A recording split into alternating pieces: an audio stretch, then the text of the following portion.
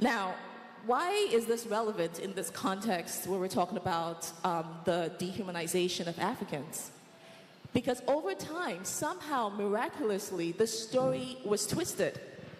Even though nothing in the Bible mentions Ham being black or a curse of blackness, somehow this curse was used to claim that Africans were divinely cursed to be in perpetual servitude. And so this is what was used. So what began as a story of family conflict was transformed into a moral pretext for the dehumanization and enslavement of millions and the depopulation of Africa. And so today, the false narratives continue. We may not be talking today about the curse of Ham. We may not be talking today about backwardness, but the legacies of those narratives still exist and still impact our existence.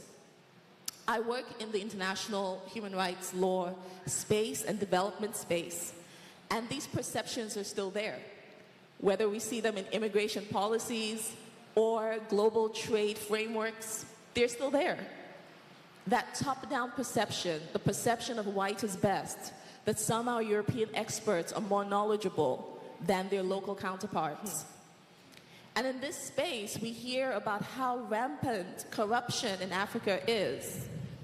We hear stories about weak institutions, almost implying that corruption is an African thing. There's something in Africans to be corrupt.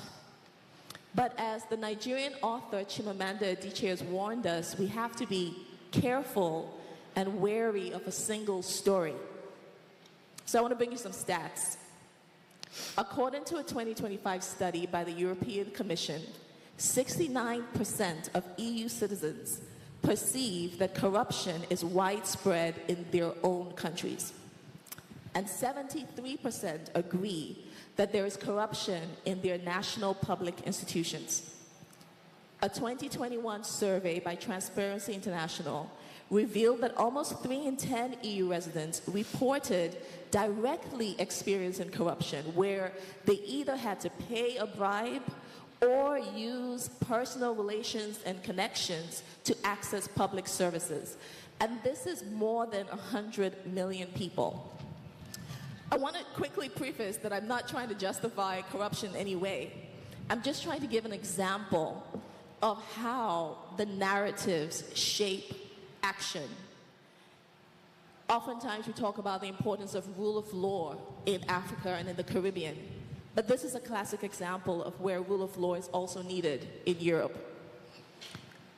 When we ignore the histories, the centuries of exploitation in Africa, the imposed systems, the erasure of our cultures, of our languages, and we blindly listen to the false narratives, we end up falling into the trap. And so it's time for us to reclaim our narrative, reclaim telling our story. In the reel that we watched earlier, we saw a depiction of Jab Jab in Grenada. And that was an example of where masquerade was used as a part of resistance, basically to turn the false narrative on its head. So they said, we're devils, we're going to show them devils. Part of reclaiming our narrative sovereignty is rethinking the stories that shape our experience. Because, of course, these stories have costs to us and benefits to the storyteller. Our traditional practices and spiritualities were demonized. Our traditional medicines were disparaged, only for us to see these now being commodified, but not by us. And so, since part of these big conversations is not just for us to talk and theorize, but to also come up with some solutions, I hope, of course, when we have the discussion, we can hear from the audience as well. But I'd like to offer some ideas for how we can start reclaiming that narrative. One, of course, is education. The school curriculum shapes how generations see themselves.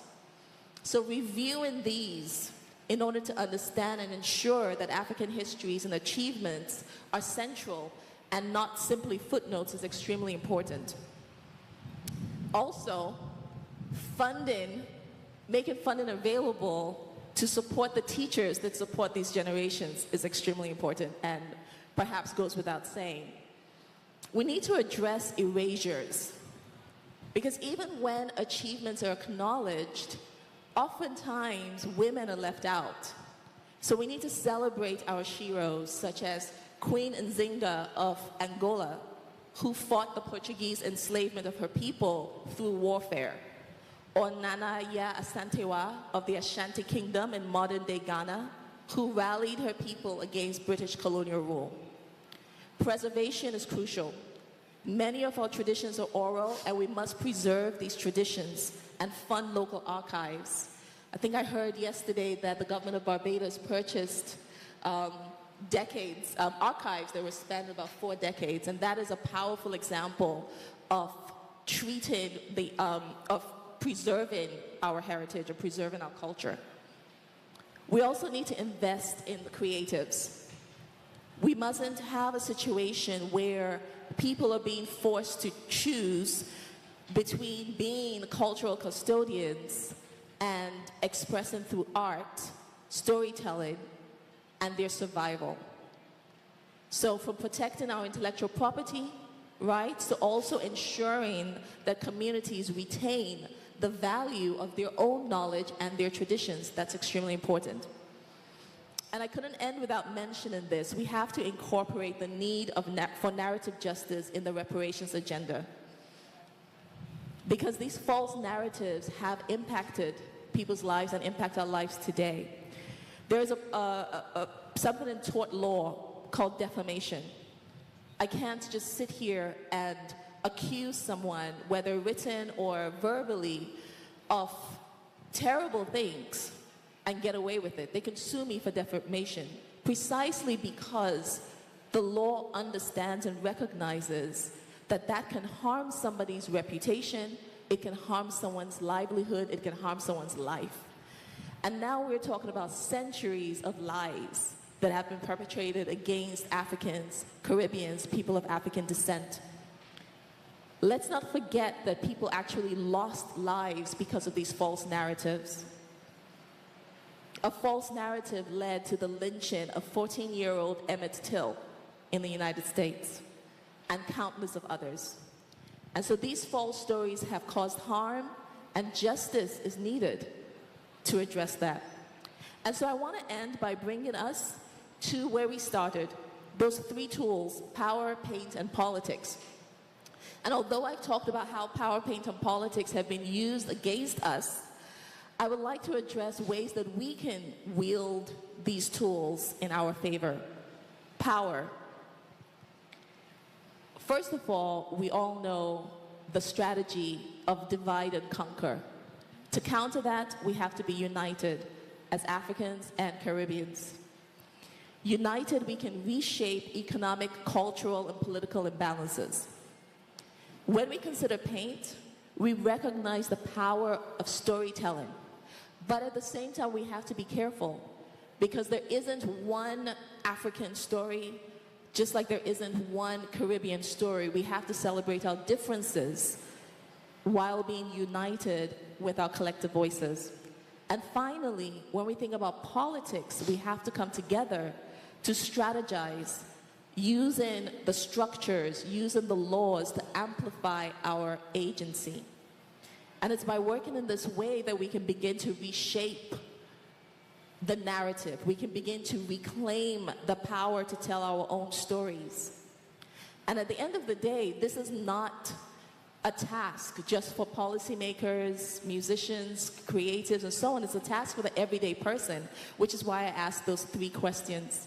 When we start to reimagine, when we start to rethink, when we start to see ourselves differently from how we were told or what was told about us, we begin to reclaim our power. Thank you very much.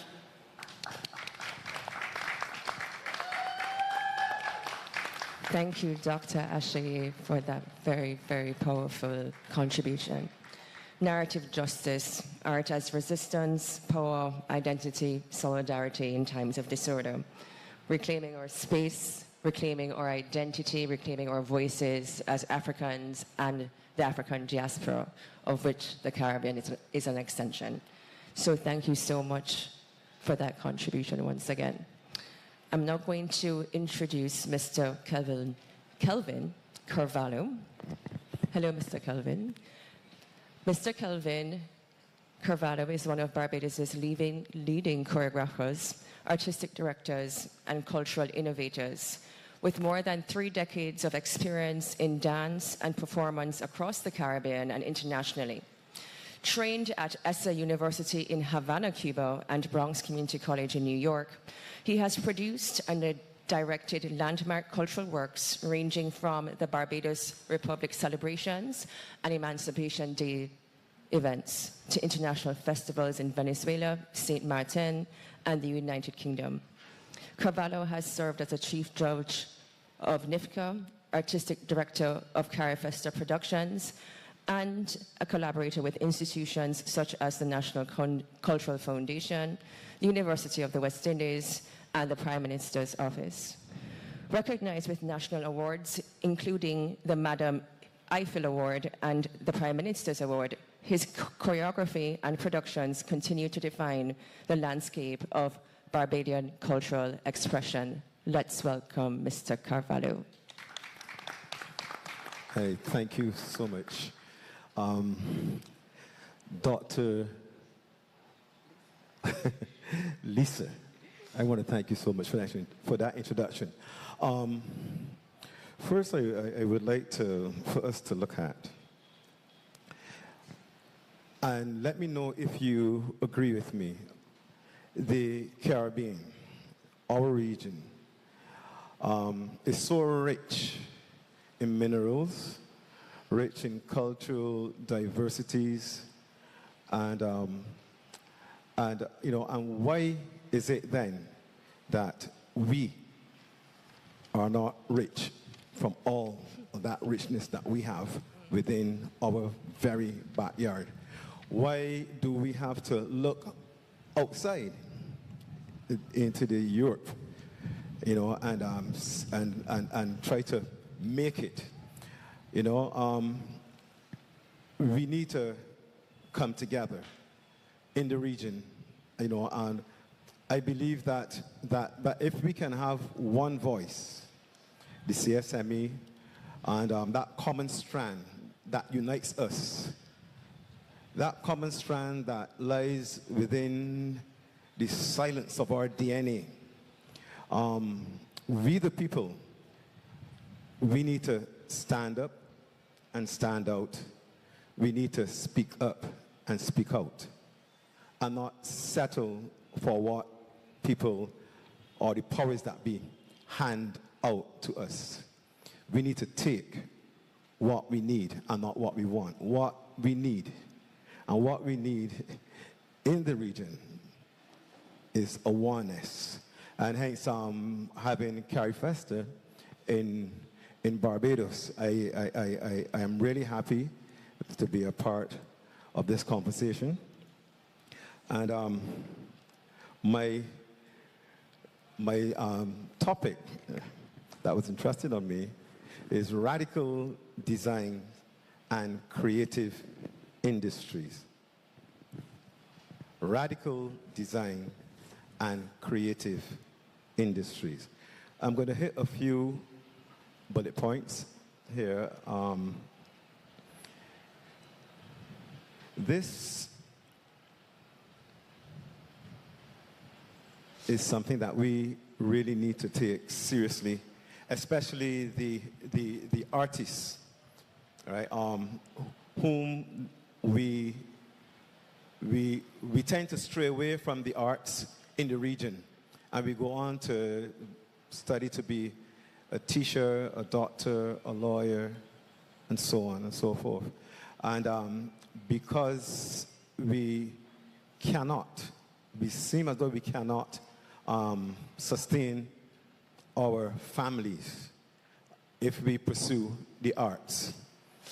And I am happy that the Minister of Culture is here, because I know that she's working feverishly in ensuring that the cultural practitioners in Barbados, and by extension, the region, that we continue to have the conversation and that our voices are heard throughout the region.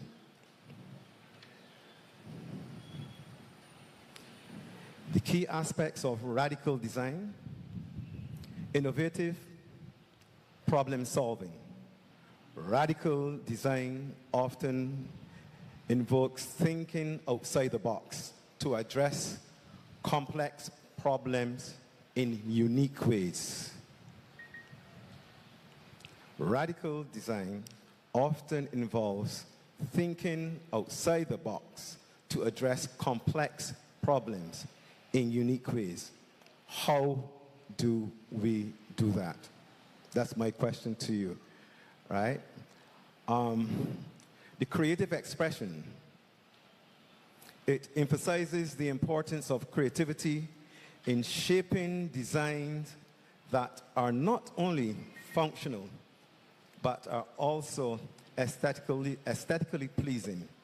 The user-centered approach, successful radical design often focuses on understanding the user needs and experience to create impactful solutions.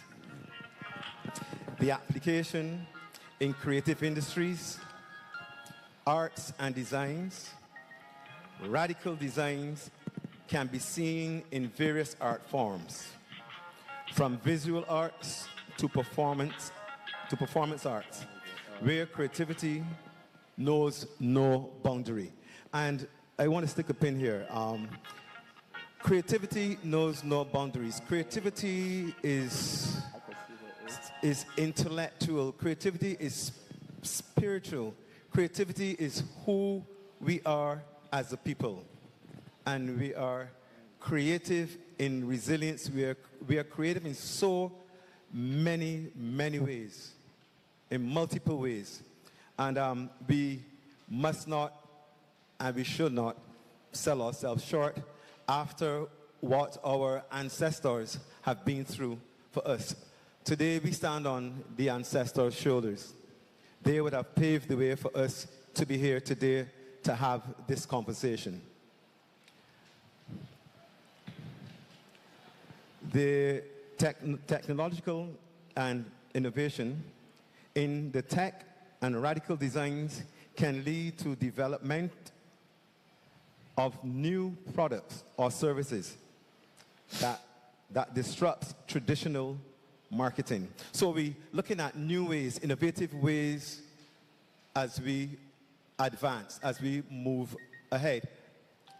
I'm not saying that we must forget our traditions, because the traditions are the foundation on what we stand on.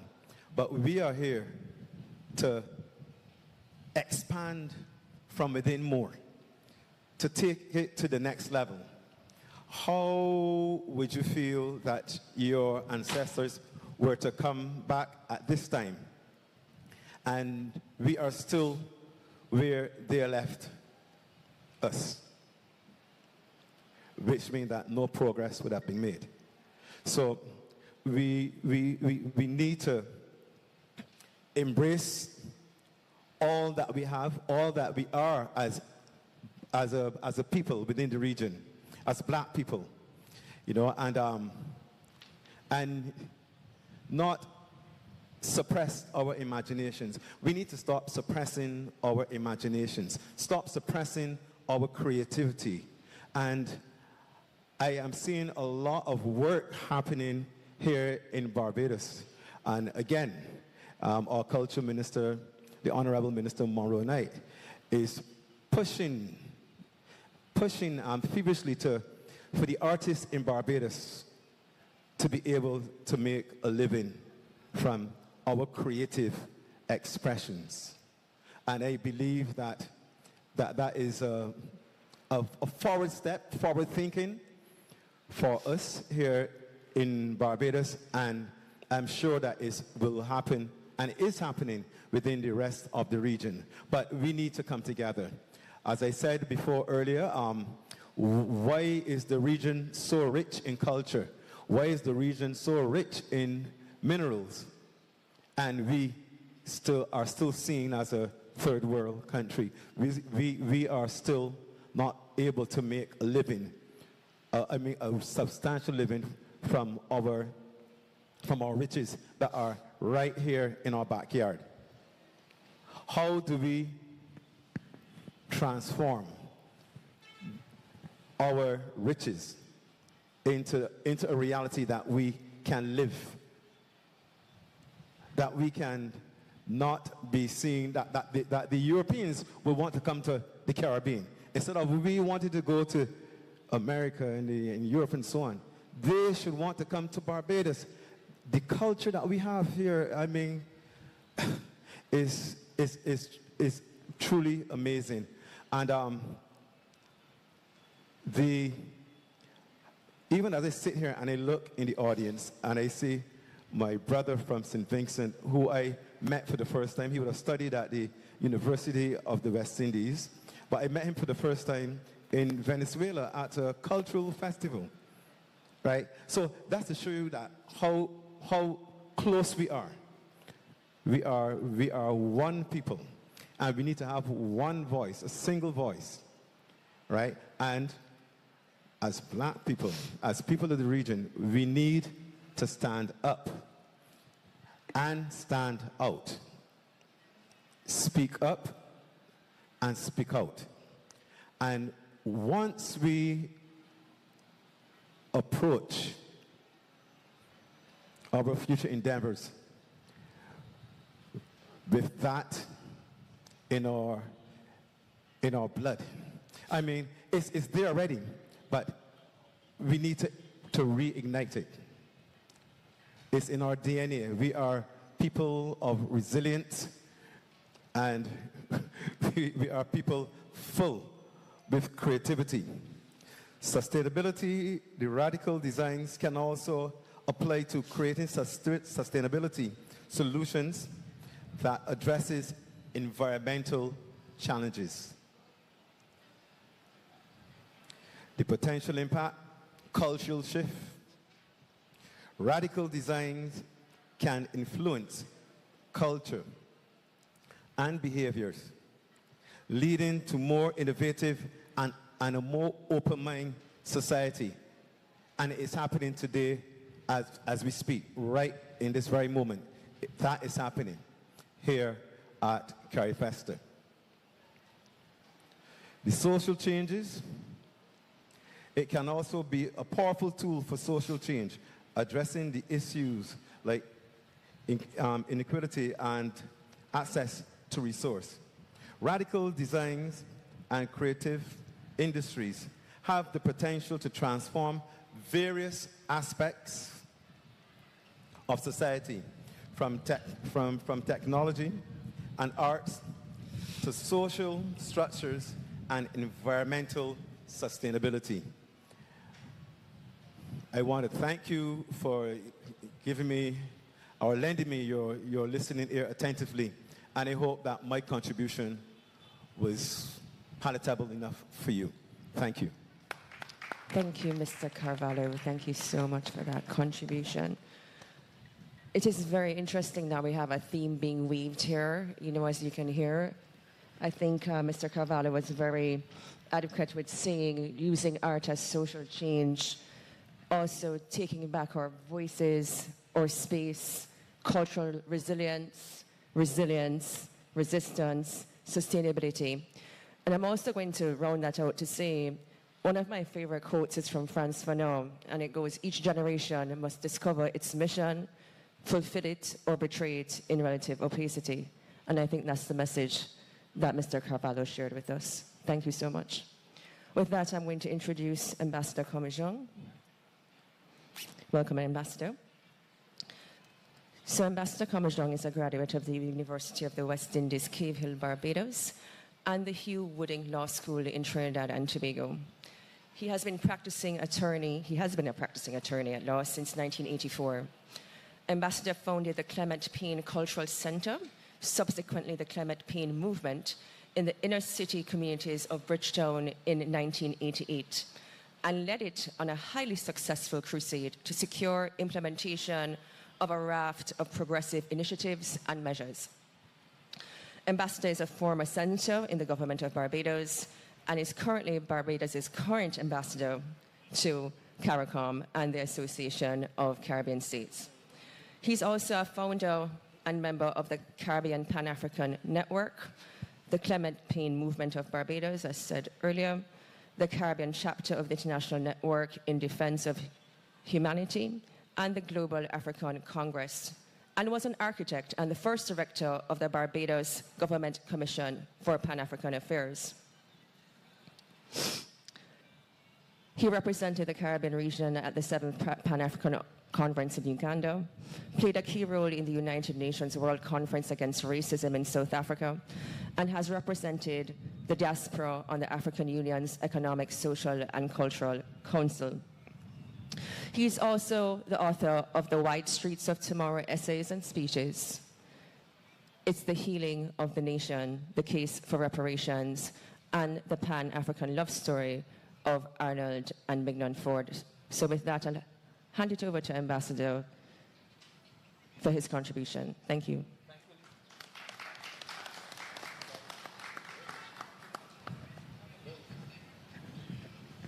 Hello.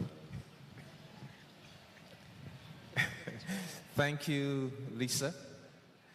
Good evening, brothers and sisters, comrades all. I want to begin my discourse by connecting with Adejoke's presentation. I also want to make a connection with Brother Carvalho's presentation.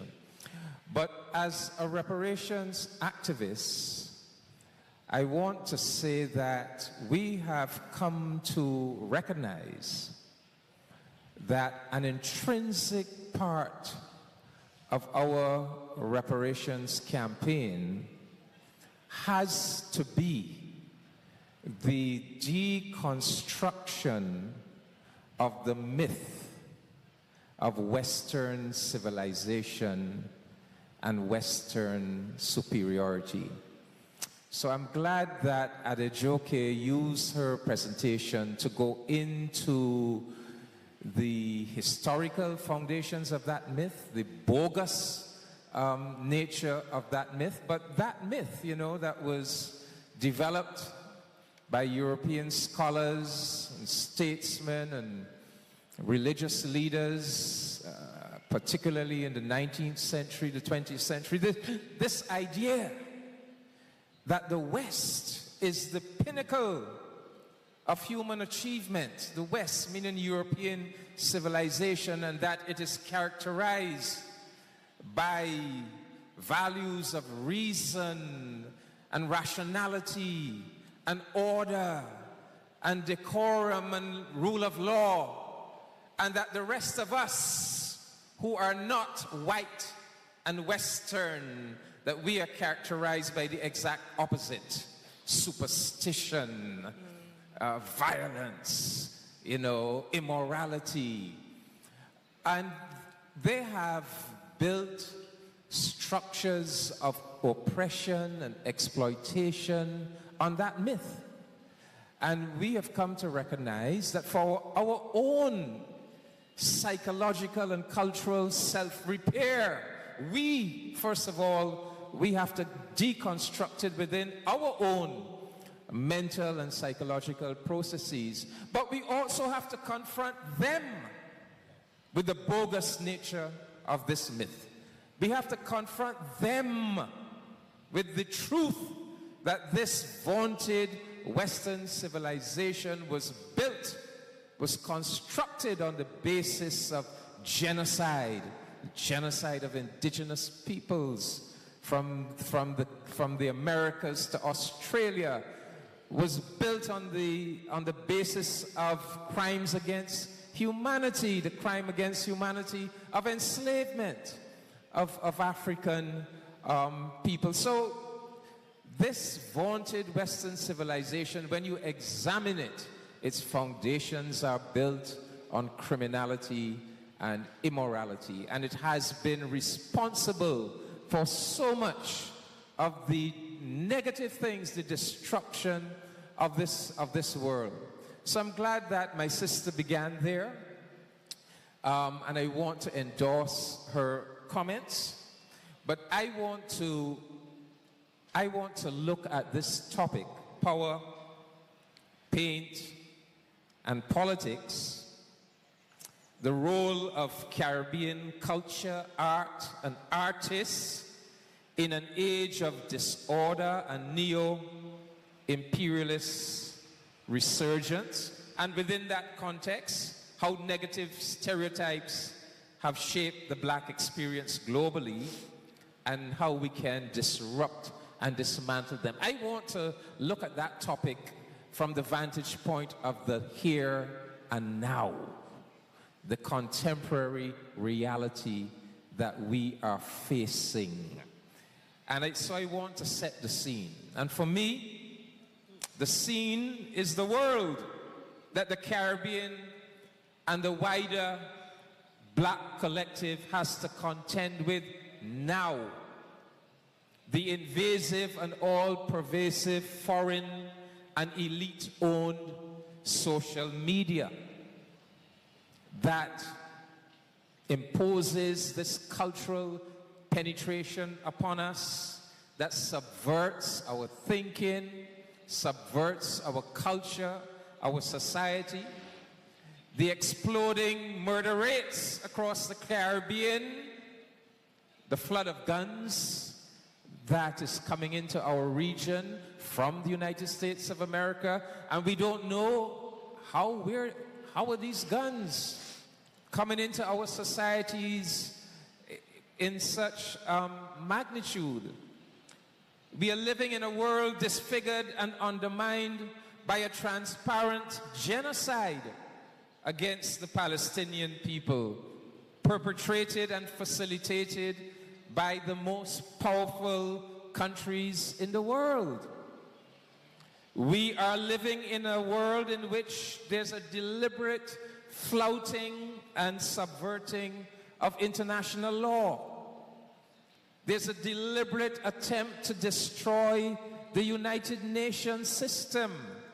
In fact, the entire multilateral system that small, relatively materially powerless countries like ours depend upon. We depend upon international law and a multilateral system because the alternative to that is the law of the jungle, the law of might makes right. And we can see forces inimical to us that are intent on taking our world back to a situation of might makes right. We see a United States of America reasserting its noxious imperialistic Monroe Doctrine.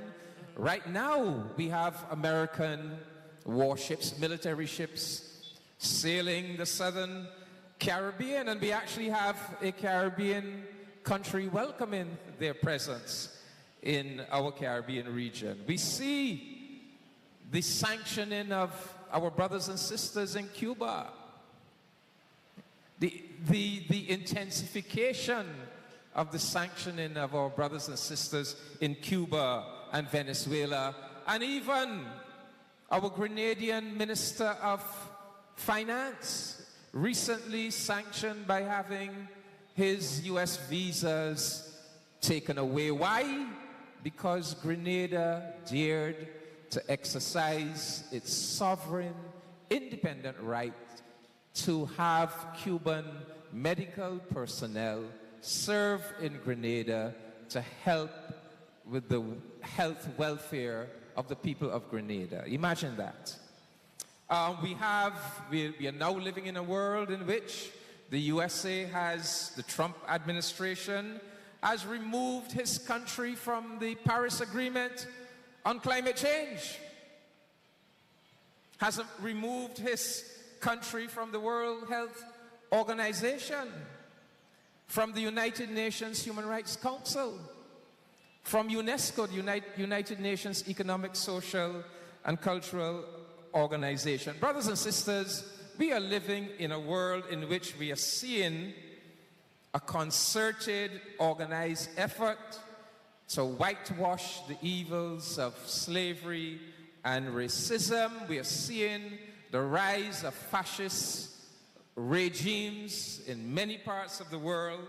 And all of these manifestations that we are seeing emerging are inimical and subversive of all that we have struggled for over the centuries. We have struggled to extricate ourselves from a past of enslavement and exploitation, of colonial domination. We have struggled to become independent. We have struggled to become part of a multilateral system of international law where our rights as nations can be respected. We are seeing efforts to dismantle all of that. And so the question arises, where are we to go in this world of disorder and neo-imperialist resurgence?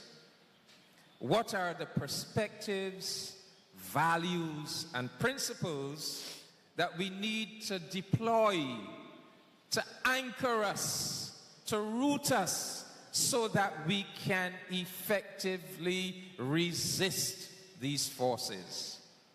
And what role can the arts and our artists play in helping to root us, to orient us? And when I say us, I mean, yes, we the people, but also our political and governmental leaders. Do artists and the arts have a role to play in equipping Caribbean nations and governments and political leaders and Caribbean society to be able to resist and to withstand what we see coming our way?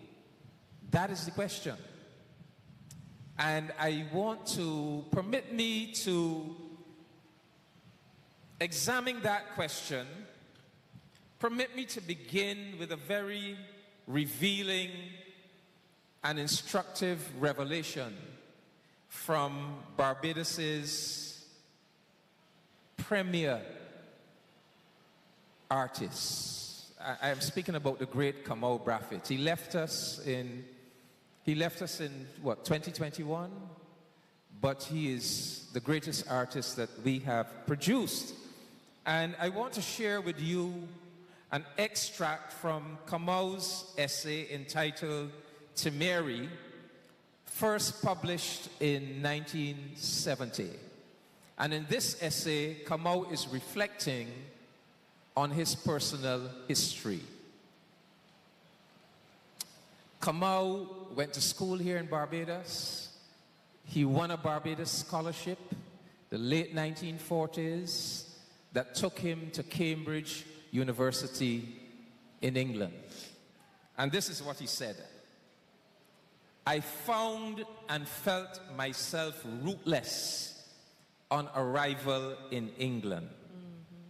And like so many other West Indians of the time, I was more than ready to accept and absorb the culture of the mother country. I was, in other words, a potential Afro-Saxon.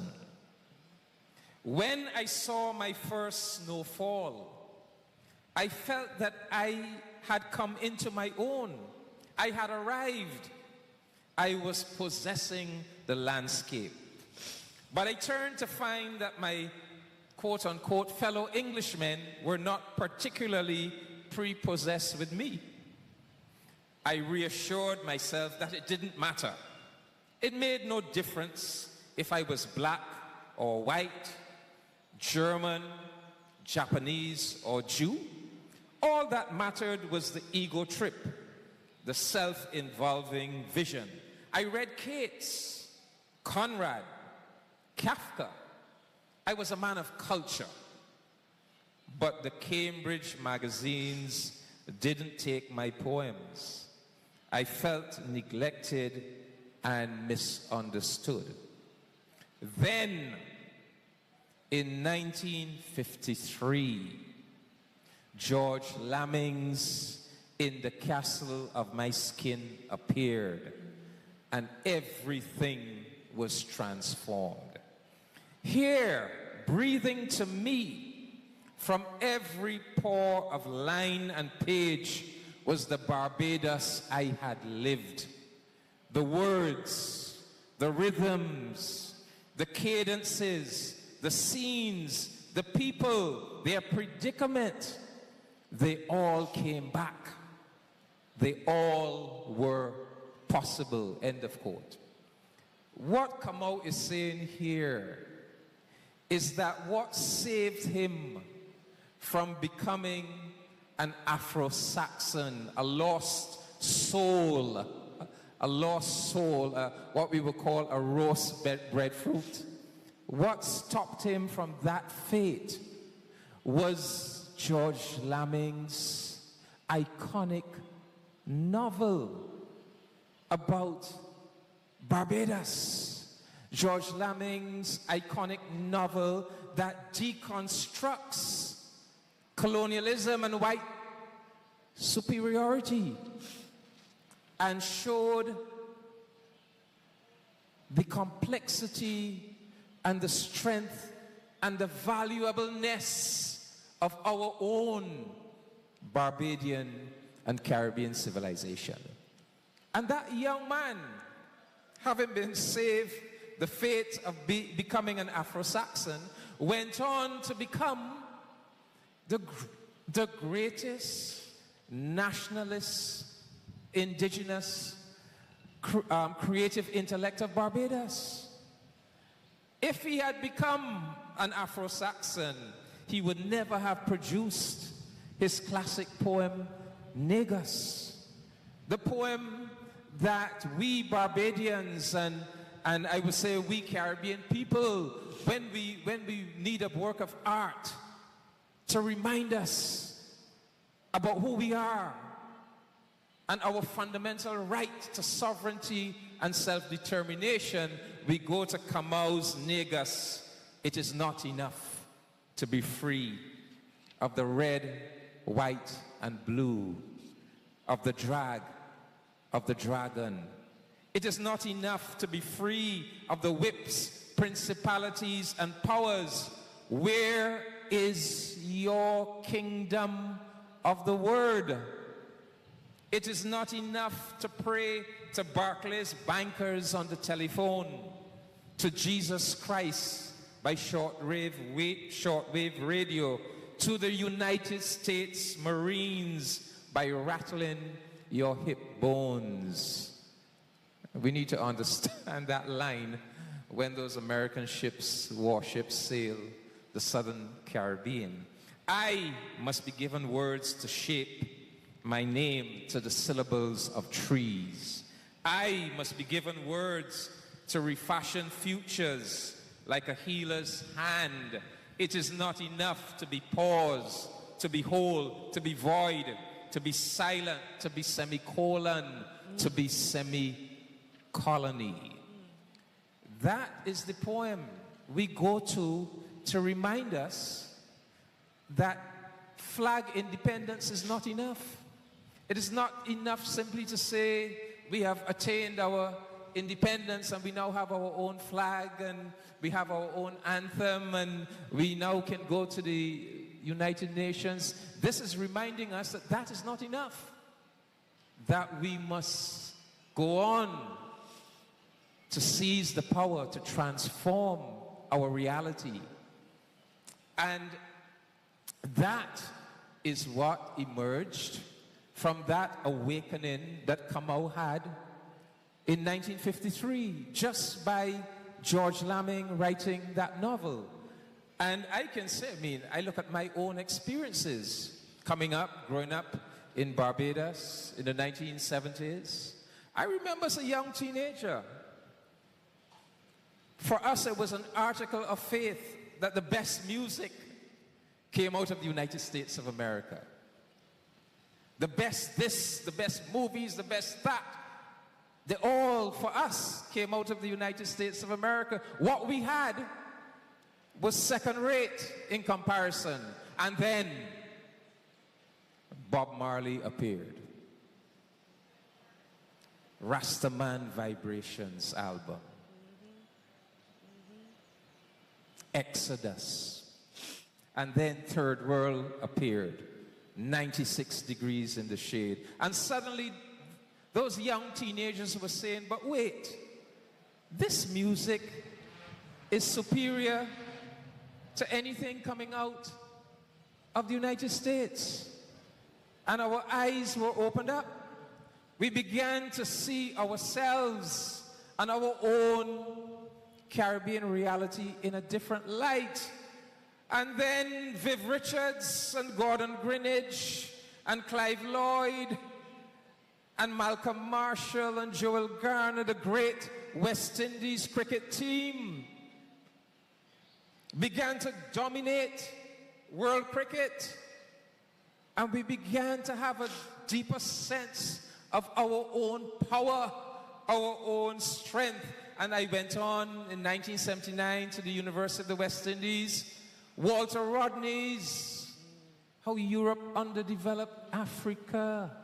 C.L.R. James's Black Jacobins. Those were the works we were introduced to as young university students at the Cave Hill campus of the University of the West Indies. And then, Gabby, what happened in 1981? Carifesta. We had this magnificent explosion of arts and culture in Barbados. The Cubans. I purchased books at that Carifesta I still have today. Tom Clark's Growing Up Stupid Under the Union Jack. And of course, in the midst of all that, the music of the maestro, the mighty Gabby. Songs like Riots in the Land, Jack, That Beach is Mine, I can be there anytime. Despite what you say, I can be there anyway. When Gabby sang That Beach is Mine, it wasn't just the beach. It was the whole country. That country is mine. My navel string, buried right here. But a tourist one could be anywhere. That beach is mine. And so the point I'm making is that was those artistic contributions, just like in the Castle of My Skin, wrought a transformation in the consciousness of the young Kamau Braffett and saved him from becoming an Afro-Saxon. Those artistic contributions all in the 70s impacted my generation and made us the people that we went on to be. And brothers and sisters, we are in the midst of our Carifesta 15, and in preparation for Carifesta 15, of course, I look back at the beginnings of Carifesta.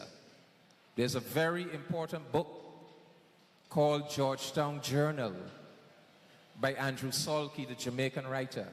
He chronicles those early meetings in Georgetown, Guyana, of writers and artists.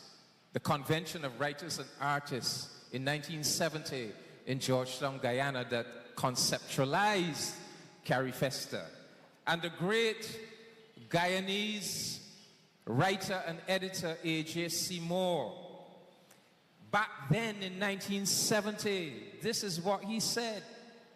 And this should be the motto of this and every other Carifesta. He said, the creative artists of the Caribbean have a very special cultural burden to bear and a very demanding role to play in the total social and political development in the region. They are involved in an unwritten educational program and praxis for all the people.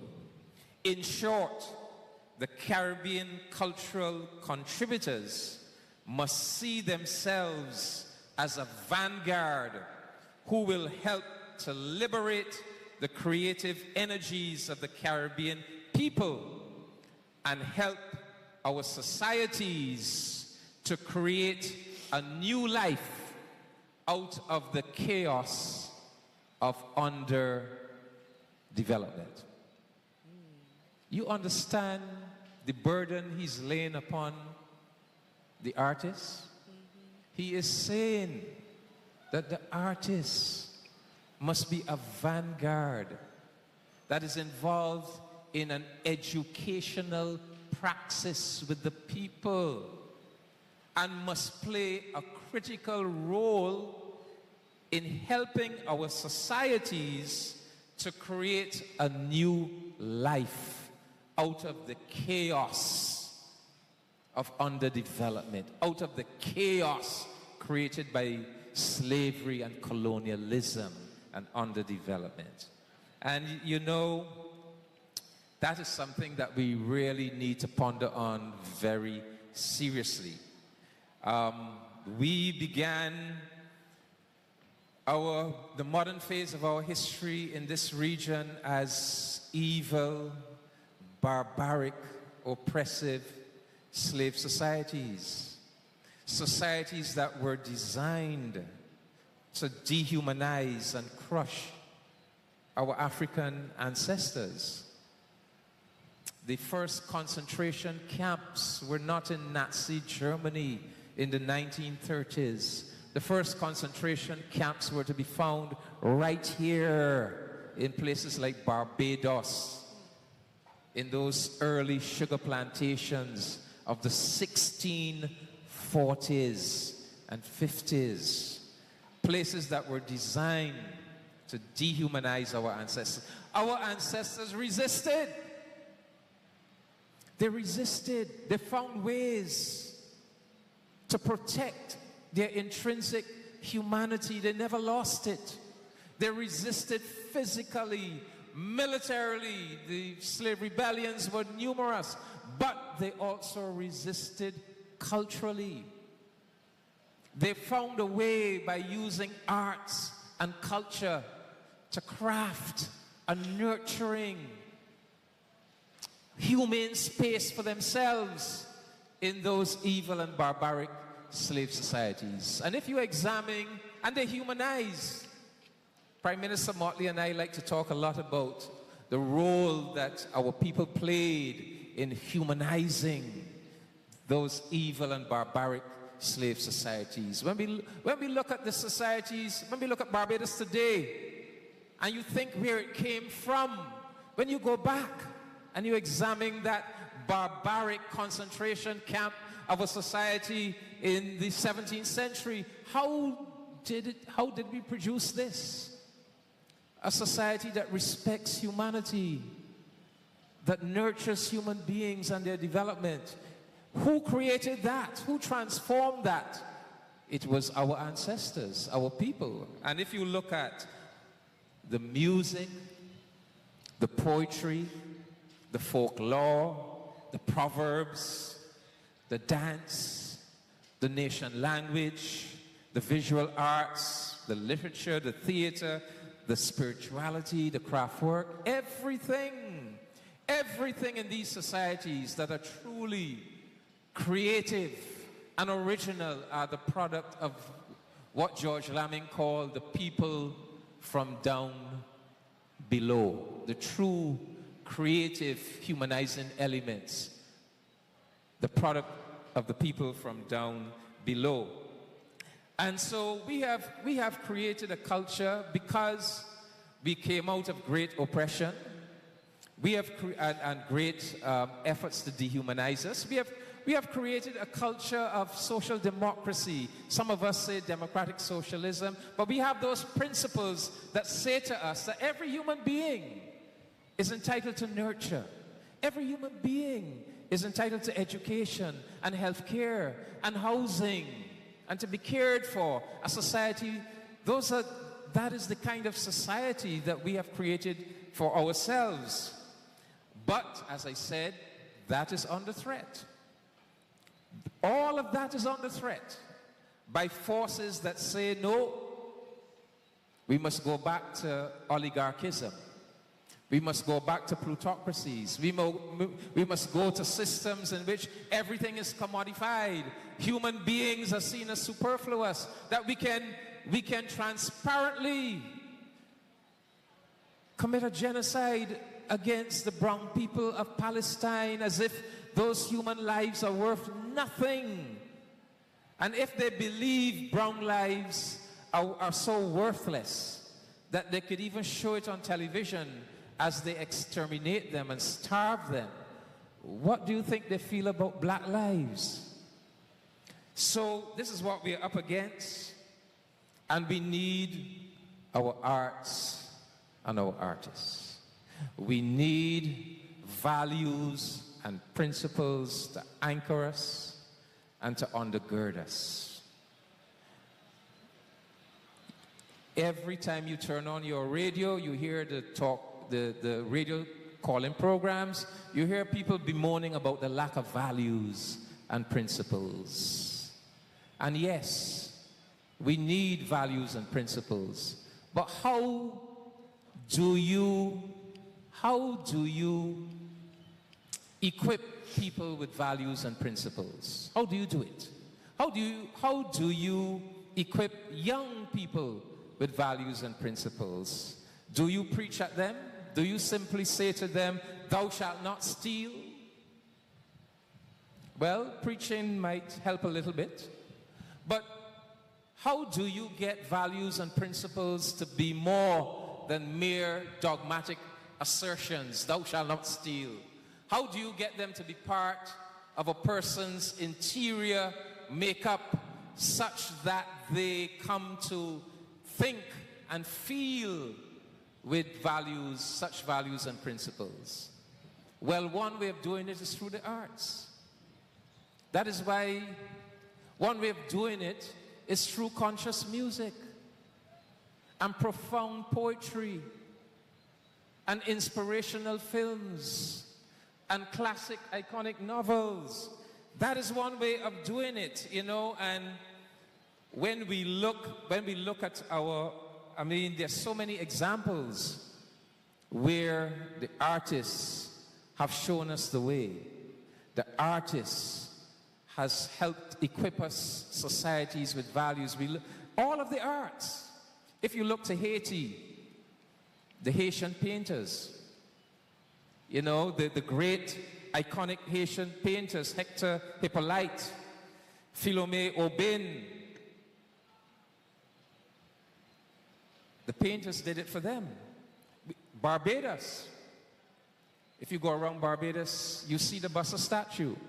Karl Broodhagen, the famous Barbadian sculptor, the Buster statue, the Gary Sober statue,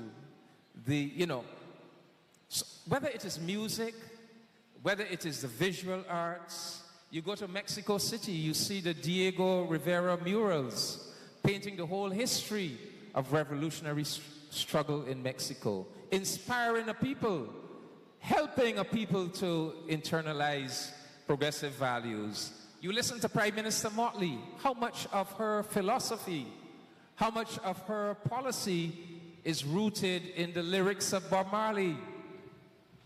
Those of you who were here on Saturday for the first big conversation, you would have heard Prime Minister Ralph Gonzalez, where he spoke very eloquently, but he invoked 2 poems that were the bedrock of everything that he said. First of all, he invoked Hilton Vaughn's Revelation to speak about the beauty of our Caribbean civilization, you know. Turn sideways now and let them see what loveliness escapes the schools, and turn again and be the perfect answer to those fools who always prate of Greece and Rome, the face that launched 1,000 ships and such like things, but keep tight lips for burnished beauty nearer home. And then he also, a lot of his speech was based on the poem of the great Vincentian poet Sheikh Keane. Private prayer, you know, to understand how the whole thing run, I have to ask my parents and even my daughter and son. To understand the form of compromise I must, in my own voice, ask how the whole thing run. The point I'm making is some of our greatest leaders have recognized the power and the value of the arts and artists. And you can actually see the influence of progressive arts and artists running through much of what they do and much of what they say. So this is my plea. I want to end by saying to the artists of this era, it is not enough to make music that makes bodies jump and whine and walk up or drink rum. Where are our aspiring Bob Marleys, Black Stallions, Burning Spears, Mighty Gabbies, Eddie Grants, David Rudders? It is not enough to write escapist romance or science fiction novels. Where are our aspiring George Lammings, Earl Lovelaces, Tom Clarks, Paul Marshalls, Ngugi wa Thiongos, if we are to go to the African continent? Where are the penetrating expressions of our creative imagination, deconstructing the white supremacy system, deconstructing the myth of Western civilization, and helping to clarify our own black vision for the future? I am not suggesting that nothing progressive is happening in the arts and with our artists. Far from it. I know that there are many artists who are bringing out and are committed to very progressive work. But what I am saying is that it is not enough. What I am saying is that in this current period of crisis, when we are facing some of the most fundamental existential challenges that are threatening to undo everything that our ancestors struggled to build, now more than ever, we need our committed, progressive, creative artists. And so that is the point I'm making. That is it. I'm not saying that we don't have the Lamming-like figures and the Braffett-like figures and the Gabby-like figures. I'm not saying that, but I'm saying that whatever we are doing right now, it is not enough. And it is not enough because we are facing a moment of grave existential challenge. And we have to be equipped to meet that challenge. Our leaders, our political leaders, our governmental leaders, but we too, the people, we have to be equipped to meet that challenge. And the artists are perhaps best equipped than anybody else to help us to internalize those values and principles, to root ourselves, and to help us to clarify a progressive black vision for our future. Thank you very much, ladies and gentlemen. Thank you so much, Ambassador, for that very, very powerful contribution, history lesson, and also call to arms. You know, sometimes you have to understand deconstruction to know how to construct. And with that also being said, the importance of our artists and our creatives to understand or to help us understand our past and history so we can move forward stronger together. So with that said, this takes us to the end of the panel as we are now, but we would like to hand it over to the audience to see if you have any questions or comments for the panelists. And tech team, do you guys have a mic back there by chance?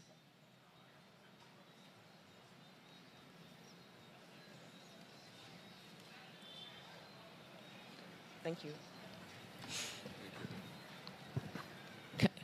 Raise hands again, please. Gentleman in the red shirt. Could you state whether it's a question or a comment and who is it directed to, please? Hi, good evening. It would be a comment. First of all, I want to say thank you to, how do I pronounce your name again? I want to make sure I get it correctly. Adejoke. Adejoke. Your presentation as a filmmaker, I appreciate and I respect the work that you have done. The panel is very interesting because my father knew David Commichon, spent a lot of time with him. I've traveled with both Gabby and Carvalho, and I've performed on this stage just the 26th of July on a performance which was basically celebrated the riots in Barbados. But Commichon raised a very important point about where the artist, and as an artist and an educator and a principal of my own school here, I can say two things. One, the voice of the artist is stifled. And I heard what Carvalho said in relation to the minister. Now, anyone in Barbados knows I speak my mind freely, no political affiliation. I would not say that enough is being done for the artists, because the light guys, the sound guys, the guys doing the film, and I've worked all three in my lifetime, are paid more than the actors that are on that stage. They're paid more than the dancers that come on the stage. And I'm not saying technically that anything is wrong with the profession. I'm saying that the problem is that when you pour your soul into rehearsal and you come on stage and you perform, and Carvalho would remember we went to Venezuela in a very poor state, and the lights went off, and people took out their cell phone and turned on the lights so they could see the performance, and they cried. I've traveled the world performing, and I've never experienced that. And it is the shared commonality between what they have lost in Venezuela through colonization and what we have seen here in our own struggles through the riots, through what Busa fought against. And it is also here in modernity. We don't respect the artist because we don't understand what the art is. We don't understand the time it takes to create the art. I've sat with Gabby, and you know this, many times. I watched Gabby create a song in literally 2 minutes. Beautiful. But it starts as poetry because he is a poet first, a storyteller second, and then a performer in terms of artist third. The other aspect of it for me is the education. As a teacher, I find that we spend a lot of time on Western civilization and not looking into ourselves, and it is one of my criticisms of the current education transformation, because nowhere in there am I hearing what is happening with the African people, the books, in the castle of my skin. I had the pleasure of working with Kamal Brathwaite when we did O'Dali's Choice at the Arbar Center and George Lamming at the same time. And for me, it was a very profound moment, because as a black man in Barbados with a black school, I have fought against white schools. Every time a white school becomes popular in Barbados, another one pops up. When you ask the black schools to come together, they don't understand what it means to work together for one common good and use the education system to deliver what it is that we are discussing. Because power, pain, and politics, the last one is the one that we have issues discussing, politics. Our political leaders in the Caribbean most of them do not come from an artistic background. They're either lawyers, some have been doctors, some have been career politicians. So how, therefore, can you expect to change policy? Then the ministers of culture themselves, very few have spent time rooted in creation of the art. I would probably say, to my mind, maybe one or two, John King and a few others from the Caribbean that I've traveled to. So you have a situation where you're expecting those who've never walked the road to create a policy to shape the future when they don't understand the struggle. And I said this at a meeting today, and I see two ladies here that would have been at the storytelling workshop Paul Keynes Douglas did. One of the most, he is the most excellent storyteller to my mind in the Caribbean, just like Mark Fingal is the greatest MC in the world to me. But who knows that? Barbadians don't appreciate it. They don't know what they have. I sat in the classroom with Rihanna. We went to school together. And no one expected Rihanna to become Rihanna. But once she did, then everyone realized Barbados, much like Malcolm Marshall, Garfield Sobers. But the art is different. The younger generation, they do not appreciate the time it takes to create quality art. So you're going to get the chat GPT references, you're going to get the shortening of words to create a song to make money or to create artistic disciplines. Theater is the most underused of all of the performing arts. Music has a pathway to make money. Dance, to some extent, you have, and I was glad to see Alvin Ailey here, but theater is the one thing for me that when I went to school allowed me to see history through the lens of performing arts, see how Africa has always been showcased as underdeveloped until it traveled, much like many Barbadians believe Venezuela to be negative, until they traveled. They've been to Venezuela 3 times in the last 12 months.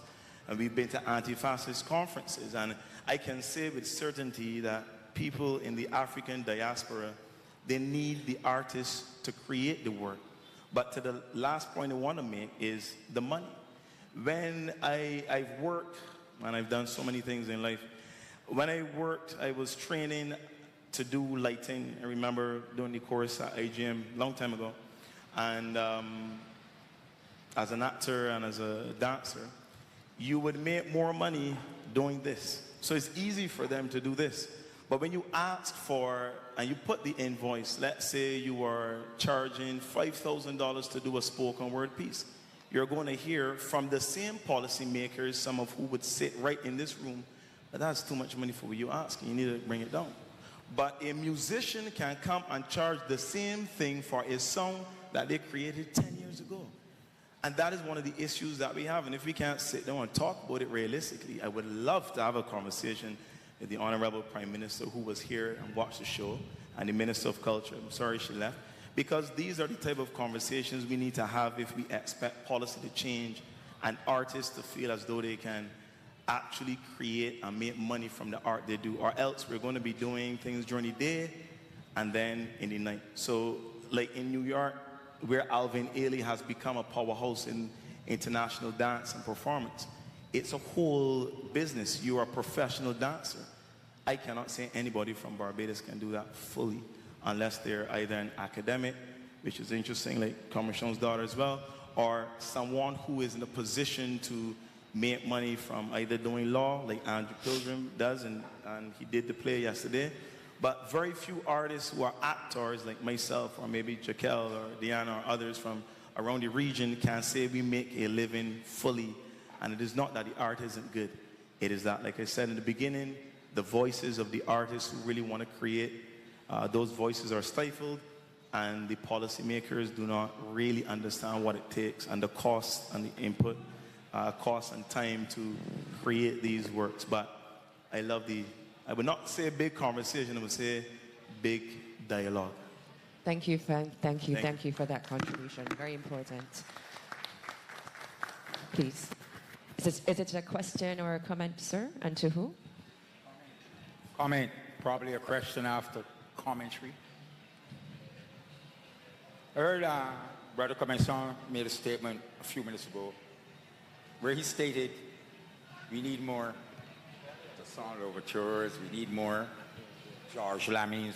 Yeah, hold the mic close. We need more Gabbies.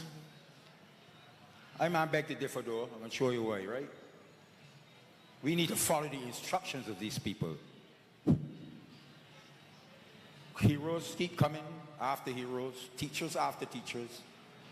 Could even say prophets after prophets. And we keep asking for more. When the simplest thing to do is to follow the instructions of the ancestors. Gabby have a song. If black man boy from black man, what happen, Gabby?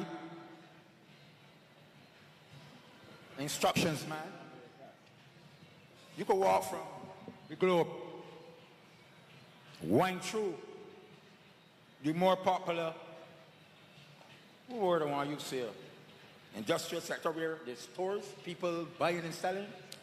I had a meeting 2 Sundays ago. Remember to hold the mic. Sorry, Yes. I ain't a regular to this.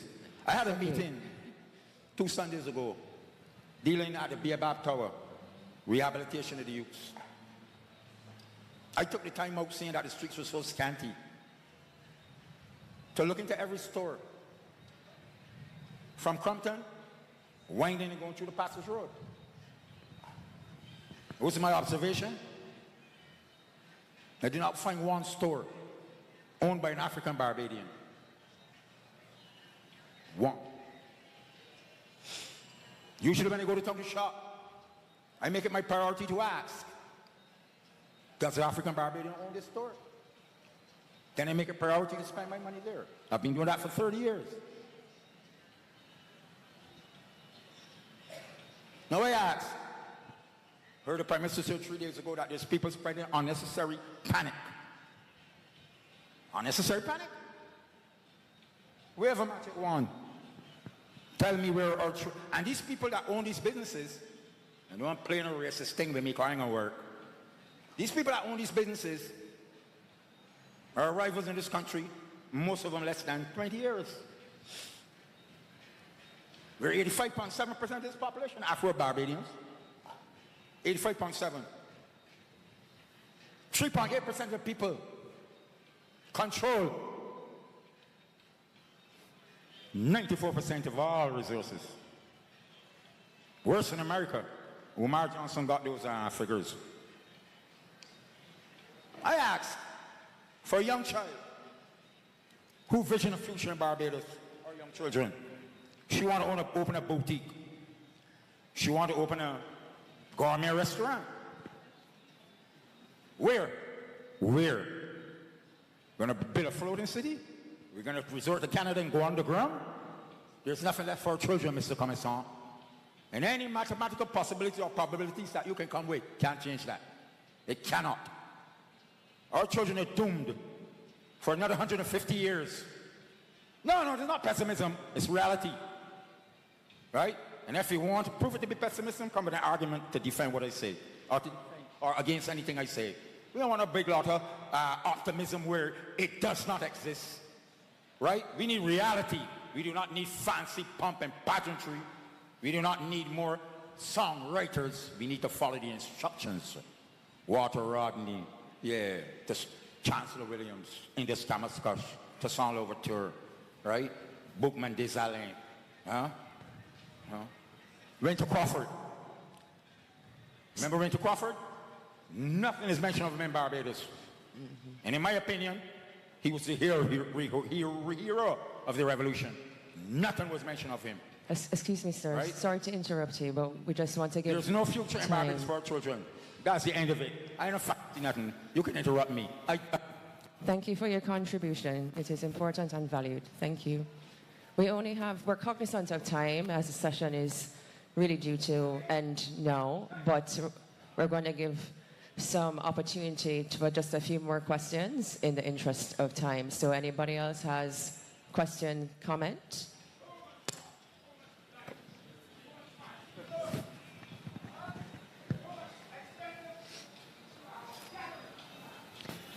That means no. Panelists, do you have anything to add? Do you have anything to add before I close us out? Can I? Yes, please. Everybody, good evening again. I just want to thank everyone for coming. And I just want to say this, to add to what David said, to add to what my dear, loving Nigerian sister, Adejoke said, and to add to what Kevin said. People don't understand that we keep saying how we are so highly educated, when in fact, if we examine it deeply, we will find that we are miseducated. Because when I went to school, for example, I was told that we had no history by a so-called highly intelligent teacher, because he knew no better. He was sending the message to me that was sent to him previously. But then when I left school is when I became educated. Because in school I was miseducated. They were teaching us how to make a living, but not how to live. There's a big difference. Or how to become conscious and recognize who you are. All of that was said was in a negative way. Africa is backward. Africa is, we should be glad that we were enslaved. A man actually told me that his history teacher. So, but when I began to research after leaving school, then I realized the truth. That the opposite was the truth. That instead of Europe educating us, that we educated Europe. That we gave them all 7 liberal arts: maths, science, biology, astrology, astronomy, music, and linguistics. Came out of Kemet, that they renamed Egypt. That's a Greek name. That's not the real name. Right? And we could go on and on about names and so on. But I am saying to you that when we had universities, that they were living in mountains, caves, and trees, as I said in the song. So look at what the Moors did for them afterwards. We went so far as to teach them how to bathe. They did not know. They used to be scared. They thought that by bathing that something would go wrong with them. So we had to teach them how to bathe, apart from all the other things that we taught them. So my re-education brought me to the point where I had to now regurgitate in a different way and try to re-educate my people, which was a difficult task and still is a difficult task because they are suffering from neocolonialism. And when you suffer from neocolonialism, you have mental slavery up here. It becomes really hard to take it off. And then when you come to religiosity, they teach us what they know or what they were taught as well. So if you stood up and you said, there was never Jesus, people go, he's an atheist? And they don't understand that the name Jesus was created by the Catholic Church 500 years ago at the Conference of Nicaea. But if you tell them that they have not done that research, so they look at you angry or say, be compared to the Lord for Hebo, because he's song in real Antichrist. And they don't understand. The Christ, what's it? The letter J. It was not existing at that time. The Ethiopian Bible is 4,000 years older than the King James Version, and it has 2 things it don't have: the letter J, and it does not have a crucifixion. But we were taught that. We were taught crucifixion, Jesus, this, that. And so, you know how difficult it is to undo that, to unwrap all of that? That is your great-great-grandmother in there, your great-grandmother, your grandmother, your mother, your sister, your brother, your friends, your cousins, your uncles, your aunts, your teachers, your Scottish school teachers. All of this is put inside of you. So that is nothing that you could just get up one morning and unwrap. It takes time. It takes re-education to understand this. You don't have to be anti-anything or atheist. You just have to re-educate yourself. So when you become re-educated, then you become conscious. And when you become conscious, especially as an artist, you begin to write songs and not trash disguised as songs. Because what has happened, especially in the last 15 years in the Caribbean, is that we have been fed trash and told to accept it as being the norm or the new or the modern, and that is a mistake. Because when you do that, you have now thrown out through the window Kamau Braffet. You throw out George Lamming. You throw out all the great writers that we had. You throw out Derek Walcott. You throw out Sparrow's great songs like Slaves. This is what you're doing. You're throwing away everything. And so it impacts on the youth because they themselves don't know. So what you watch them doing? They're watching the Fort, just like me. But you know what they're doing? They're watching trash. Nothing to educate them or re-educate them. And if you try, you have great difficulty because they put a bar or a wall or a barrier there that says, I am young, I am now, I am me, you are you, you was. And so you have to fight against that, not in a physical way, but an educational manner to re-educate them, to sensitize them, and get them conscious. And in this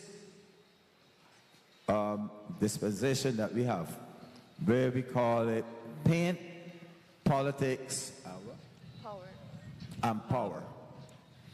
The only way you can get that power is if you paint properly in a very politically motivated manner, and then you can become powerful, or how can you say, gain that kind of power.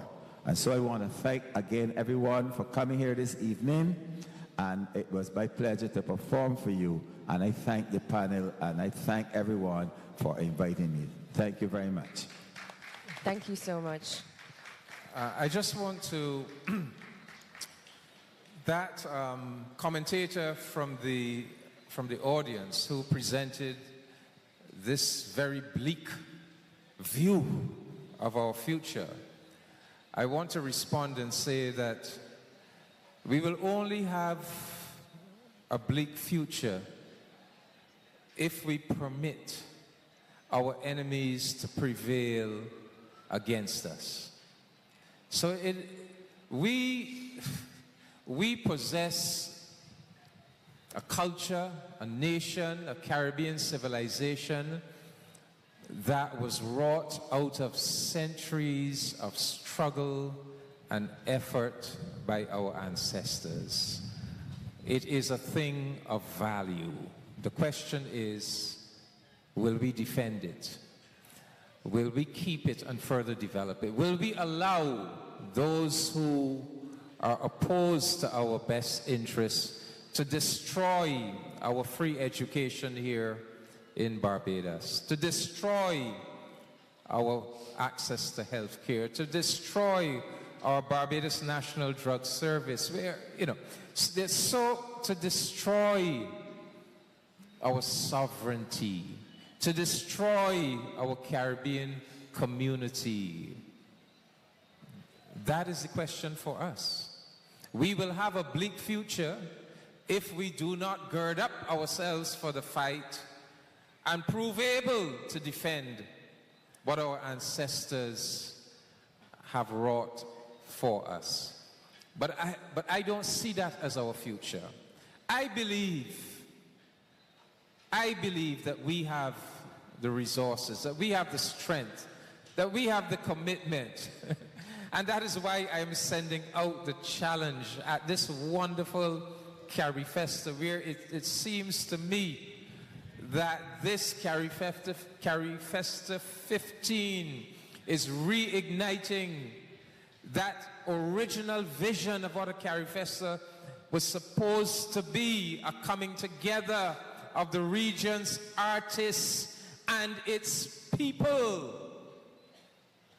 Not just the artists and its people, to clarify for themselves. So first of all, to celebrate who they are, to lift up and celebrate and take joy in who they are, but also to clarify the way ahead, to have serious conversations, to talk about serious issues, to gird up themselves for the battle ahead. And I think that this is what this particular Carifesta is doing in a very, very admirable way. And as soon as this Carifesta is over, our governments will be heading out to Addis Ababa, Ethiopia, for a summit with the heads of government of the African Union, the 6th and 7th of September in Ethiopia. Out of that summit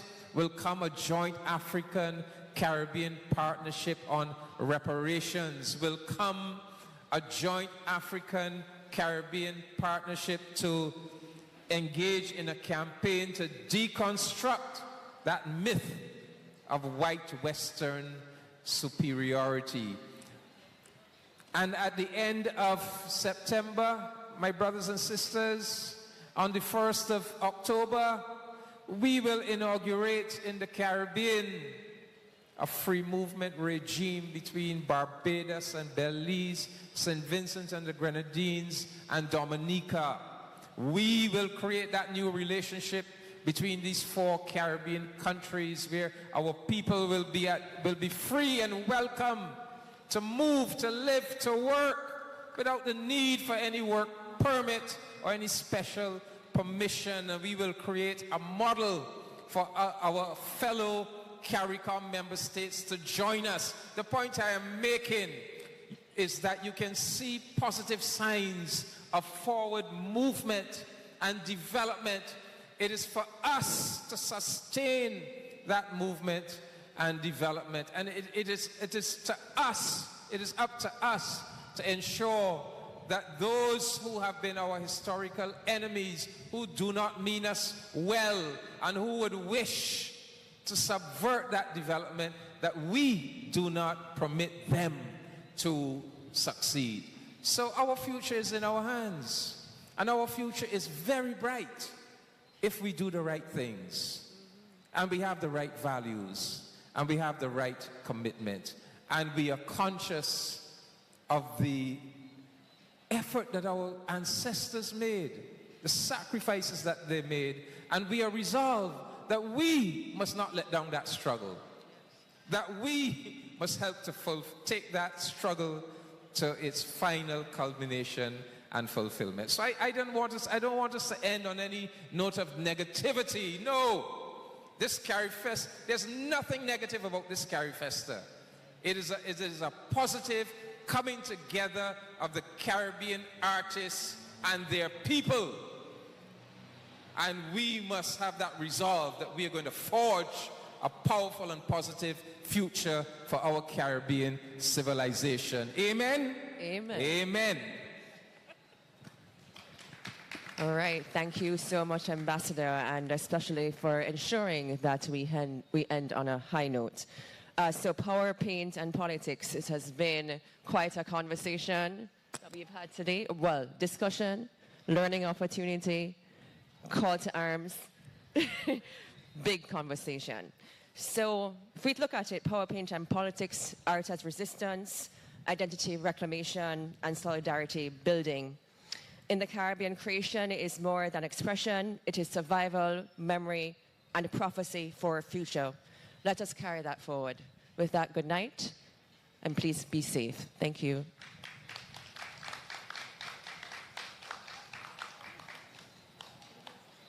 Yes, we need to.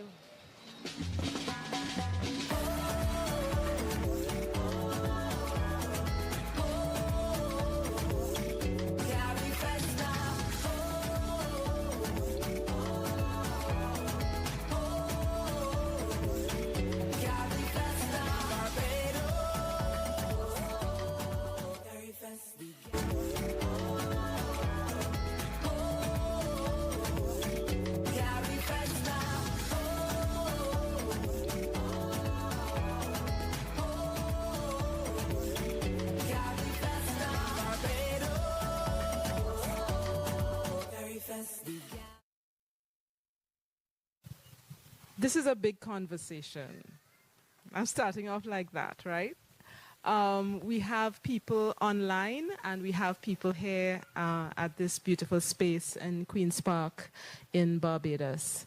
My name is Sonia Dumas, and I just invite my esteemed fellow panelists to introduce themselves. Hi, everyone. It's such a wonderful honor to be here. Hi again, everyone. I don't think the sound picked it up properly. I'm Akuzuru, and welcome to Big Conversations. AI can't take we rhythm, okay? So, after much, little bit of changes and what have you, here we are, and we're happy to be here. So let's get it on. Over to you, John. Good afternoon. Hi, everybody. Welcome to Barbados. I'm John Hunt. I know something about dance, and I'm here to be a part of the conversation with my friends. I like that. Everybody's short and sweet. That's very, that's lovely. So we can get straight into the conversation. Now, the subject matter, or as Akuzuru said, is AI can't take we rhythm.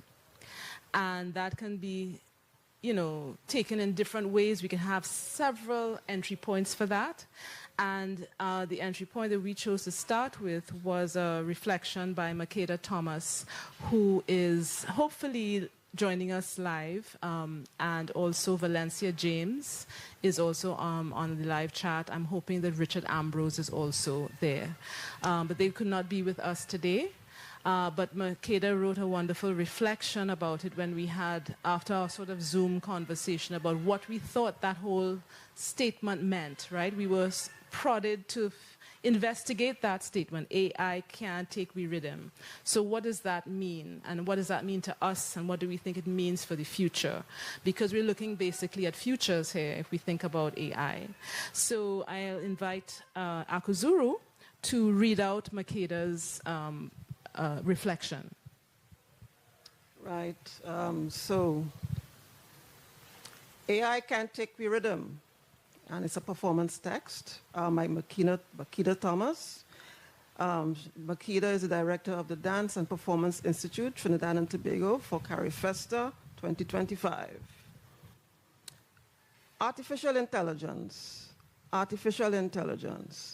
But here in the Caribbean, intelligence has always been rhythm, has always been drum, has always been dance. AI arrives late to a conversation our bodies have been having for centuries. What does the algorithm want? It wants glitter, it wants sequins, it wants 30 seconds of spectacle. What does the algorithm miss?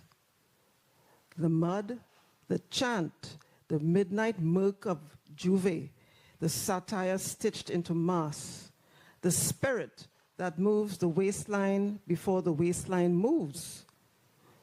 One, the machine of capture.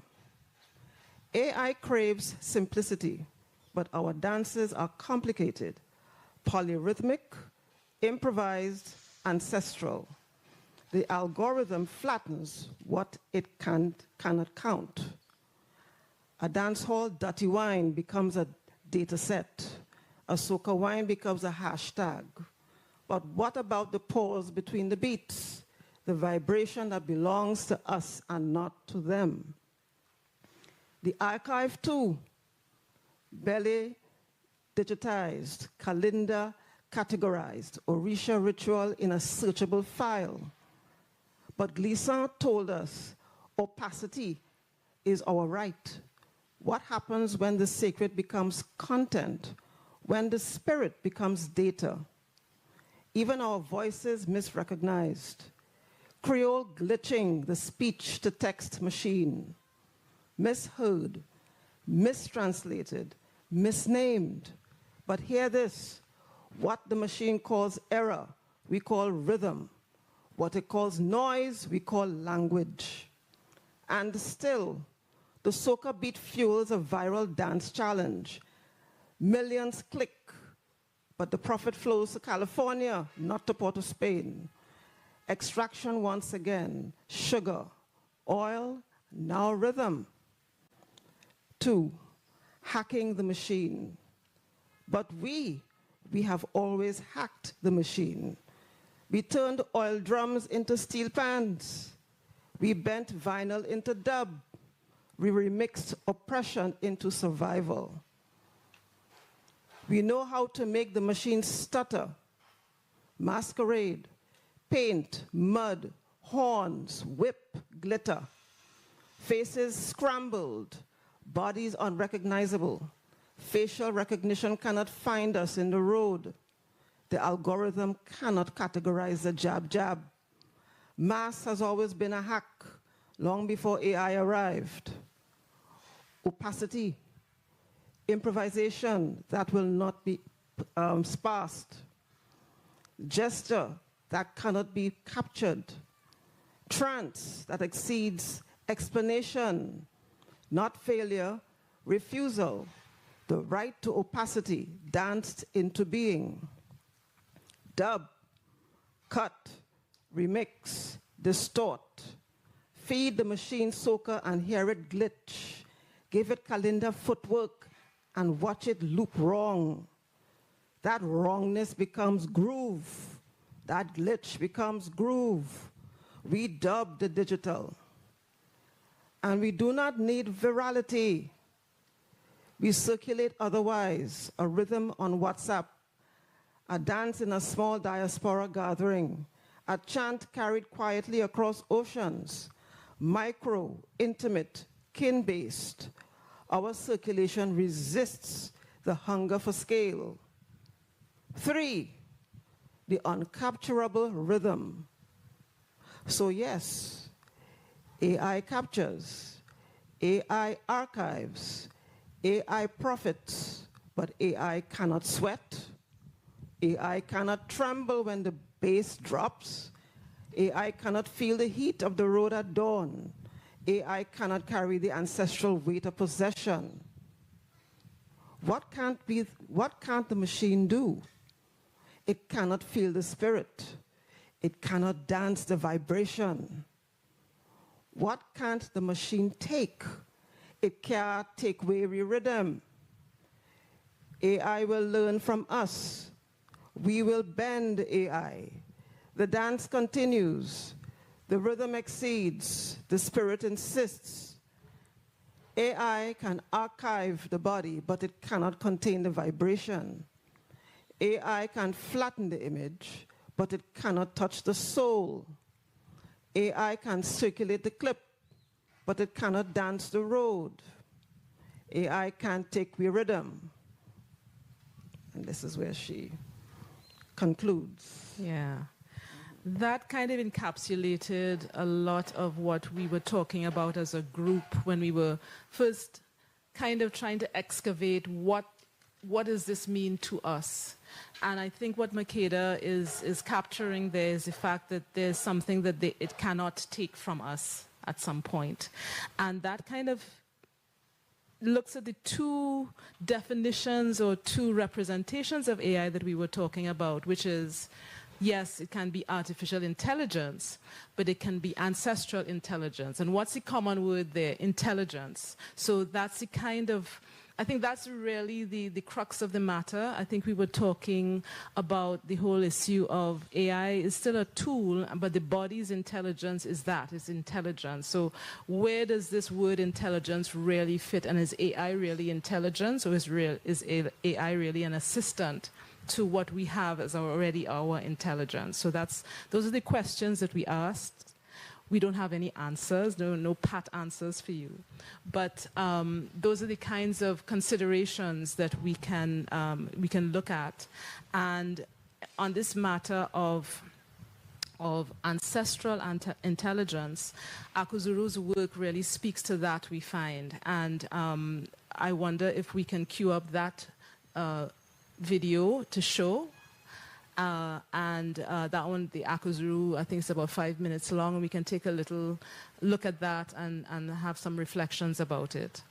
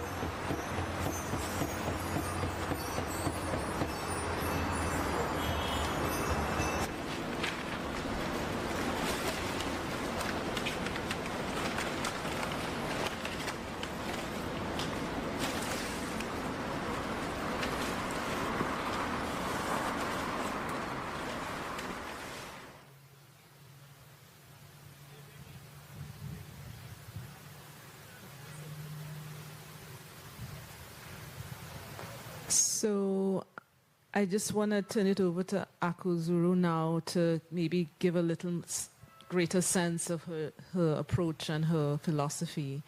You speak to the video and also to your practice and how you feel that kind of informs a kind of ancestral intelligence in comparison with quote-unquote artificial, quote-unquote intelligence.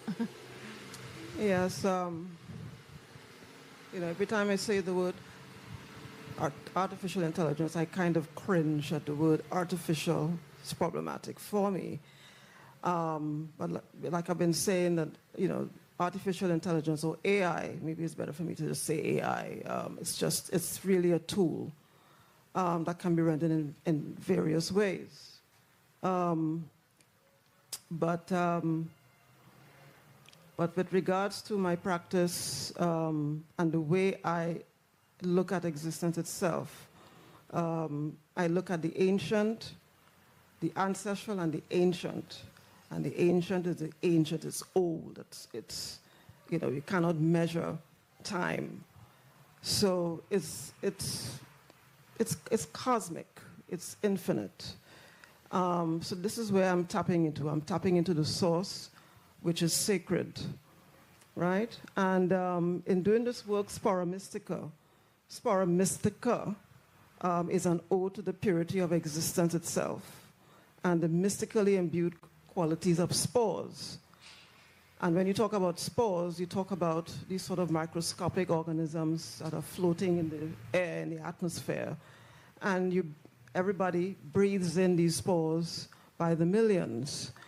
And these spores are old. They come from time immemorial. And so, for something like AI to sort of capture that and how we interact with spores, how we interact with those elements, of the universe that, that we communicate with, that we make contact with.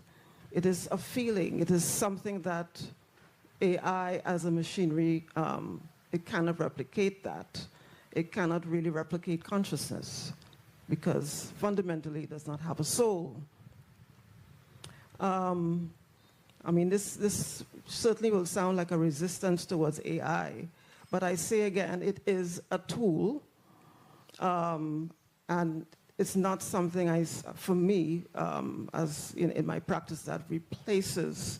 It cannot replace that which you craft with your hands, with your mind, because the mind is something very ancient, is something very primal, right? The unseen, to tap into the unseen is something very primal. It's something that you find that a lot of humanity today is sort of veering,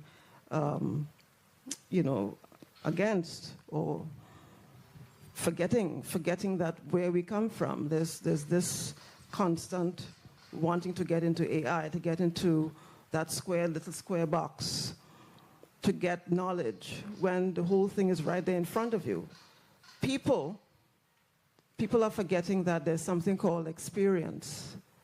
And for someone to write experience into the machine or into books even, or into artistic practice, experience is what shapes you, is what sculpts you, it's what sculpts your thinking, it sculpts the mind. So what is the fearful thing that I am seeing is that this artificiality that has become very trendy. The fear is that people will lose out on real primal experience of existence, of life, of connecting. That is the main issue here.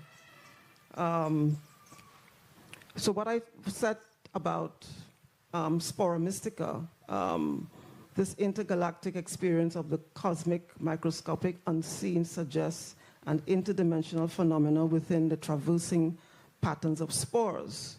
Humans and animals breathe in, literally inhale millions of spores continually. And each breath carries the essential life force of spores that makes existence a magnificent, intangible happening. Spores are a continuum of new births. So through performative communion with the unseen, microscopically powerful spora will be attuned through various gestures and stamps of sound, movement, texture, and form as the artist's bodies as spore cells navigate the grounds, of that, that's fort on that beach where I did the performance, connecting the trees as sentinels with the architectural and mounted historical structures. So as an environmental intervention, this multi-sensorial work will most pointedly engage the surrounding ocean, the water element which flanks the earth itself, becoming an integral core of this exploration. Right? So in looking at ancestral intelligence, ancestral ancient intelligence, we're looking at language as code in response to nature. Ancestry includes the animal worlds, insects, and all biodiversity. Ancestral language could have evolved from interactions with birds, dolphins, etc., as a means of understanding themselves vis-a-vis themselves as humans. For instance, I was looking at a very old documentary on the Sankoy people of South Africa. And what fascinated me, this was years ago, and this is a very old documentary, probably from the 60s or so, or 50s. And as they communicated, they sounded like birds or dolphins with their continuous clicks and physical gestures. And a lot of ancient languages are like that. Ancient languages are connected to the environment, So you'll find certain, ethnic peoples from different parts of the world would have a knowledge of hundreds of different languages, which is in tune with their immediate environment. So that's my take on that. Well, you certainly made the connection between the body and the environment in which that body exists, the natural environment, and the importance of that.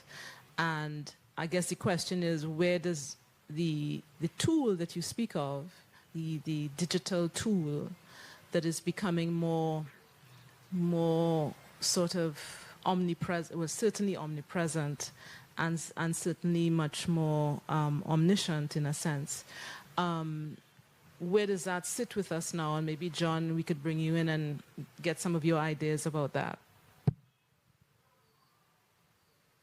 Thank you very much for your presentation. And yes, there's I have a few thoughts, but I want to narrow it on to our work as not only as practitioners, but also as educators, and the focus on the body in motion.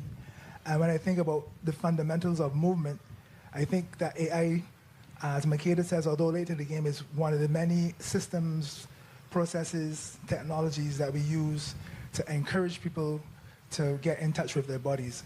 But with all these technologies, you still have to consider that until the body breathes, right? Until the person experiences it, embody it, internalize it, in order to communicate and then express, then we really haven't engaged in the full gamut of what dance is. So again, I think sometimes we elude ourselves by thinking that it's the technique that makes us dance, or it's the AI that gets us to dance, or sometimes even when we engage with the elements like water and nature, we think that that's enough, but until we have a connection to it. And in a conversation yesterday that I had, I think we talked about technology as something that advances the idea of connection and alignment. So if we're not working to vibrate at that particular level, then we're not going to be able to activate it, we're not going to be able to communicate it, and we're not going to be able to express it. Even if we have all those elements in place, there's another thing that has to happen to create that activation.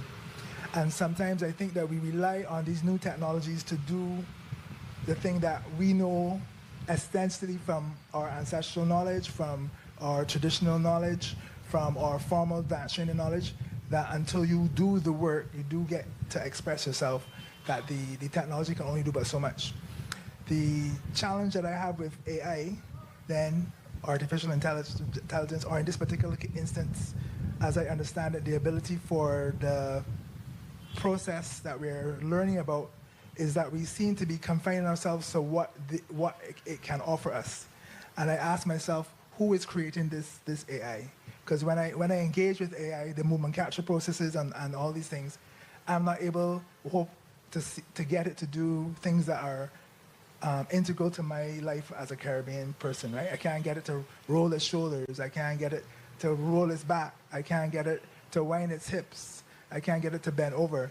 And I think that is because the persons who have been the creators of AI up until this point don't have that in their frame of reference. And I think that if we are to take AI, if we are to take on AI, or if AI is trying to take over them, then we have to create it. We have to be the ones that are in charge of the generation of an AI that reflects our reality as Caribbean people. And at the moment in time, just like when I was younger and I was in college and I was studying Bartenius fundamentals and Labo notation, and I couldn't really find the notation to express what I was feeling and sensing and doing with my body. I think until we get to a place where we can directly engage with this technology to truly reflect us, we're in danger of reinforcing those aspects of that technology that reinforce aspects of ourselves that keeps us separate and apart and disconnected from our reality and our identity as Caribbean people. So if it is that the AI can only use straight lines or only activate the arms or the legs or the head and bend the knees, then we take that on without adapting or adopting or making clarifications as to what the difference is between what they are doing with AI and what we can do with our bodies, then we are in danger of marginalizing, erasing, making not as significant what we are, who we are, and we are continuing then to be bombarded by things that are coming to us from the north. I advance that we should really try to recenter how we engage with AI or get AI to engage with us in the way that we move, the way that we express, the way that we identify. And that these things that will be added to the canon of knowledge of going to a class and being given context about where this information comes from, what was it used for, what was its purpose. And that information then can only become activated when we embody it, when it becomes knowledge that we can communicate, we can express, we can produce. You know, that kind of says that not only can AI not take we rhythm, AI don't know the we rhythm to take it. Okay? Up until now, we have not been the creators of this AI. Right. So that the larger question is, do we even want that? But I suppose in the scheme of things, when AI is here, it's here to stay, right? So that we would want that kind of representation. It actually comes down again and again and again to a question of representation. And that's a whole other kind of challenge that I think we have. And I think the answer might lie in, as you say, to try and get our information inside of the matrix. But I also think that as we speak about technology and those words, that surround technology, I've always been fascinated with the human body. The human body is one of the greatest sets of technology ever. You're born with this technology. You may not have all the language when you're born or whatever, but the fact is you have this capacity because of the number of nerves and veins and arteries, etc., that you're born with. And the brain that you're born with. Any animal, it doesn't matter if it's a human animal or not, you're born with incredible capacity. And that is a technology in itself. The technology of the body then starts to develop, I think, when, as you say, you get knowledge into it, right? You're socialized, or you understand your environment more, what have you. And so your technological makeup, your organic technology starts to respond to that. And there's a way, I think, in which we forget that our bodies have this technology because we always think of it as external. and we don't, as you say, you've mentioned the word primal. I think the primal technology is us, you know. So I just want to segue a little into Valencia, because Valencia has some very interesting sort of solutions. And I believe she was recently here in Barbados, but couldn't stay. And she did an actual workshop with AI and dance. Yeah? And Valencia, I'm going to put you on the spot. I don't know if you are available, but if you want to speak a little to it, you know, if not, we can speak on your behalf, and we certainly know that you have videos that we can show. Hey Valencia, seeing you now. Okay, so once we have we have sound, great. So Valencia, if you want to speak a little to stuff, and then you know, we can show one of your videos. Hey, hi everyone. It's amazing to be here and join. I'm hearing an echo of myself, so it's a little bit hard to focus. I don't know if there's something we can... Okay, can everybody still hear me? Yeah, we can. Okay, great. Thank you. So I am joining you from the San Francisco Bay Area that we've heard is a place that is a place of extracting the profits, and when it comes to the cultural heritage and all the amazing works of art and people's amazing writings that are being fed into generative AI as we know it today. So it's quite interesting to be joining from here. For me, I'm in awe of everyone, you know, who has Makeda's work, Kazuru, Sonia, and John. You're my teachers, and I look up to, you know, your amazing insight. Personally, for me, my involvement with this technology started quite some time ago in 2013 when AI wasn't quite as widespread, but it was just now getting to be kind of understood as now an integral part of our existence, the way that we interface with information.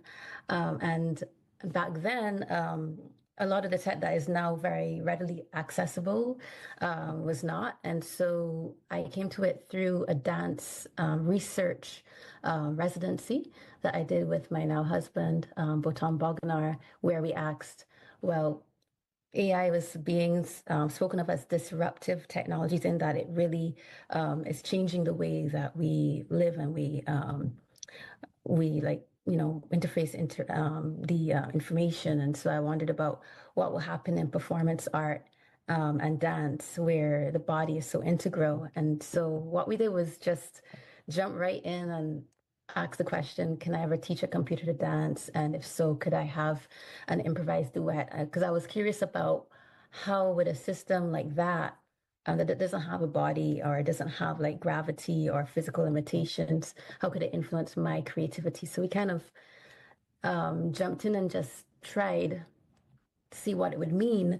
And for me, in my personal journey, I realized that yes, I wasn't able to express myself as a Caribbean person. I wasn't able to do much undulations, but it did give something interesting to my way of performing because I improvise. I'm an improviser, and so I was looking at it from the stance of a kind of visual stimulus and a way to respond and to come out of movement habits that, you know, come up in your training. And I must say that my training and the way that I approached dance, especially at that time, was more it was more based on like modern dance and improvisation. So not directly looking at the Caribbean dance forms.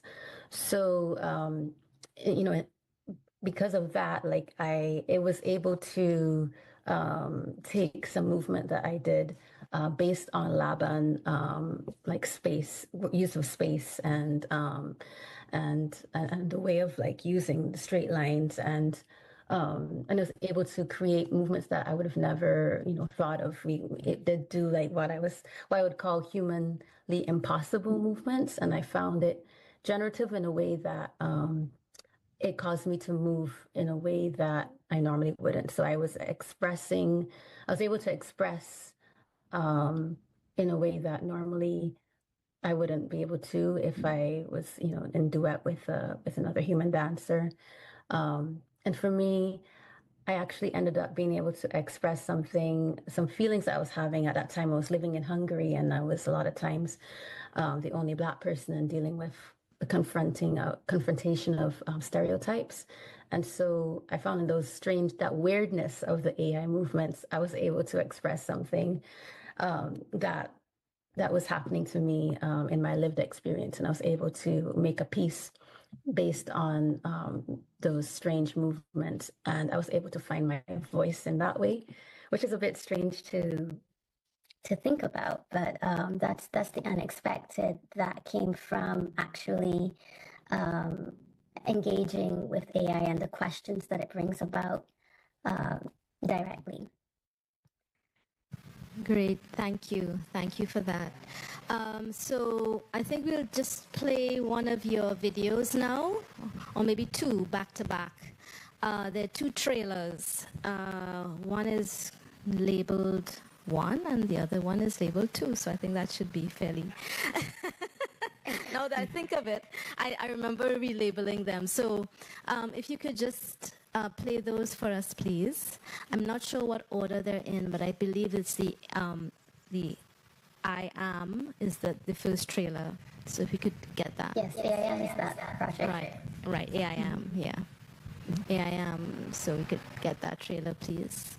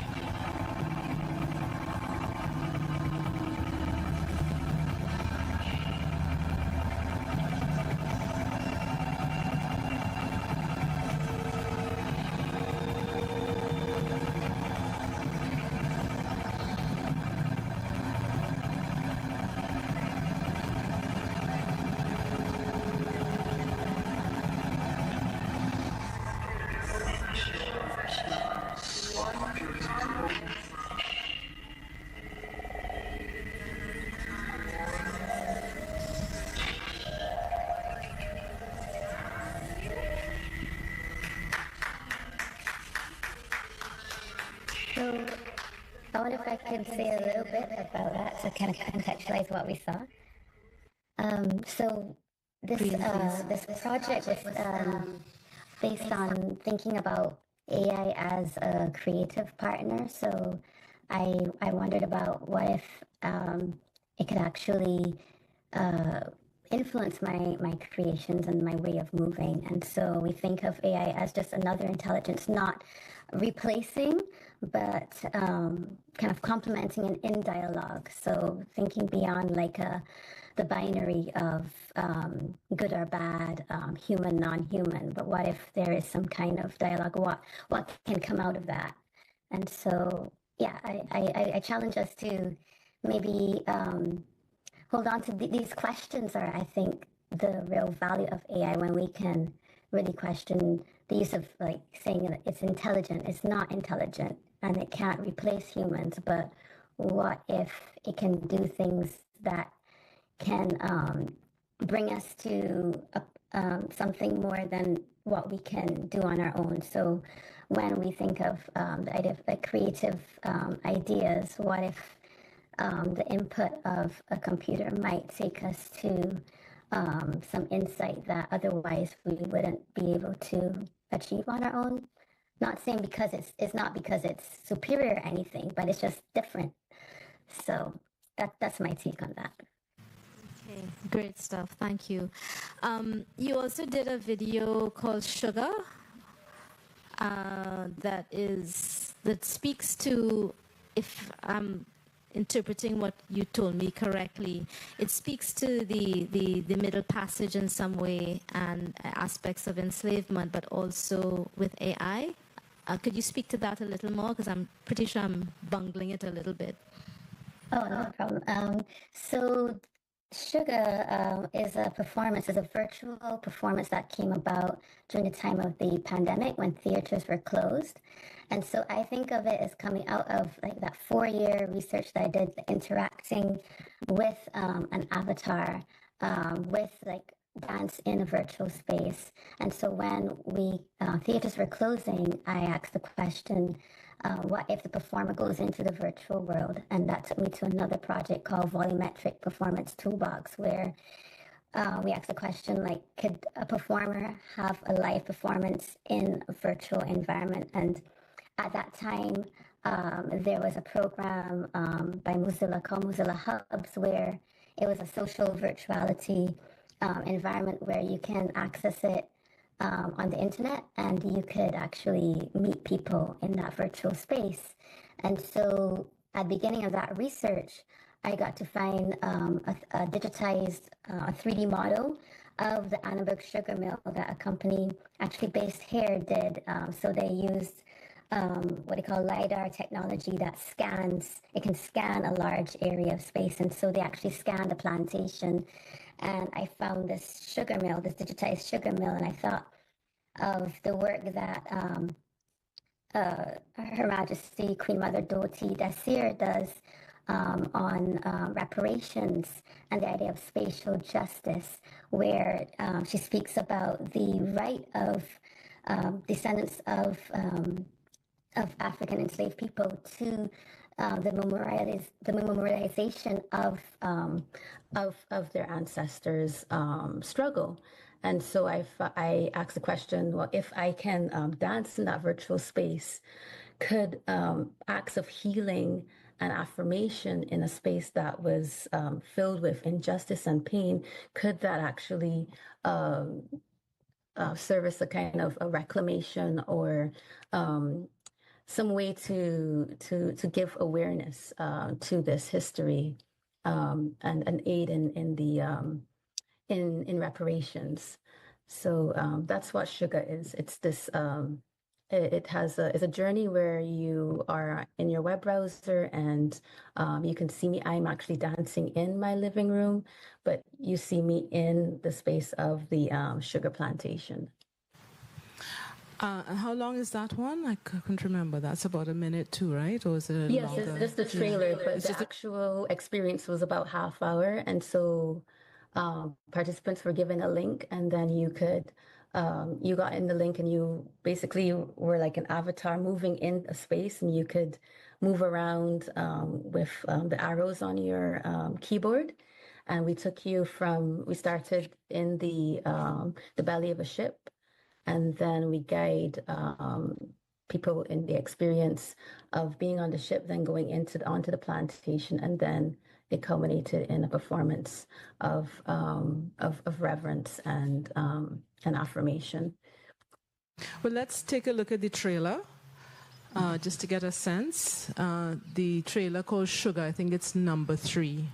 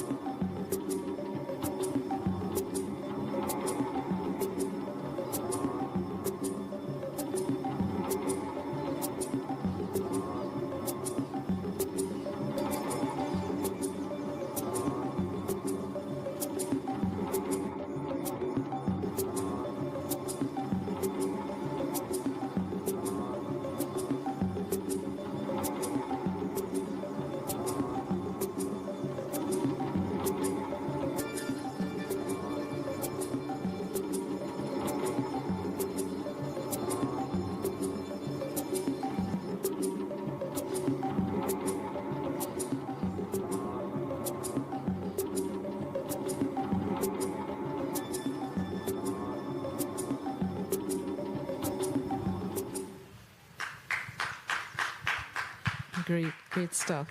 Thank you, Valencia. So I just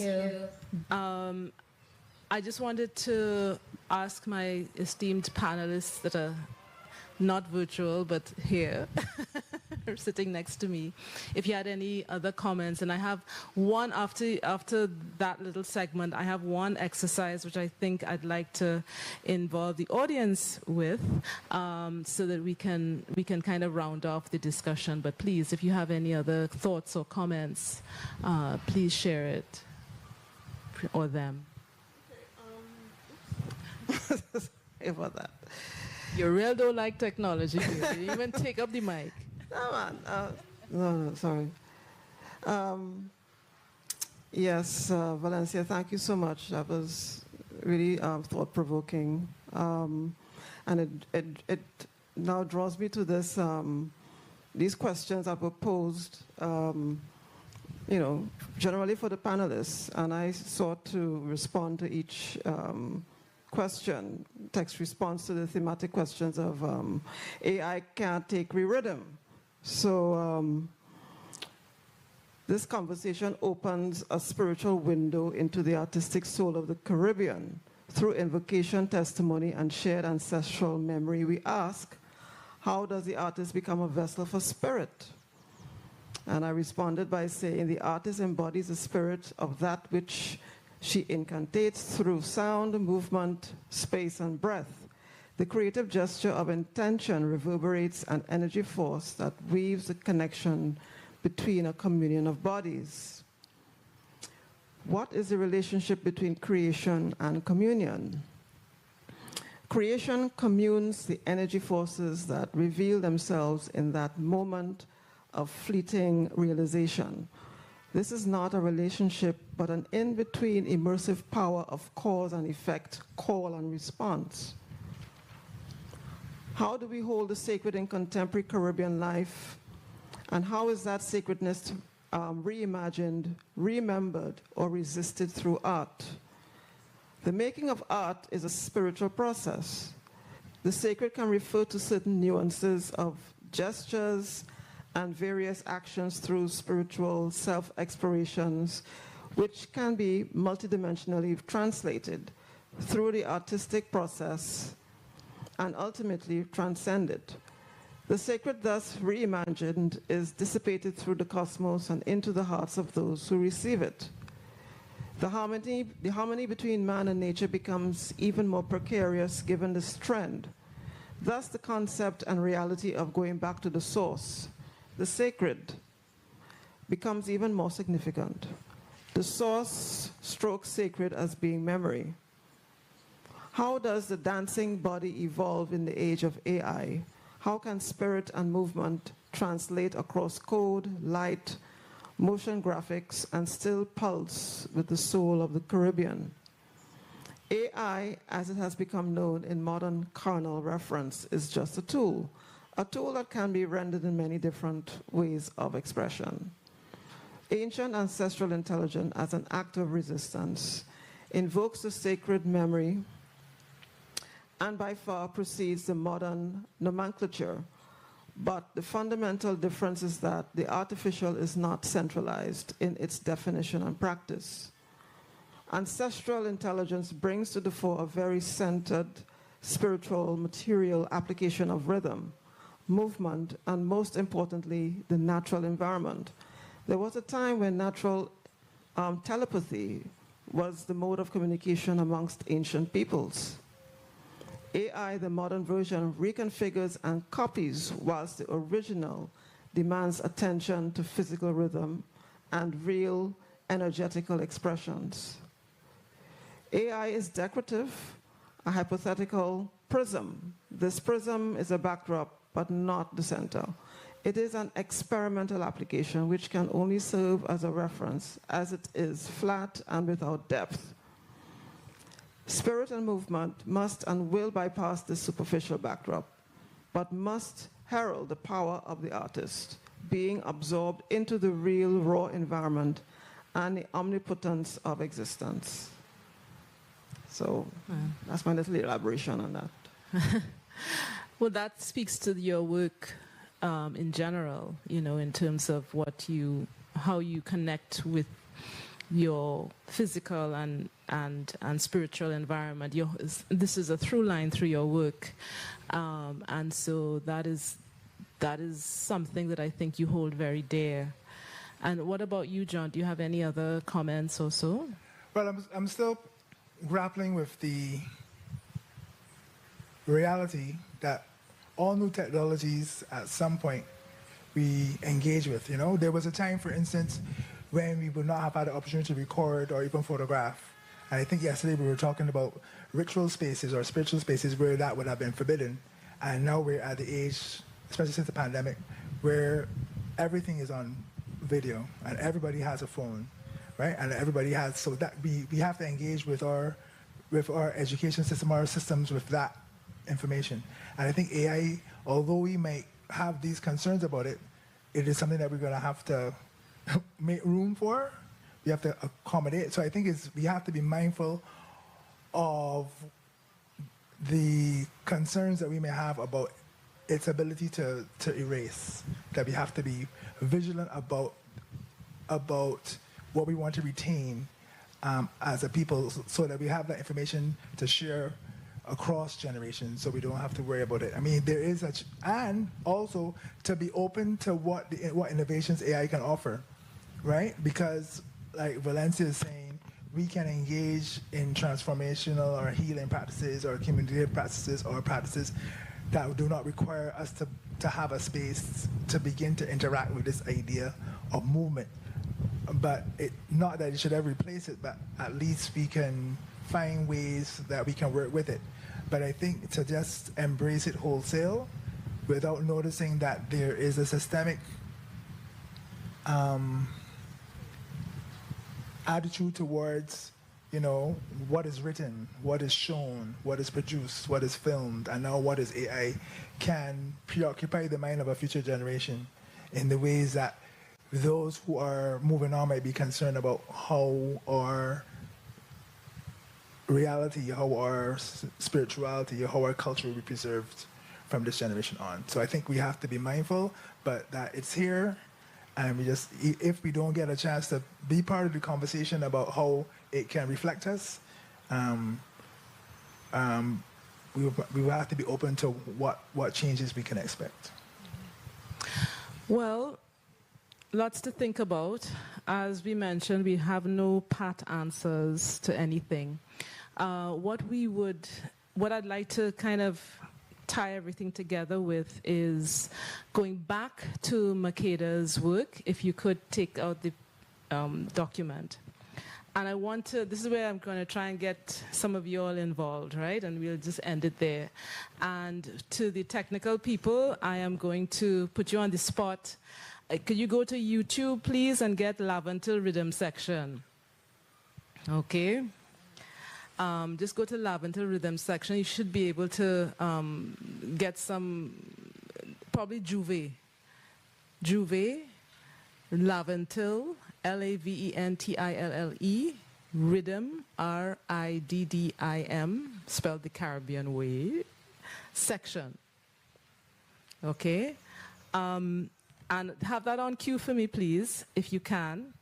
And if not, well, the audience will just have to provide the rhythm. So that's another task for you all. But what I wanted to do is take out Makeda's document. Now, she has some very key words about what AI can't do, but because it's in us, right? So things like jab, jab, and so forth.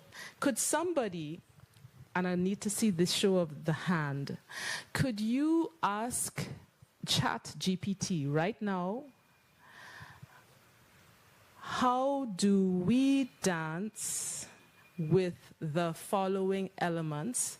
And then we'll take some words from Makeda's stuff, and we'll see what ChatGPT says. Okay? I'm interested. So who's going to be the volunteer? Oh, good.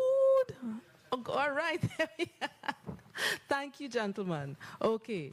So, Dutty wine. D-U-T-T-Y, wine. That's the first phrase. Next thing. Dancehall, dirty wine, yes. Oh, Actually, it's dancehall dirty wine. So dancehall, one word. Dirty, which means dirty, but again, the Creole way. D-U-T-T-Y. Right? Wine, W-I-N-E. And if any of y'all spell wine with an H, or let talk to me afterwards, because I have some schooling for you. You understand? Okay. Continue. Let me see if I get some keywords.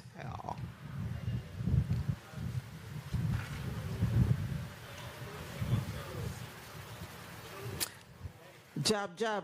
Jab, jab. J-A-B space J-A-B. It's just one question. You have commas after all of these things, right? I think it's easier that way. Following elements. Dirty wine. He wants you to have a... There we go. Right. Good. What else? So the prompt goes, how do we dance with the following elements? Correct. And then you put everything that I've listed for you because it's coming from Makeda's text. Dirty wine is there. Uh-huh. Present and accounted for. Very good. Jab, jab. Gosh, nice spelling. When the bass drops, let me see. Jab, jab. I think she had Bele in there too. Yes. B-E-L-E. Bele. D-E-L-E. B-E-L-E. Yes. What else did she have in there? I think she had something on the first page. Kalinda, Orisha ritual. Okay, let's go with Kalinda because that's... Kalinda. Yeah. K-A-L-L-I-N-D-A. K-A-L-I-N-D-A. Can you make sure you spell jab jab so I don't make a mistake? J-A-B, J-A-B. J. Two separate words. Right. I think that's enough. The poor algorithm can't handle anymore. So let's just go with that. This is precisely it. All right, and see what comes up. Oh, and could I get the rhythm, please? The Lavender rhythm section, if you can find it and play it. How about the very word rhythm? Rhythm. Thank you. Very nice. What does it come up with? You should just read it out. Okay, great question. You're pulling together 4 powerful Afro-Caribbean dance traditions, each with its own story, rhythm, and body language. Let's break them down one by one. Dirty wine, Jamaican dancehall. Style, energetic, sensual, head and body focus. How to dance it. Stand with legs apart, knee bent. Rotate your head in a circular motion. Add shoulder rolls and hip movement to accentuate the rhythm. Hands can rest on knees or extend outward for balance. Emphasis, attitude, flow, and stamina.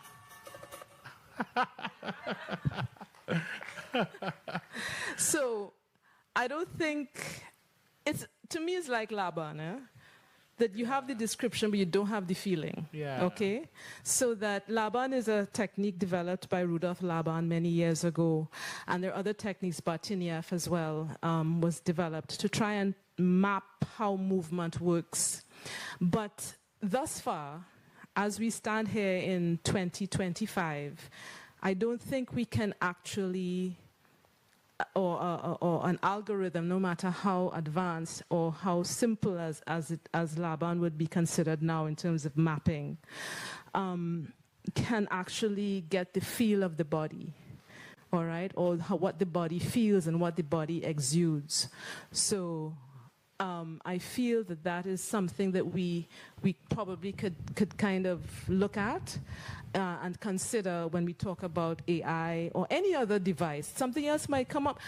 Tomorrow, something else might come. It may not be AI, it might be something else, right?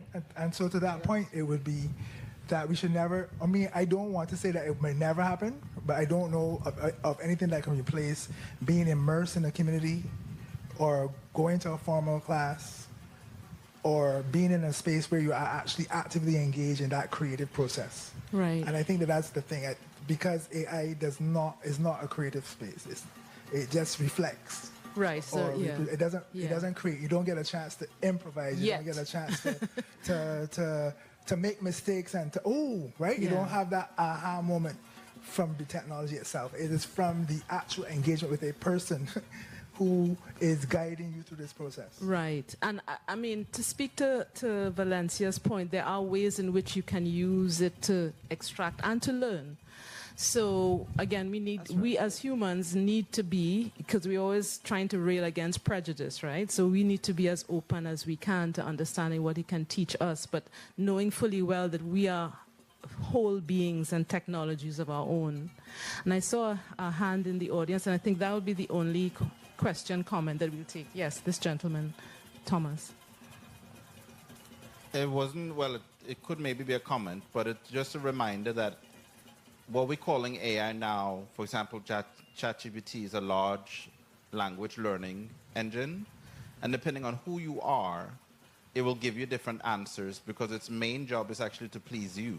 Exactly. People forget that. It tries to give you an answer that you will be happy with, even to the point of fabrication.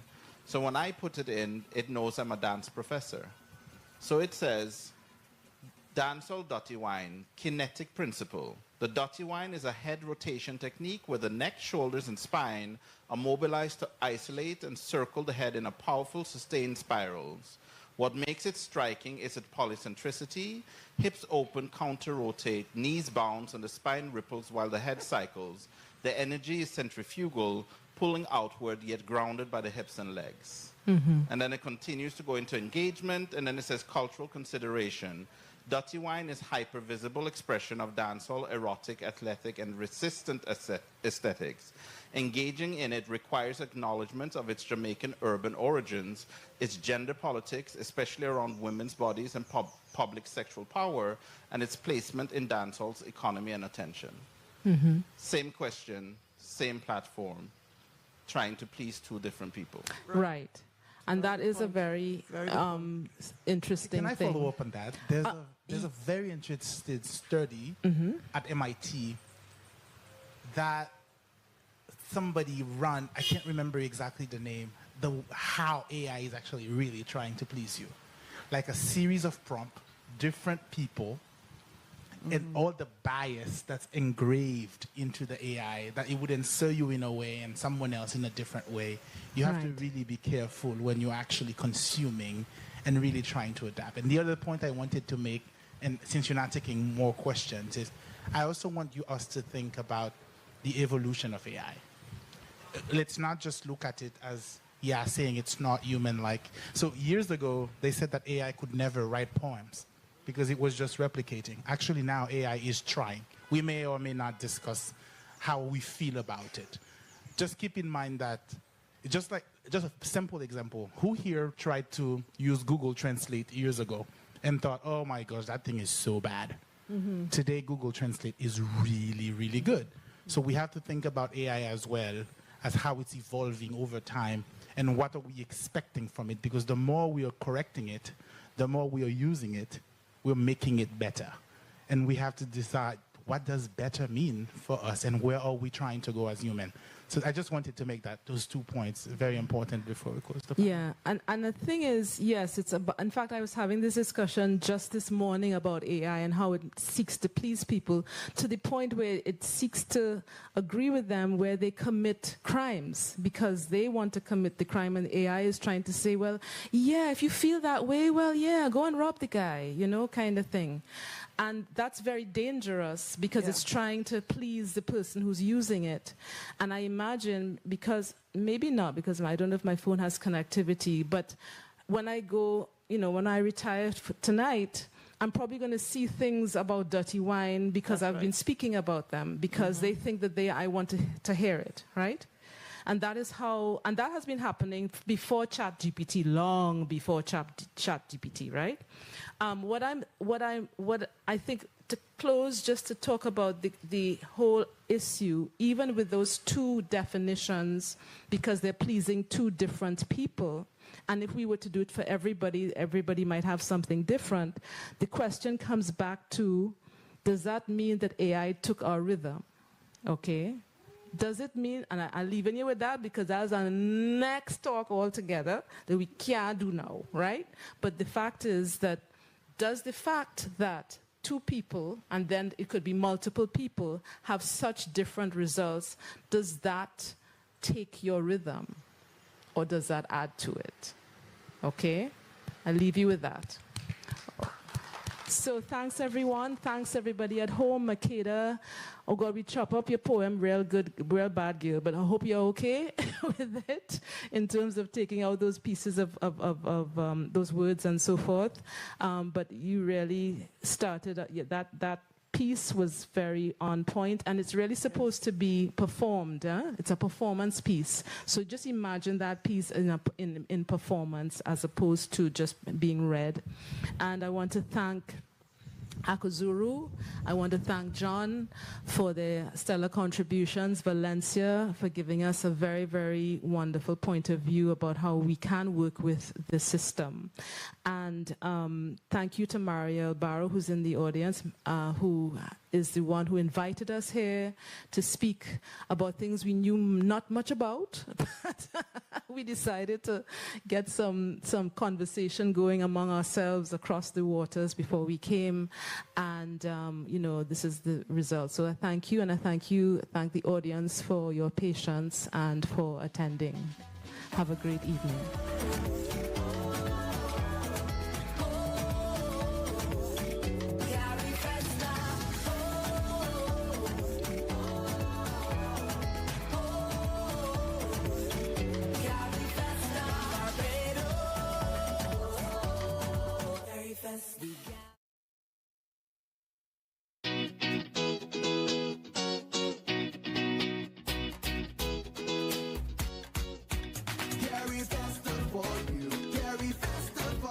One of the legacy projects of Carifesta 1981 was a murals project. Murals were done at the Barbados Community College, Queen Elizabeth Hospital, Ellerslie and St. James Secondary, now Frederick Smith Secondary School. Participating countries in that year included Antigua, Bahamas, host Barbados, Belize, Bermuda, Cuba, Grenada, Guyana, Haiti, Mexico, Montserrat, Puerto Rico, St. Lucia, St. Kitts Nevis, and Suriname. Mutual heritage, regional unity.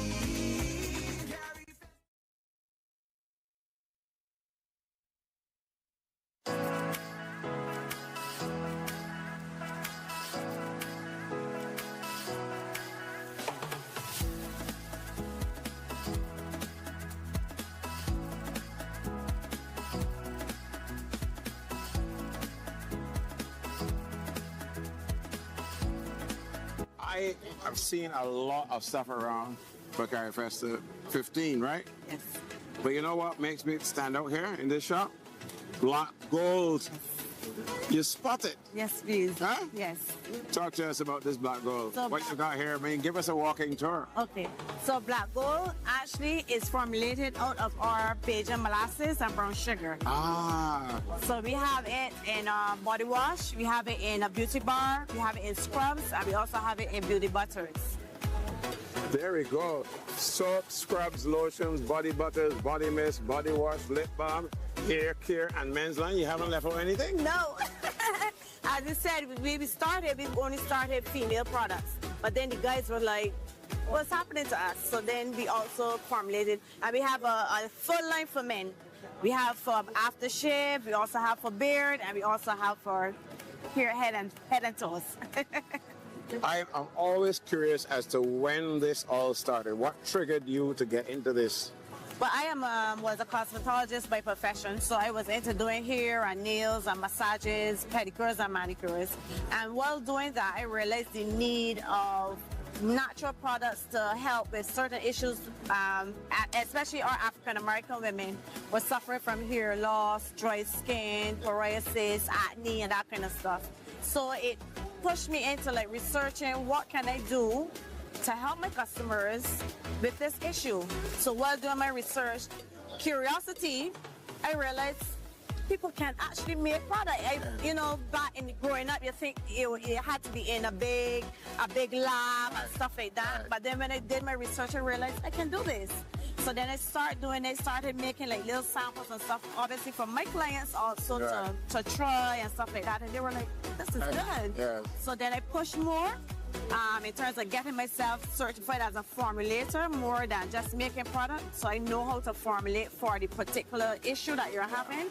And that's where this all comes out. You sound like you became a scientist. Thank you so much. How did you come up with the names now? So with the black gold, obviously, again, research, I started to go deep down into my heritage, deep down into the heritage of, you know, where it came from and stuff like that. So black gold, I put it as, you know, we as African American, and that's what they used to call it back in the day with the molasses. Right. So that's how we get the name. So I try to pair it because it's also Mount Gate Visitor Center distributed. Right. So I try to also pair scents with them that they use in their rum as well. So that's... Oh, you're straight out of the barrel. Yes. For sure. Again, this is back to my hairdressing background now. So we have the braiding oil for those ladies that have on their protective styles. So while you have on that protective style, you still need to maintain the moisture in your natural hair. And then we have the pre-poo, which you put on before you shampoo. So you got avocado in here? Avocado. Wow. Hair and scalp pomade. That is unbelievable. So what I also do is I also try to use local fruits and vegetables and botanicals here in Barbados and incorporate it into my skincare to maintain the localness of it. Most people see cocoa butter, but you have coconut. Coconut, yes. You know, some visions are triggered by certain things, right? And stuff like that. Yes, trying to make sugar cake. Right? So there we are. Yes, please. Well. So we try to use coconut, and as you know, grapefruit is originated really from Barbados as well. So as you see, we try to use our local mango, hibiscus. You know, we use our breadfruit. We actually have a breadfruit beauty bar here. Yes. Look at you. Breadfruit and coconut cream local stuff. Beauty bar. Thank you. Wow. Feel heavy like a breadfruit. Mango, etc. But this is great. This is very different. Really and truly, I mean, the greatest challenge is to be how to differentiate yourself in a market with so many competitors and to grow. Where you expect to grow to? I am this brand here. I'm looking for this brand to go out of Barbados. Well, all of the products really, but this one is the one we're more focusing for export. Yeah. We went through a whole set of training in terms of having the labels export ready. You know, making sure you have it the ingredients structured for export. Yeah. Right. So yes, I do expect the product to go abroad out of the island. Yeah. So in terms of labeling, I mean, this is very critical. Yeah. Cruelty-free, sulfate-free, vegan. Yes. That opens up a whole new market for you. It does, yeah. Wow. You're ready. You're ready to take on the world. Congratulations again. Thank you so very much. Lishua. Yes. Lishua Beauty Studio. And she's got black gold. Black gold. For good people like us. This lady gave me the best massage I've had at Carifesta 15. Thank you very much. You're much welcome. My back is no longer killing me. You're much welcome. Which is very, very important. And I have to tell people that when I walked up here, I didn't know you had a massage table. All I saw was Miracle Oil. Miracle Oil. And I asked you if you had a miracle for me, and you said, I could fix you. And fix me. She did. So Explain to me what happened. So budding out of COVID, I started doing massages because there was nothing else for us to do but try to learn something else. So I started doing massages, and then I went to school, I got certified, and then go to Tranquility Studio, budded from that. And therefore, obviously, you then went to get the oil. You make these oils yourself? Yes, the oils. Yes, I do make the oils. So before then, so I have a little story. I suffer from spurs, and it's very, very painful. So I don't really like to drink tablets. So I always try to figure what I can do to help myself. So I started making the oils. Yeah. And I give it to the customers, and then I said one day, light bulb moment, hey, why are you giving away your business? So I started making my miracle oil. Wow. What a story. This is a COVID story. out of COVID. Well. Where are you operating in Guyana? I am operating in South Ramville Gardens, and I also have a location in Barbados. South Rumfeld Gardens has a lot of people. Yes, a whole lot of people. So you got a ready-made audience or market? Yes, I do. Fair enough. Is this your first Carifesta? No, it's the 5th Carifesta. The 5th? Yes. What? So tell me about the first, the second, the third, the fourth. First Carifesta was Haiti, and I had fun. It was fantastic. You went to Haiti? Yes, I did. I got to touch you. For sure. So Haiti was first, yeah. Yes, I did Haiti, I did Guyana, I did Suriname, Trinidad, Barbados. Wow, you had a taste of all the worlds of the Caribbean. Definitely. From your South America experience to the far North Caribbean experience of Haiti, come back to Trinidad and now to Barbados. Barbados. What's the difference? So basically it's a culture. So going to Haiti, it's totally different. It was a fantastic welcoming culture as well. I learned things about my Black history that I even never knew anything about. I learned a lot about spirituality. It was very, very fantastic, very different. All right. I want to go back to some of the things you have here. You have to walk me through. Yes. Right? You can start, so you start up here and work right through. Go ahead. That's what I did. So I have another business, which was the first business I had, started in 2002. My business is called Craftiest as well. So that's where I do the beautiful hand pieces that I have here, which is jewelry. I work a lot with crystals. I teach people about crystals, healing crystals. And then I also use copper, which is also good for the body. So moving right along back into Lotus Tranquility Studio, I have a pack called the Pretty Pump Pack. So this is all about feminine hygiene. So this is teaching you to keep your yoni clean, healthy. If you're having any yeast infections, any yeast infections, we have urinary tract infections. Right. There you go. Pack you go. Right. So Pretty Pump Pack. Pretty Pump Pack. Right. Yes. Then I make a vegan toothpaste. What? Yes. It's a vegan toothpaste, all based with clay, bentonite clay. It has coconut oil inside of it. This product is very, very good for cavities, plaque, whitening, and also mouth odor. Wow. Okay. I can let you smell the lavender. Well, here I go. Oh, wonderful. Oh, I want to go into my bathrooms smelling like that, huh? Yeah, especially put that in the visitor bathroom, particularly. Right. You stay there for a long Great. time. That's great. And it's non-toxic. Yes, non-toxic, no pharma chemicals inside of it. Yeah. I'm trying to color it since it's Barbados. I'm trying to color with the Barbadian colors. Yeah. So we represent it for the blue and the yellow. Represent.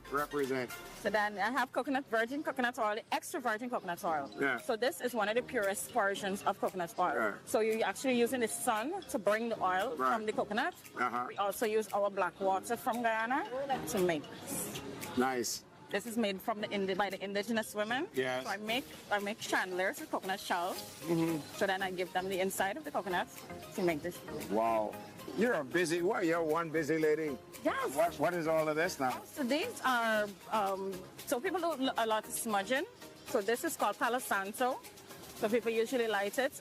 So what I've learned about Palo Santo, it's not only for smudging your home, but it's also good for disinfecting. So for instance, when there was COVID around, we would light this in the house and disinfect the air. So this is a natural disinfectant. And you have your sage. Yes, I know sage. Yes. Yes. So you burn the sage. Yeah. And then we go to the big boy, which is the miracle oil. Yeah, brought you I here. know about that. The miracle oil that attracted me in the first place. And that ended up getting massage, the best massage I've had at Carifesta. 15. Yeah. I think I'm beyond that. And beyond. And beyond. And beyond. Come looking for me. Yeah. Yes. Out here, I don't know how to thank you. You are Other than to say, I'm going to send people to you.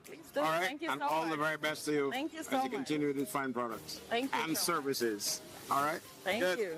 There you go. Yes. Thank you. She's a miracle worker. Thank you.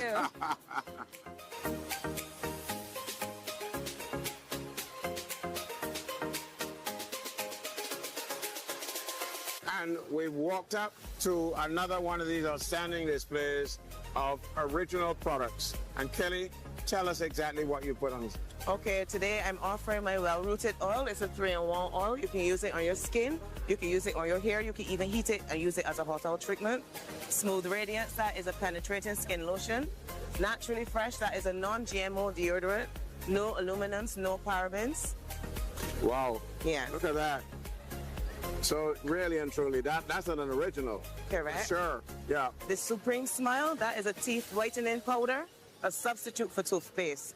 So you can just use it as a powder. So you wet the toothbrush, dip, and brush. So I end up with whiter teeth. Whiter teeth. Right. It's good for smokers. It's good for tea drinkers. It's good for anyone that wants to get away from using toothpaste. Right. Okay. The magnesium spray, that's very good for aches and pains. It's good for sleep. Muscle Cure, I'm a therapist, so I formulated it for sciatica, arthritis, any gym injuries or anything like that. Right. The Scalp Vitalizer, that's good for any ailments in the scalp, itchy scalp, dry scalp, seborrheic dermatitis. Healing Bliss, that is also an antibacterial, antifungal cream. You can use it for acne, eczema, dark spots. You can use it for all kind of different ailments. I want to know, again, I have to ask the question, where did this come from? My son. When my son was born, he was an allergy baby, allergic to all kinds of products. So I had to get him the allergy test. So he can use soap, he can use creams, he couldn't eat certain things. So I created things for him. I don't believe you. How old is he now? He's 18. No way. Yes, but funny enough, I did not start this business right away. I only started it like before COVID, just a little before. Because people keep, like my grandmother has some ailments and my Healing Bliss, it worked really good for her. These Muscle Cure worked good for others. So they really encouraged me to start the business. And it's going well? Yes, it's going well. They have the challenges, but like anything that is worthwhile, there will be challenges. And this is your first Carifesta? This is my first Carifesta. And you're happy? I am excited. Wow. Yes. And you're getting now to talk to other people who are doing similar things? Yes, I'm getting to interact a lot with other people, getting to meet all kind of people from all different islands. It is interesting, it's exciting. I would encourage anyone to come on down. Where do you go to next with this product? Now you have it. I mean, the sky is the limit. Yeah. The sky is the limit. We're working on to see it, getting it exported. So the sky is the limit for my product. That's a very good and very confident sense of purpose. Thank you so much. Congratulations again. Thank you. All the best, huh? Thank you so much. There you go. We can bottle this confidence, right, and sell it, and she'd make a lot of money.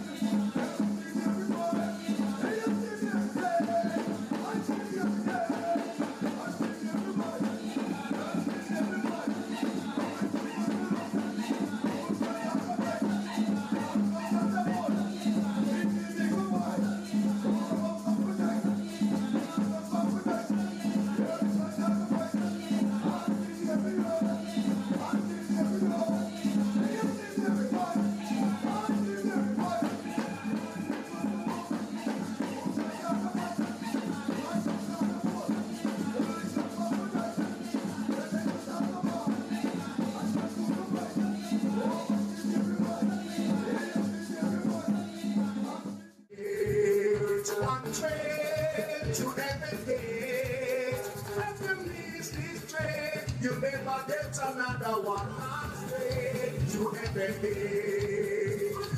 Just want me to take it. Don't want it was ticket. Just want it to take it. You ever not take it. You ran on this train. The train is a boat. You love to answer. The train is on the main line. The train is on the main line. The train is on the main line now. You better get your ticket. You better have your ticket. Better have your ticket now. One train to every day. One train to every day. If you miss this train, you never get another one. Last train to every day.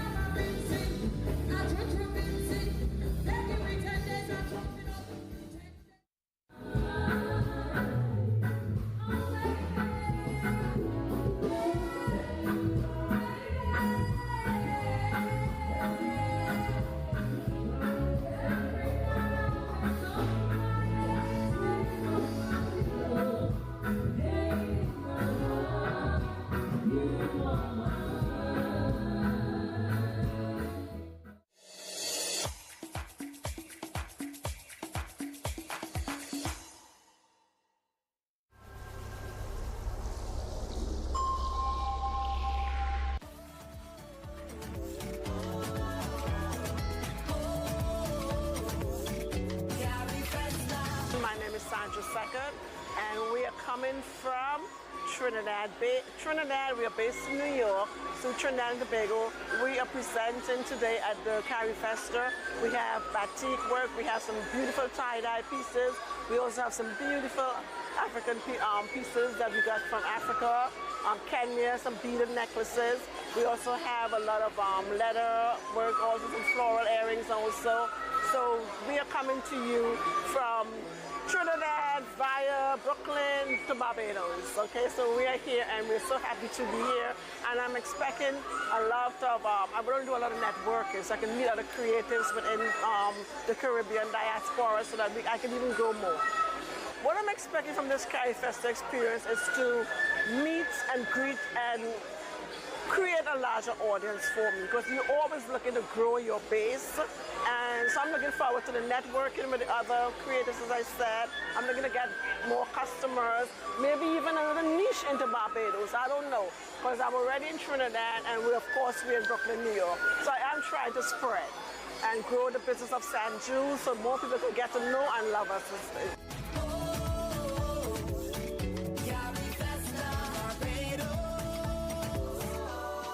Carifesta.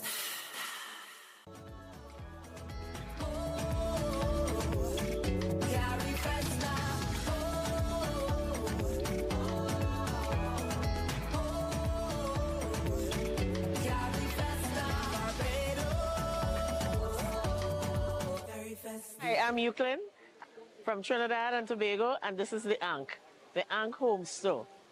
What we specialize in is home accents, all with an African flavor to it. So you can get your teacups, your bowls, your dashikis, your mask, your bags. We have pillows. So come on down. It's so lovely to be here in Barbados. It is beautiful. The weather is lovely. Come and see all the lovely items we have. Tell a friend, bring everyone to the Carifesta Grand Market.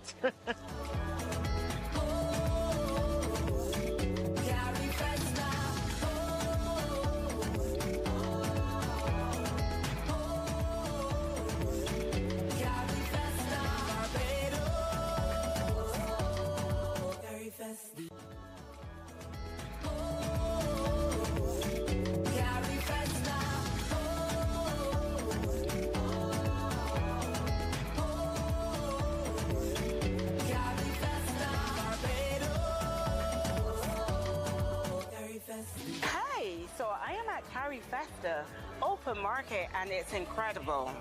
I was able to secure this.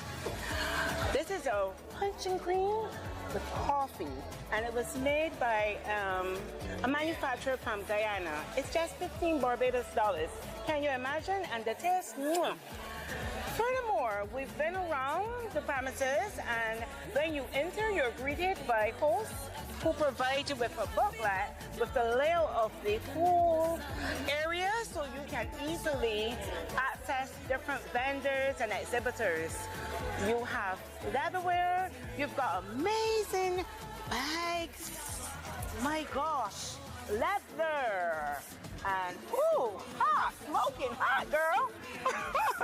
I want you to come on down. Come on down and experience it for yourself. Some of the booths are even giving away snacks and fans to keep you warm if you're hot. But all in all, there is some of everything for everyone. Home decor, candles, too much to mention. Great like Catherine Rochford, she's here with her designs. Come on down and enjoy.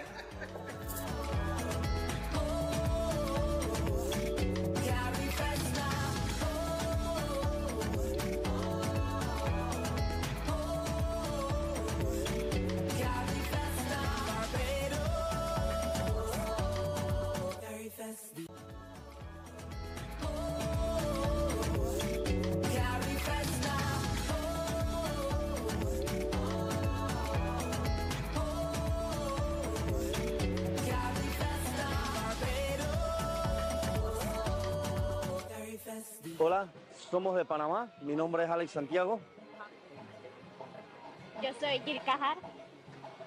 Venimos en representación del país a Carifest y los invitamos a que vengan y vean nuestras artesanías panameñas. Vendo bolas y, ¿cómo le dicen? Shakiras y eso. Y nosotros venimos de un área del interior del país de Panamá, donde utilizamos el sombrero panameño, el verdadero sombrero panameño, que es el que está viendo al final, al fondo.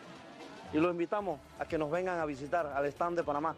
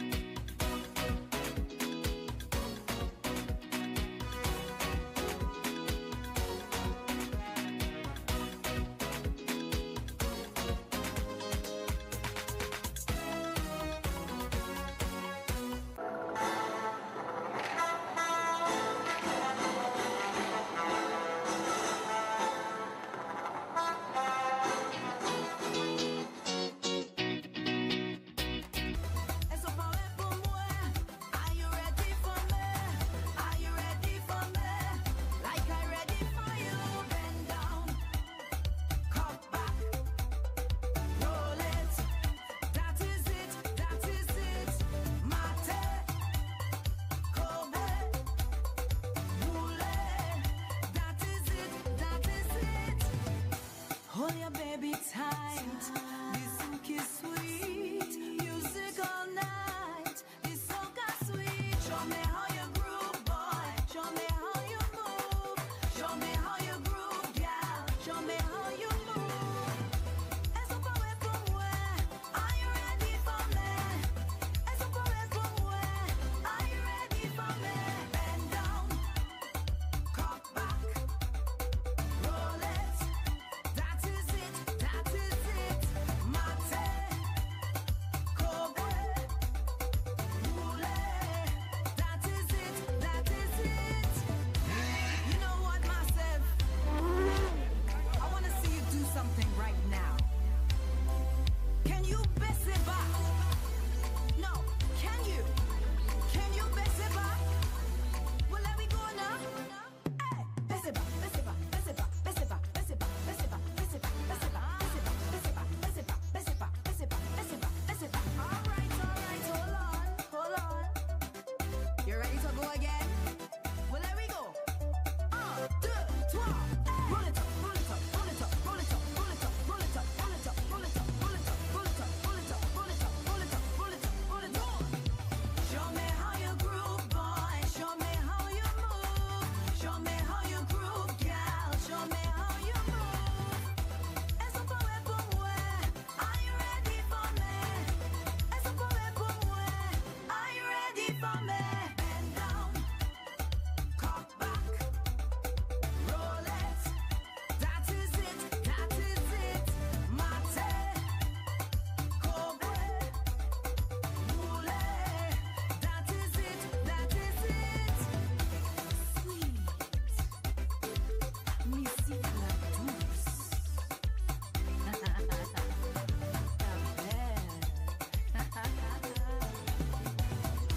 Give me this hook now, this hook and soak. Give me this hook now, this hook and soak.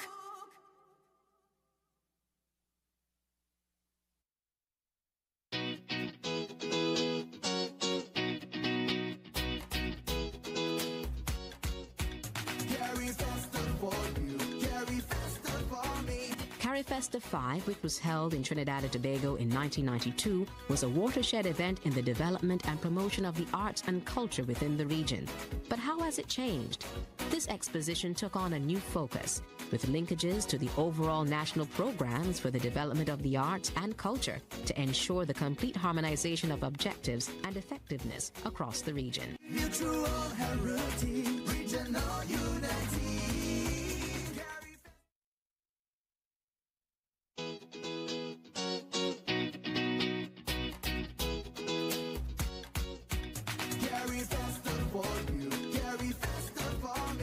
Carifesta continued to grow by leaps and bounds. But were we able to keep up?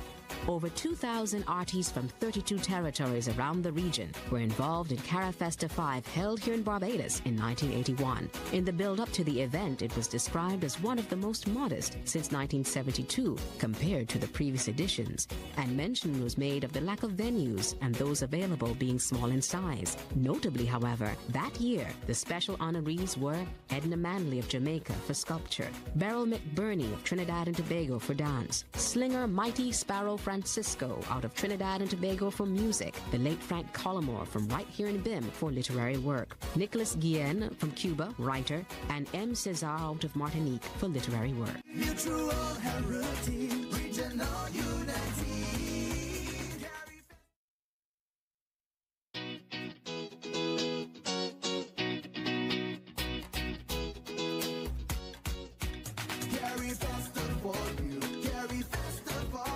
When Cuba handed the baton to Barbados in 1981, they provided a lot of logistical and technical support for Carifesta. The Cubans arrived on their own ship, brought and erected a massive tent which was stationed at Culloden Farm and would be used for some of the performances.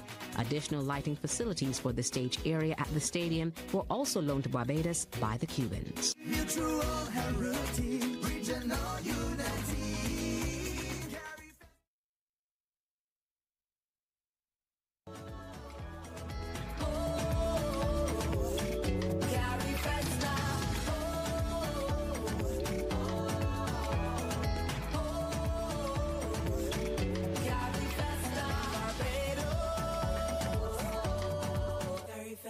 Hi, I'm Carson Kalmbach. I'm representing Katoris Barbados.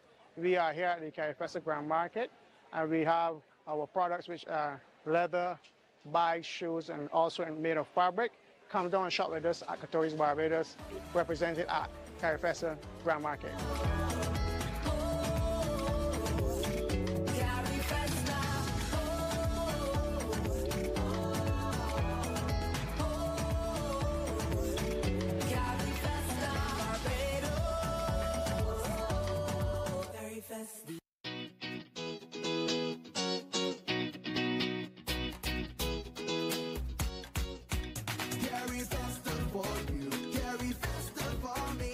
Let us take you back to July 19th, 1981.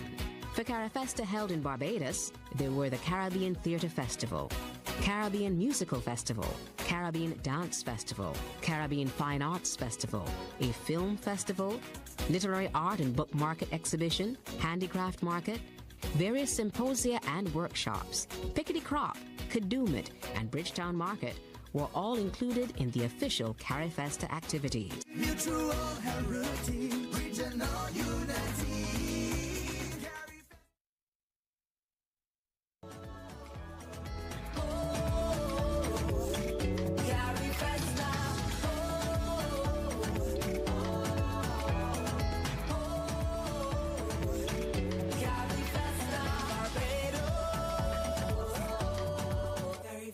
My name is Ohinina Sewa Ekufu. I come from Ghana, and I am representing Cadlin Fashions from Ghana. Cadlin Fashions is a notable fashion designing company which deals mainly in women clothing. So we have 3 pieces, which is called kimono set. It has the pants, it has the inner and the outer. And then we have some beautiful single dresses. It's also called African lace dress. We have lots of them and very affordable, very, very, very affordable. So I'm inviting all of you out there to come and patronize Cadlin Fashions here at the Carifesta Grand Market grounds. Thank you all and see you soon.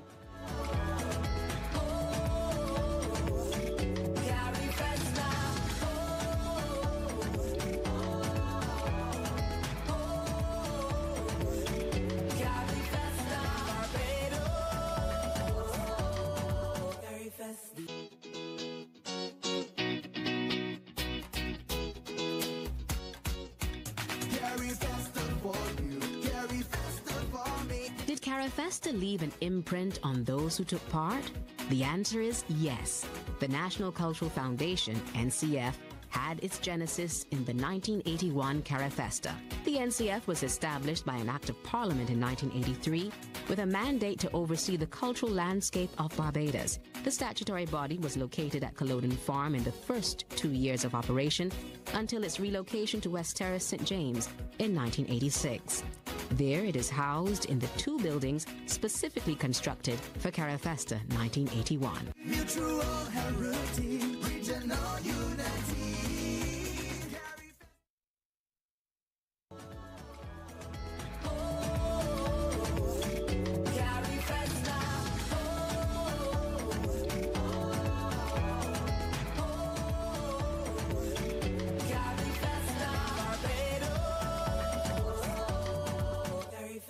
Hi, I'm Richardo Barrett. I'm from the Bahamas, and this is our visual arts booth. So at this booth, you could see all Bahamian art. We also have local products. We also have catalogs from Bahamian artists, master artists, and we hope you come down to the Carifesta Grand Market.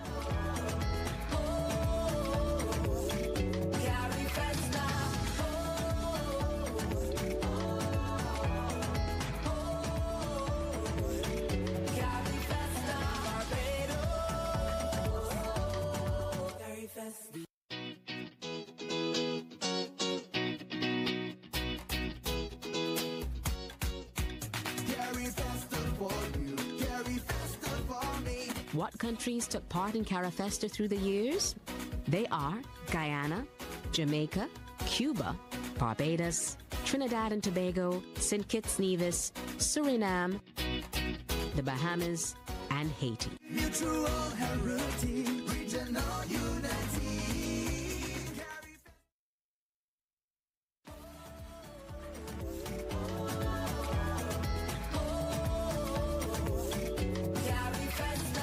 Hello, my name is Sukhdev Sanchara, and I'm representing Amerindian Handicraft here at Carifesta, and I'm from Guyana. We have a lot of stuff on display, as you can see here, handicraft items. They're all handcrafted by our native Amerindians. All the different tribes would have put together their effort, and you have seen products from all of them, the hand pieces you're seeing here. And we have all our products are made from our natural resources back home. Our straws and vines which are used here, they're all naturally grown. They're grown right in our backyards right in Guyana. Yeah, we have stuff ranging from TV series straw to spire to nibi, bamboo, mokru, pufa, vines, everything, just name it. I'm excited to be here at Carifesta here in Barbados, and I want to share this moment and these few days with the people of Barbados and all our visitors from other parts of the world. It's always a pleasure of mine to present the Amerindians to the world, and this is one such forum I get to do that. And I didn't get to come at the Carifesta, the last Carifesta. I wasn't able to secure a space, so this is the first time I'm doing Carifesta here. So it's interesting to see where all of this is going, but I'm having so much fun so far. I had some interesting conversations with persons visiting the booth as of yesterday up until today, and I can't wait to see what's going to happen until the end.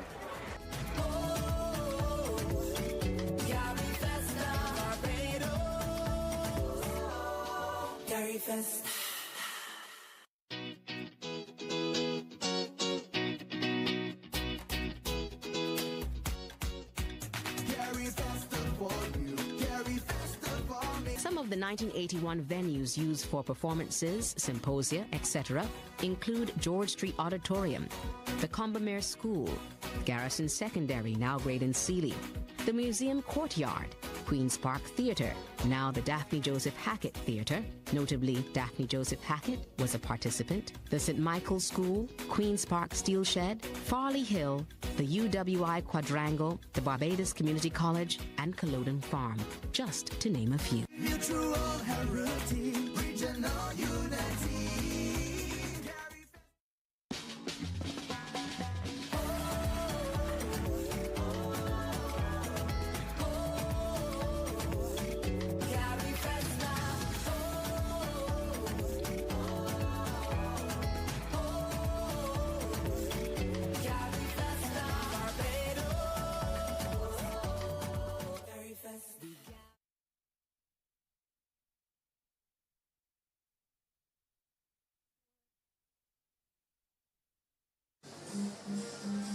Good day and welcome to Carifesta 15, broadcasting in beautiful Barbados. We are here at the Grand Market, the sights, the sounds, it's just splendid. And I'm joined here in the Grand Market with two names that you should know.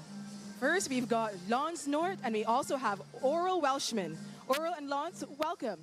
Thank you so much. Thank you. It's been a pleasure having them here. So these are their designs from your house. What is the name of your fashion brand? Laramide Designs. Laramide Designs. So Laramide Designs is not just for models, it's not just for fashion. They also have a theater where they do Black History Month productions and all different types of theatrical productions. Yes, we're involved in musical theater. Absolutely. So what collection do you have here with us today? It's a black and white peekaboo pin collection. The black and white peekaboo pin collection. Oh, there are lots of peekaboos here, as you can see. Lance, how did you guys get to work together?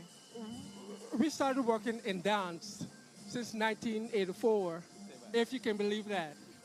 You don't look it. Yes. So, but formally, it was in 2014 that Oral came to New York and met me. We reached up again and we started Laramide Musical Theater, and it went from there. Theater, fashion, and so on.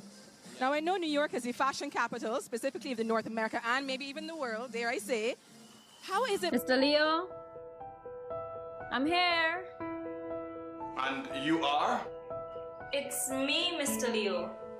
Lynn, I come here every day to see you. Leo, what happened to you? Me? Is you that watching Miss Strange? Sometimes people sick, but you don't know. Some days he doesn't even recognize me. He's becoming more than a handful. Maybe it's time he went into a home. Look, I'm not an invalid, you know. Look what you've done.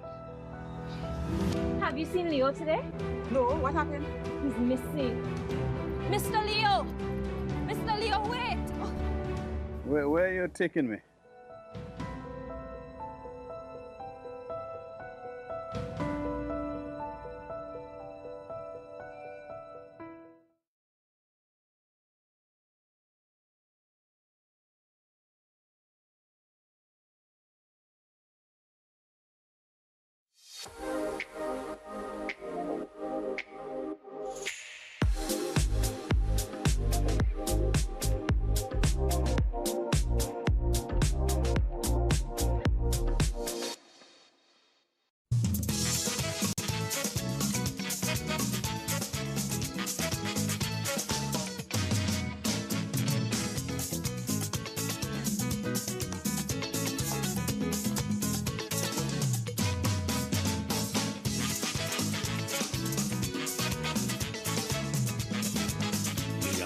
In the years of the Caribbean. Caravision.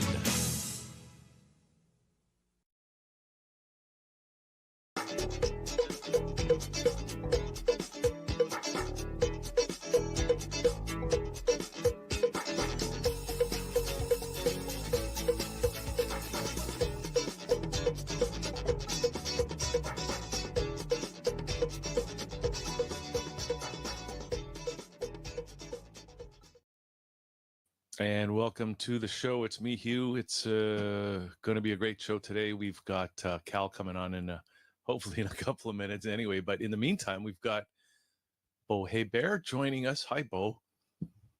Hey, Hugh. How are you? I'm good. So we were just talking about the about your last name, right? Well, first of all, where are you from? Well, I was born in northern New York, not upstate New York, but northern New York. I was born actually on the St. Lawrence River, just on the other side of Ontario. Well, you probably have French Canadian ancestry. I do. I'm guessing it's because you have a French last name. I'm going to bring Cal on. Cal's with us here now. Hi, Cal. Hi, how are you? Great. We're just getting Bo's genealogy here. Oh boy. Just he's got French Canadian ancestry.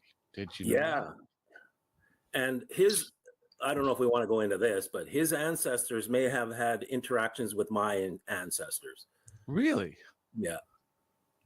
Well, that's pretty interesting. My father traced my father's line back to two French settlers, originally French settlers, named Antoine and Etienne Hébert.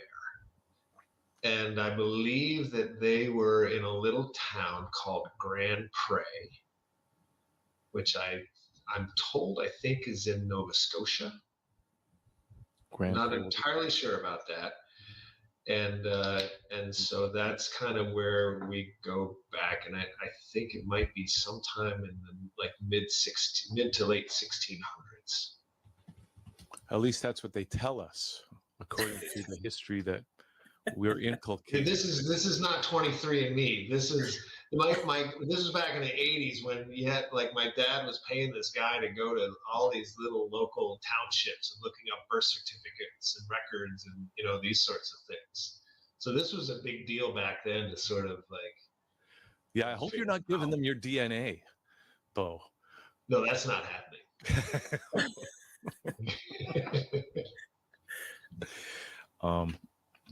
So how did your ancestors interact? I don't know if we want to go into that. Well, my ancestors came to North America on slave ships, and some of Bo's ancestors may have been on those slave ships. So that's my other side of the family. I'm told. So my Scottish side of the family is McClellan, who also lived in Canada. So we're like Scottish Canadian. And this not too far from Kingston, Ontario. And they and I'm told that they were in the slave trade, you know, way back when. And so. But there wasn't a lot of that going on in, like, Kingston, Ontario. No, I don't. This is like my grandfather, my great grandfather. Oh, okay. Well, all right. Well, that's interesting. But what really, but Bo, so the thing is, because you mentioned you're a Seinfeld aficionado, I guess, right? Or fan or something. I thought I was, but then you mentioned something about the Hébert, and now I'm sort of, I'm not so sure anymore. There's a segment where George is going, you know, he's going, it's funny about, you know, you put an R in there, it's Herbert, no R, Hébert. Right? I swear that I knew every Seinfeld episode that I'd ever come out. Yeah, I can't believe that I've never seen that one. Well, maybe it's a Mandela effect, but oh no!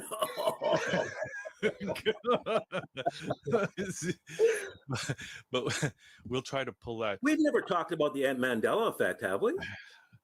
Not in this timeline. I didn't. Yeah. What is the Mandela effect again?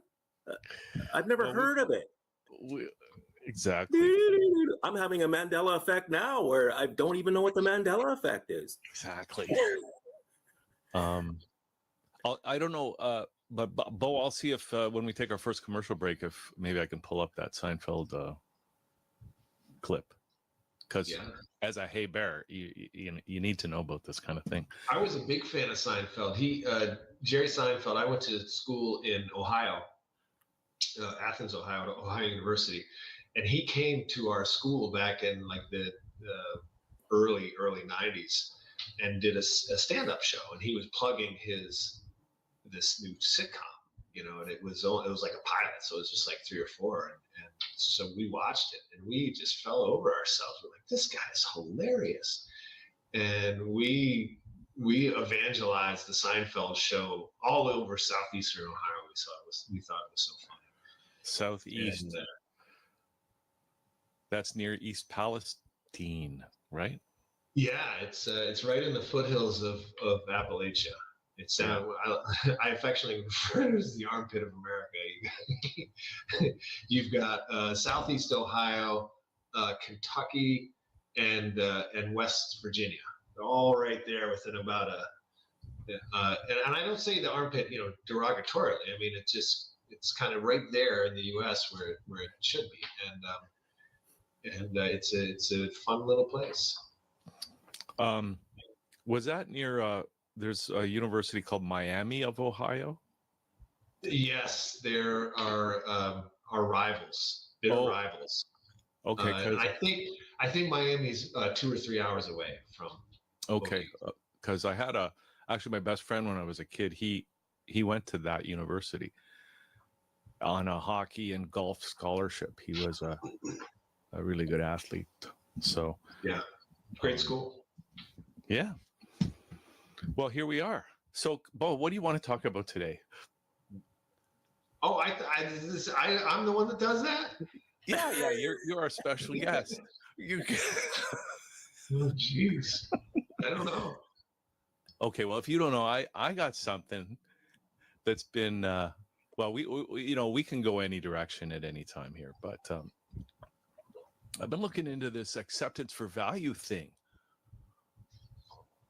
Now, Cal, I know you know at least a little bit about that.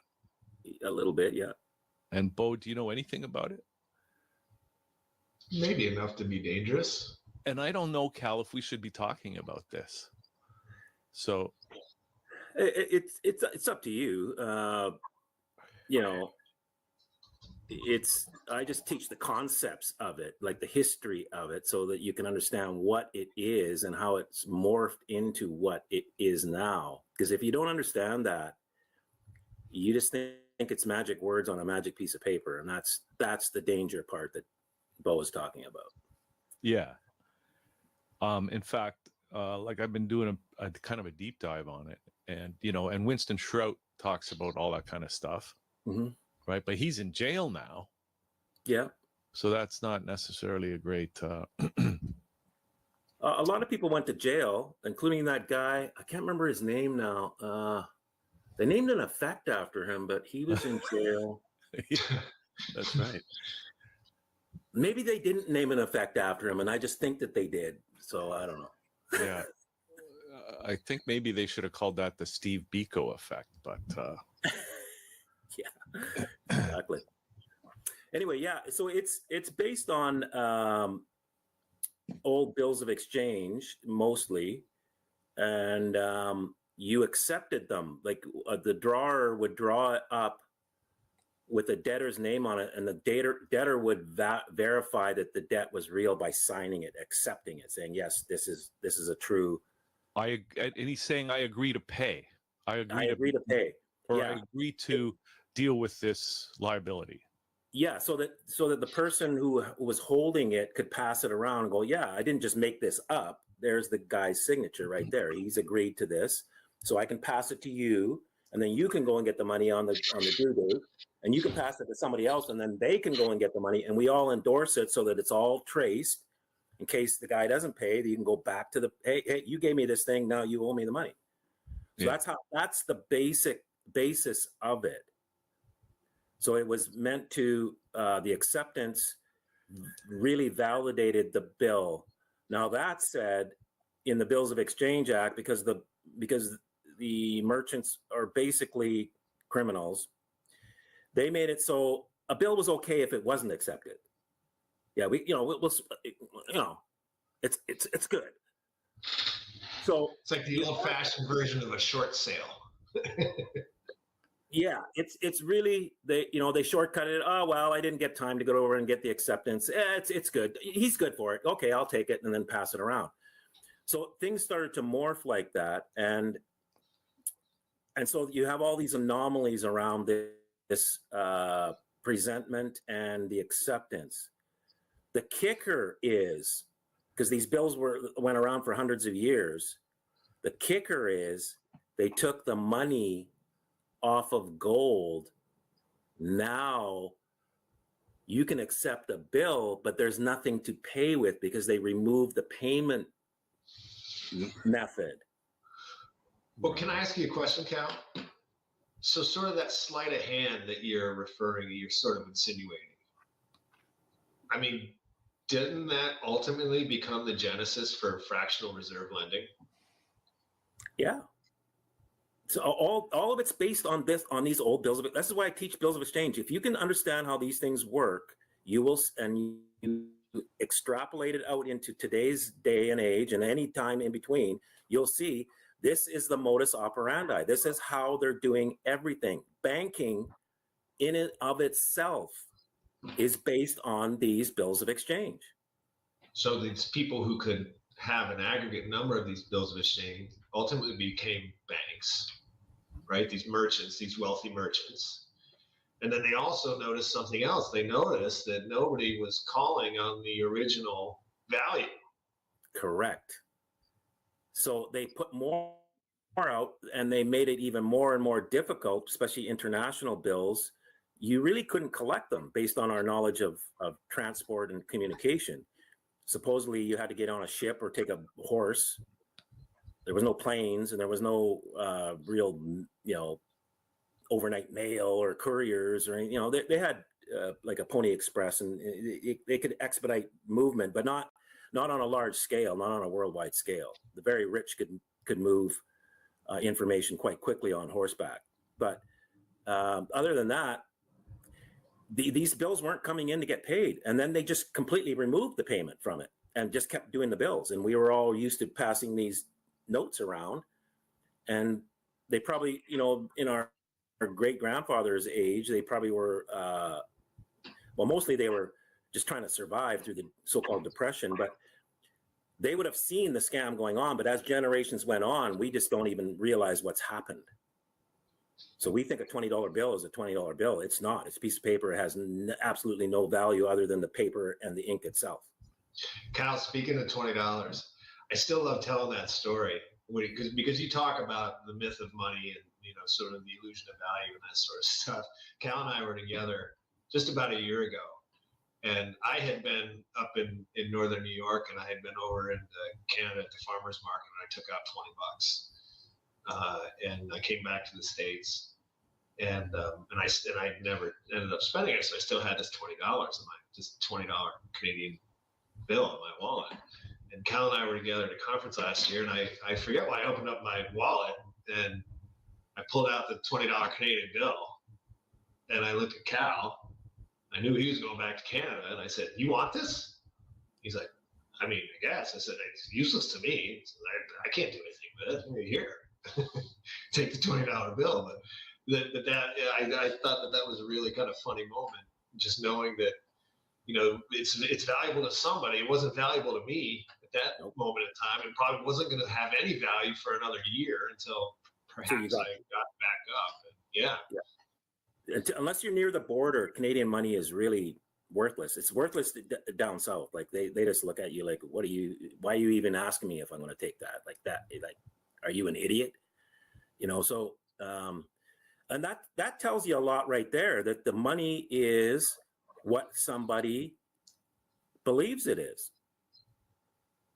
It's all a belief system. So, and the bills of exchange were based on that, and we started to believe in them. The other, people that weren't merchants.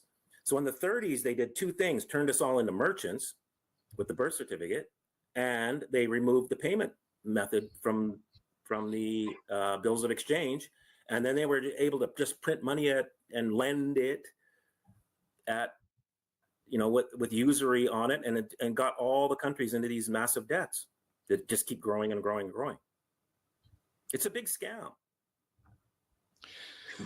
So one of the things that I'm hearing is that, like in 1933, when that happened, right, where basically the U.S. and I don't know if Canada too, but went bankrupt, and so we're all under this bankruptcy law, and that's what all this is functioning within the bankruptcy. Well, you can look at it that way. I look at it like more simple. What they did is they crashed the stock market and simultaneously pulled the cash out of circulation. Yeah. We think it's the stock market that caused the depression. It wasn't. No. We've had worse corrections than that, the 1929. For sure. Right. It was a huge liquidity crisis, which, basically stopped the economy. Nothing could move because nobody had any pieces of paper to pass around, and whoever had gold, so they made it illegal to transact in gold, confiscated the gold, and said everything is now legal tender. Well, so did they pull the asset-backed cash out of the system at that time, and then also confiscated the gold? Well, the asset-backed cash is based by date. So anything in Canada, 1935 and back is still redeemable in gold today. Right. But after 1935, none of that is redeemable in gold. It's complete fiat paper. So they had to honor what was already out there, and they wrote it whatever was already printed, not even issued. So if they had it in there, wherever they store all that paper money, if it was dated before there's a certain date in 1935, all those bills are prior to that are still redeemable in gold. All bills after that are not. So up until that point in time, you could have taken any of those bills. Yep. You could have taken it to a bank or merchant or an approved merchant and said, I want this in gold or silver. Yep. I'm not sure about every bank, but at least the central banks and the treasury, and basically the money had gold backed by it, whether they actually had it or not. Because these guys cheat. We all think that everything's on the up and up, but it's not. It's just not. And you got to get that out of your head. These are criminals, and we think that they're honorable, and they're not. And so they probably didn't have enough gold anyway. But regardless, the notes were redeemable in gold up until 1935 in Canada, and I think around the same in the United States. So, if we look at, and we've talked about this before, the letter by Edward Mandell House, right, where he talks, he was the advisor behind Wilson. Yeah, President Wilson. So he was saying in that letter, this is the only way to finance, the public works and all that stuff. And it's basically a system where all that is guaranteed by the labor of the people.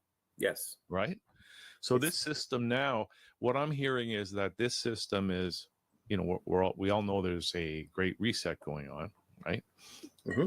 So they're planning on resetting that system to a different kind of system where no longer will it be backed by the labor of the people, but it'll be backed by the resources in the ground.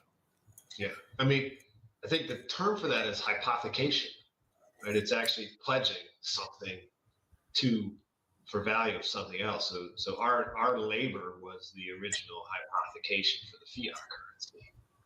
So this is and this goes along with things like, and this is why, for example, people like Bill Gates are buying up all the farmland, right? Because it's those physical resources that are going to be backing the new system when that reset actually gets triggered.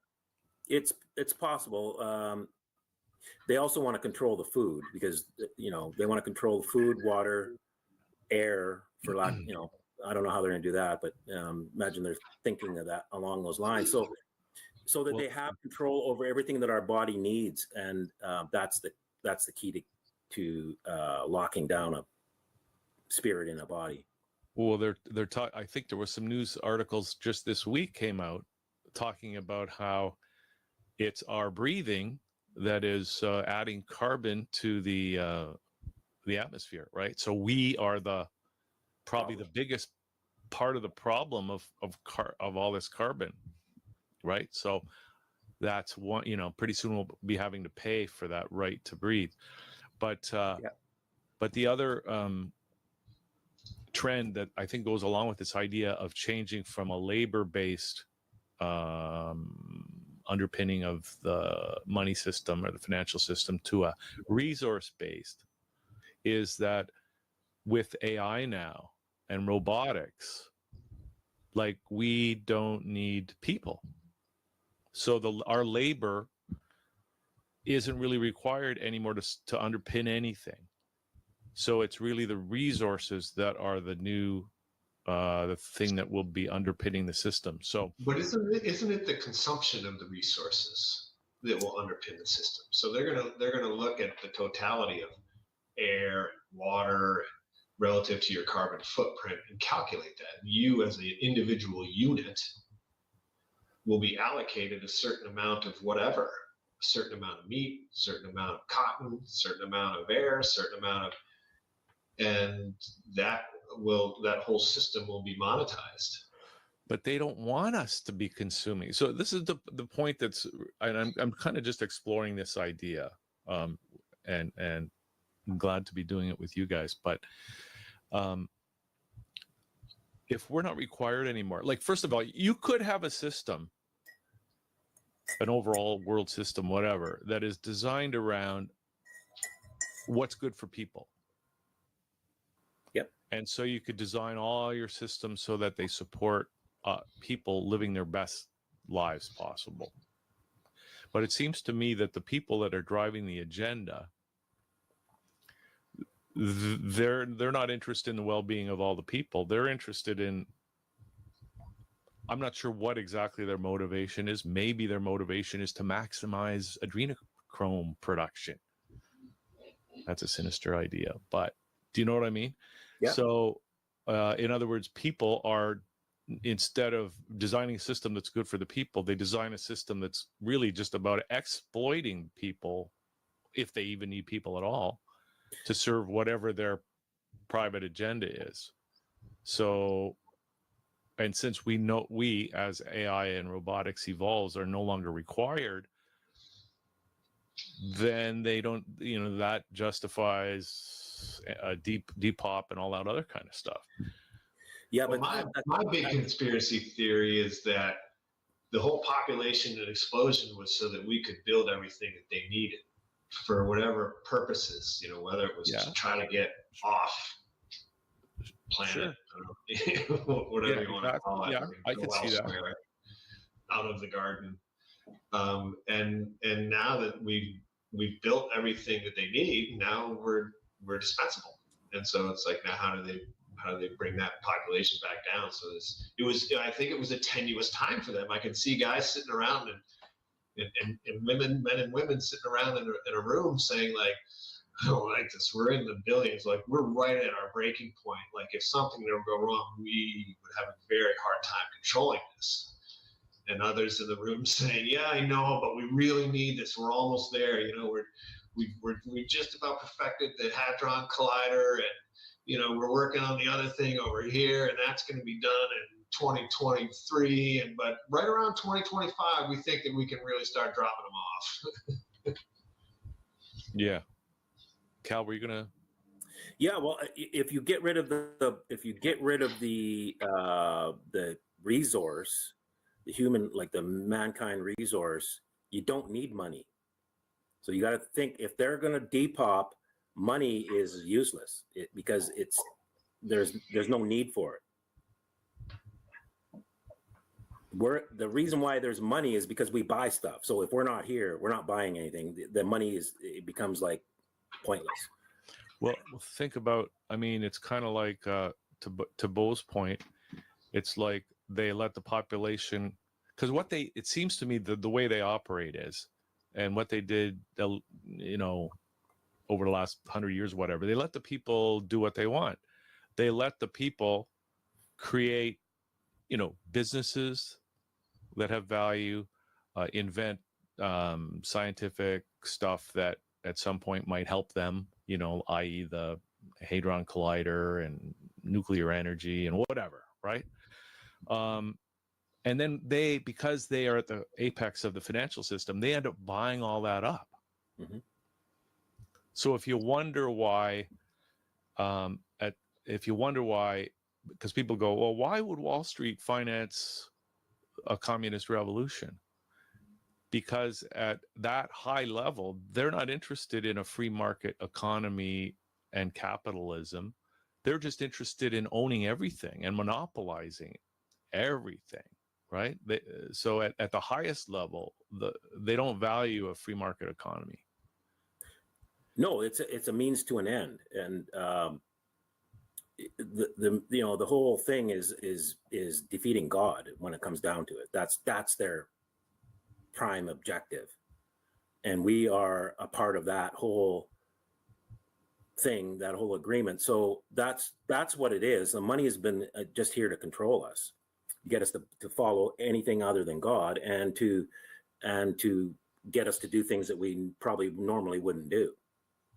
And it's coming to an end. They want to reset it to some kind of digital thing that we will still think of it in terms of some kind of monetary value system, but it'll be a social credit system, and you'll just get what you get, and that's it. And if you don't follow the rules, you won't get that. So that'll be it. It won't. I don't think it'll be a lot of transacting unless there's a black market that comes up or some other alternative. Which is why InPower is here. We're creating the alternative before they do the reset, and then they're standing there holding a bag full of dead fish. Exactly. Okay, so inpowermovement.com, that's the website for people if they want to go and check that out. And I should say that, Bo, you're a part of this InPower movement, right? Yeah, I'm on the board. That's fantastic. Okay, listen, let's take our little first break of the show, and then we'll come back, and I'm going to get that Seinfeld clip lined up, Bo. So I can't wait. It's going to be awesome. So we'll be right back right after this. Welcome to the Intra-African Trade Fair 2025, the gateway to abundant opportunity, the platform for more, access to a continent with more makers and creators, more technology and manufacturing capabilities, more innovators and collaborators, more information and knowledge, a continent of opportunities for business in more markets, and resources that accelerate progress and create space for more infrastructure, connectivity, and networking. More creativity, production, and more deals for the people. Afrexim Bank, in collaboration with the African Union Commission and the AFCFTA Secretariat, brings you the 4th Intra-African Trade Fair, hosted by the People's Democratic Republic of Algeria. Over 2,000 exhibitors, 35,000 plus attendees, 140 plus countries, $44 billion in trade and investment opportunities. Register now and enter the gateway to new opportunities. In a country where music sweetens the ear, and every brushstroke, every rhythm, every word tells a story, the region's premier arts festival comes alive in Barbados from August 22nd to August 31st. It's a celebration of us, our stories, our fire, our rhythm. A celebration of who we are through dance, theater, film, song, and soul. Come feel the heartbeat of a region right here in Barbados. Carifesta 15, Barbados, August 22nd to 31st. Caribbean Roots, Global Excellence. Coming up, the best of Barbados and more at Carifesta 15. International interns enjoy breakthrough opportunities. History with a side of salsa. Yes, we're in San Juan. Community programs in Dominica receive a major boost. The home base with all you can ask for. It's all next on this station. It's fatally hypnotizing me. You got me spiraling. This is really nice. Did you write this? Yes. Oh, wait, you did? I did. Fun fact, I always thought that I could not write. I could ask Jeremy. We were in here having a very hard time because I was just so shy to share what I didn't read right. His name is Jesus. Name above all names. His name is Jesus. Guide me, and that is all that matters. You never leave me. So far, me and Jesus never say far. Real true friend closer than any brother. Now Before the organized government-owned public transportation system, quite a number of individuals operated private bus companies that provided the needed transportation for the people of these communities. The well-known Mrs. Rock service in this community of Erie Court. This rock was built in Andros, and she was saying buses not in her car. You could say Hennedy. Tired of using the same kind of canvas all the time? Do you love fabric, bead paint, ribbon? Tired of going out every other day to buy a new canvas? Do you have a sewing machine that never gets any use? Well, we have the answer. The solution to all of your canvas-based problems. The Canvas is the new generation canvases. With its removable cotton surface, feel free to redo your artwork as many times as you need to, with as much different media as you like. Hi, I'm Annie.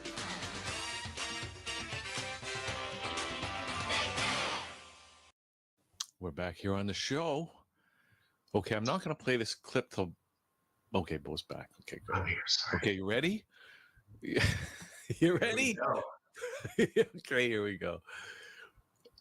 Uh-huh. I like Anna Quinlan's column. And Sapphire. Don't you like Sapphire? Sapphire.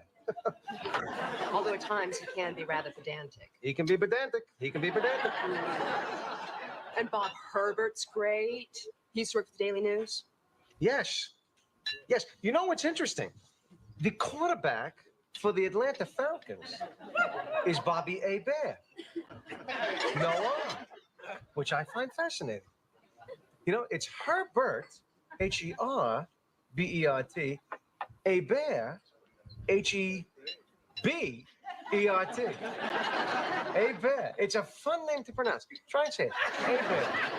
Go ahead, take a shot. A Bear. All right, now. Thank you. I got it. Oh, no. I'd like to take... Right? Okay. Oops.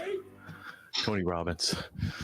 What do you think? I have to say, like, I don't know if I was a big believer in the Mandela effect, but now that I see this clip here, I have never seen that. And I don't know how I would have. Right? And it's never been mentioned to me by anybody in my family. And we were all big Seinfeld fans. That's hilarious because, like, I remember it. So it's in my timeline. It's been there all along. Wow. But there you go. That's funny. Yeah. So when you want to show your family, just type in Seinfeld, Hey Bear, and it'll come right up. That's our little joke in the family is like, you know, what do you do when you run across a grizzly? You drop and play dead, right? What do you do when you see a black bear? Hey, bear. Does that work? Because black bears can be dangerous too. Yeah, but I think it's a little bit different. They can absolutely be dangerous, but you don't turn your back on a black bear. You face them and you make yourself big and you say, apparently you say, hey, bear. Oh, really? Yeah. Don't do that with a grizzly, though.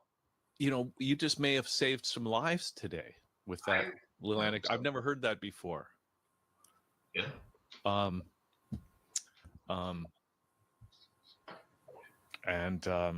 Because we got the black bears in all over Eastern Canada and the U.S., right? So apparently, we've had millions of, well, not millions, but thousands of people on the show, including this animal communicator who now lives in Quebec. But she says that bears, because she talks to the animals, right? And she says that bears are like really funny, like they're always joking around with each other and they're quite good natured, right? So we have perhaps but now you got the grizzly bears out west though, Cal, right? Yes. Yeah. No, you don't see them. You don't see them though. Not. They don't strike me as good natured. Funny. Not a grizzly bear. No. They're quite large. They're large. I've never seen one live because they don't really come down anywhere near civilization. Like you have to be pretty out there to see a grizzly bear. So I remember one time I was in Roberts Creek or near Roberts Creek on the Sunshine Coast in BC, and out on this farm, and all of a sudden there was this huge commotion in the woods, just off, and the dog went crazy and went chasing after it and barking, but it was either a big bear or it was maybe a Sasquatch even.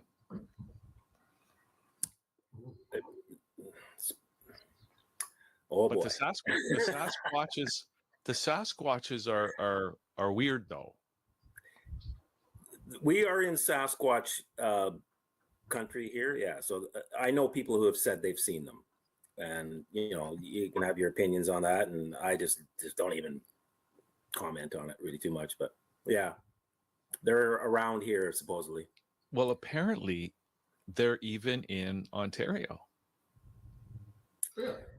And so Bo, they could be in northern New York State too. I wouldn't doubt it. I think, northern New York State, I would be more apt to see a Yeti up there. It gets so gosh darn cold in the wintertime, but maybe it's the cousin too. What's interesting about that concept, Bo, is that the best part of New York State is better than the worst part of New York State in terms of the weather and the temperature is still better than the best part of Ontario. That's just I get laughing because I lived in Michigan for a while, and I was talking to a friend who had a Canadian girlfriend, and we were having dinner together. And I said, "Yeah, I know. I live. So, where are you coming from?" "Oh, we drive over. I come through Toronto. We cross over at Windsor to get here. And when we drive through," and she said, "Oh, you're down. You mean down south?" And I'm like, "What are you talking about?" And she's like, "Oh, they're down south, down by Windsor." She's like, "That's the South. That's southern Canada." Yeah, that's the warm, the hot. Yeah, it's as warm as it gets for you guys. Yeah. No, we live in the warmest climate. True, you do. Well, okay. Cal, but it doesn't get as hot there. Oh, actually, it does. No. Actually, Lillooet is the hottest spot in Canada, so it's in BC. No, we used to think that. Yeah, that's true. Because we used to think that because BC's on the coast, it's moderate. So it's moderate in the winter, doesn't get too cold, and it's moderate in the summer, doesn't get too warm.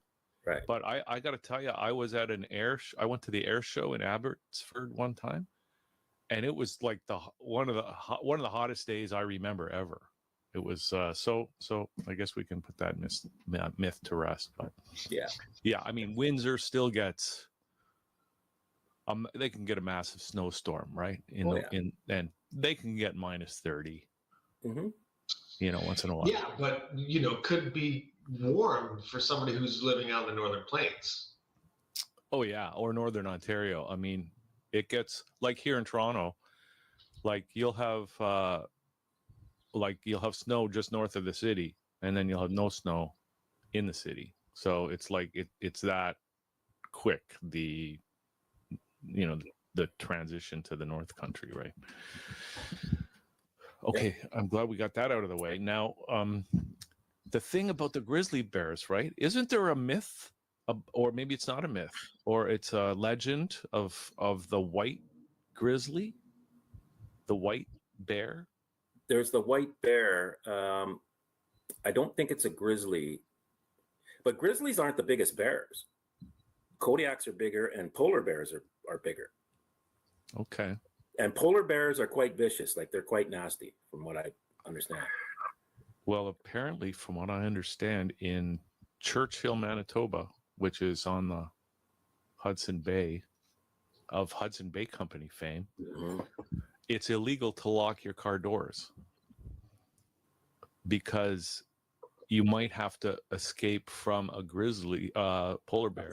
And so the law is everybody got to leave their car doors unlocked, because if you have to, you can run into the nearest car and escape from a polar bear if you have to.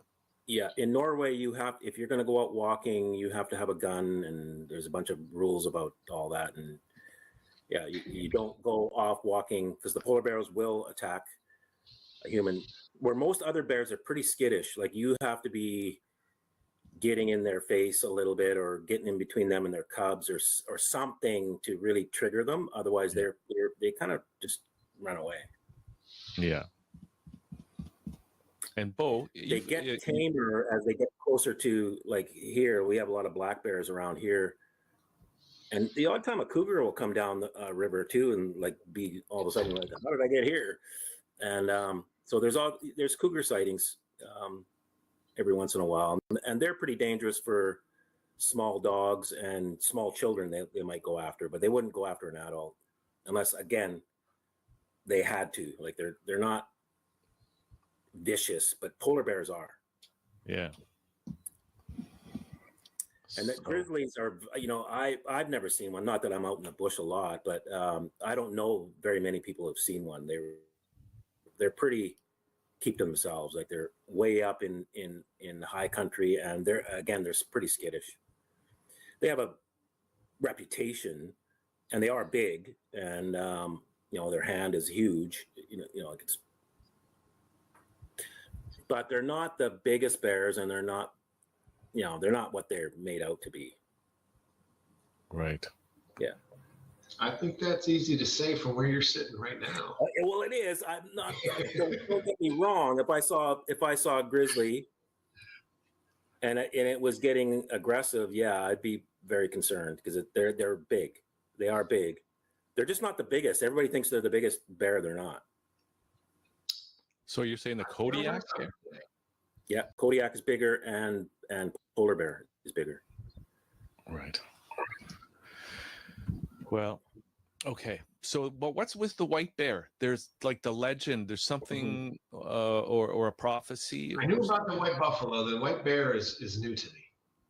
No, the white bear is up here, and people have taken pictures of them. They're very rare. Like they exist, but there's some kind of a lot of mythology goes with them and prophecies and a lot of stuff like that. But they do exist.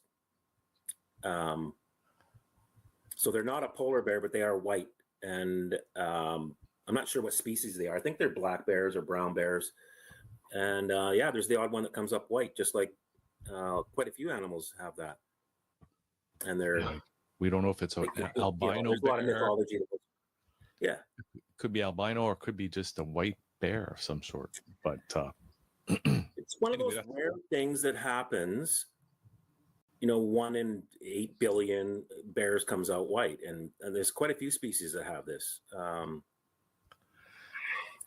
Anyway, well, and not just bears. I mean, and not just white. I mean, in Israel, they're waiting for the red heifer. Yeah. Right. Which apparently they found. They got a whole bunch of red heifers now. Could explain what's going on over there.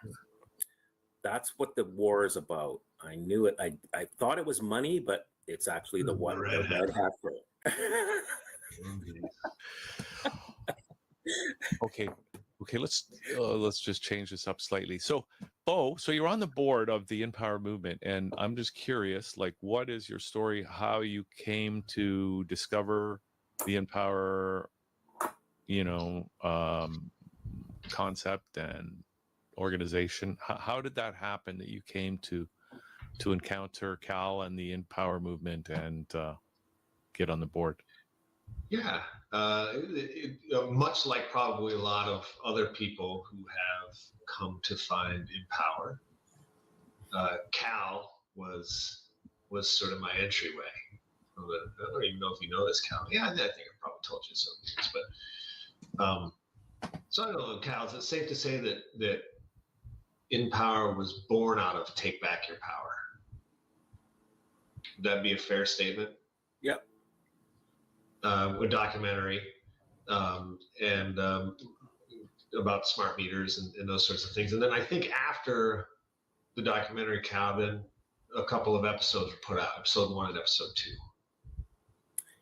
Well, Josh was showing the movie, and but they were doing theater,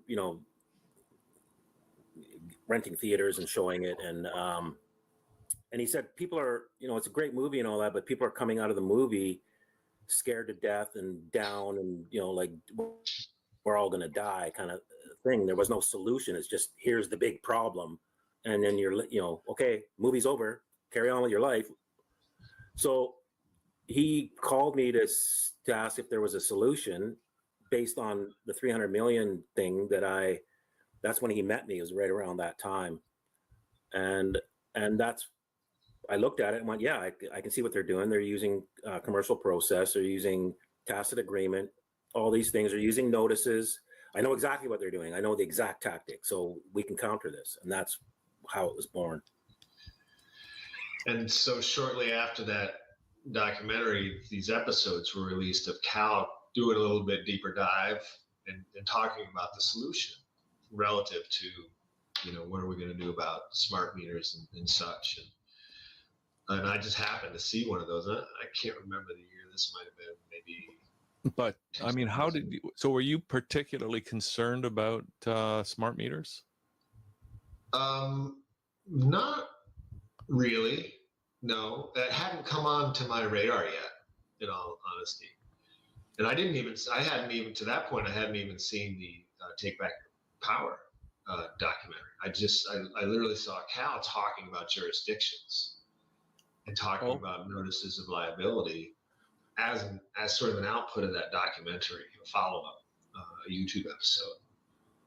But I was driving into work one morning, and I'd get kind of videos going in my car and just drive and really just listen. I had probably like a 45-minute or an hour-long commute, so I was listening to Cal, and just really struck me in a very big way, in which, I mean, I can just only, that kind of is in a spirit way, like Holy Spirit was kind of all over me. And so I pulled over and I reached out to the movement. And so I had been in technology and digital development and some marketing and working for these big multinational companies and whatnot. And so I just reached out and said, I can see it all. It hit me, but I could see everything that we're doing today and everything that we're going. I kind of saw it all in a bit of a flash. And that's when I reached out and I said, I got to help. Here's kind of my background and some things that I think I might be able to. And so let me know. One thing led to another, and got in touch ultimately with Cal and with other members, and I guess the rest is kind of history.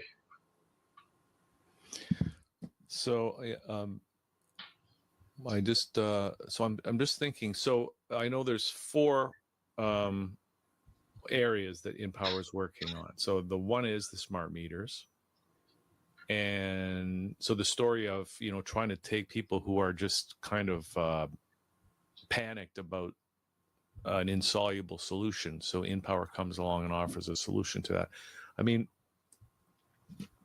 I don't know if there's been, like, let's talk about geoengineering for a minute. I mean, if you, there's Dane Wigington from Geoengineering Watch.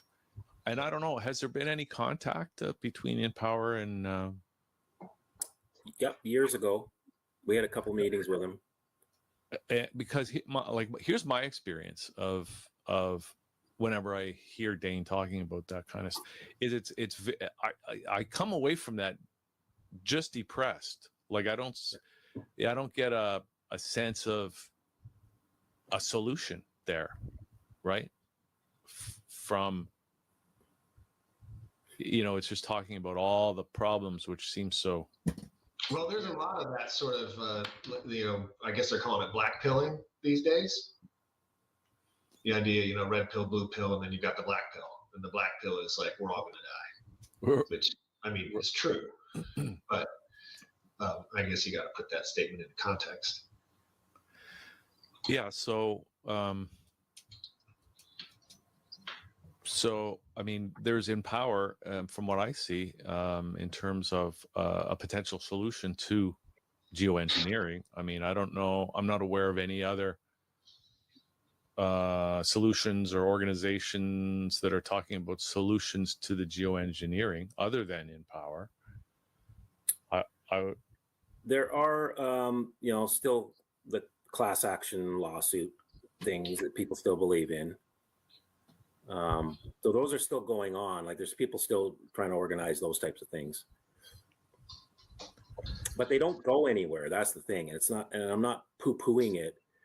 Well, I am poo-pooing it only because I've just watched this for years, and zero have won. There's not one class action lawsuit has been victorious, and I'll tell you why, because not one was heard. But yet people don't know this, and they just keep doing it over in different areas and spend hundreds of thousands of dollars on these lawsuits that don't even get in the door of the court, or they get in the door, but they're kicked right back out. And interestingly, I think, Callie, this has come up sort of in passing. We haven't really talked about it. But Tennessee, I think the state Senate just passed a bill banning geoengineering. Yep.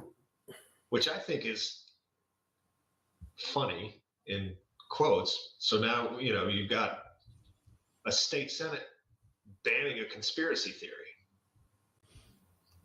which a lot of people will say still doesn't exist. Well, they're admitting to it now. If you even just looked a little bit, they're not trying to pretend like it's not happening. There's way too much evidence, and too many things have been declassified, because this weather modification has been going on since the early 1900s, if not 1800s. It's not. No. Yeah. So you can't pretend like it's not happening. Oh no, that's just contrails. No, they've been spraying for over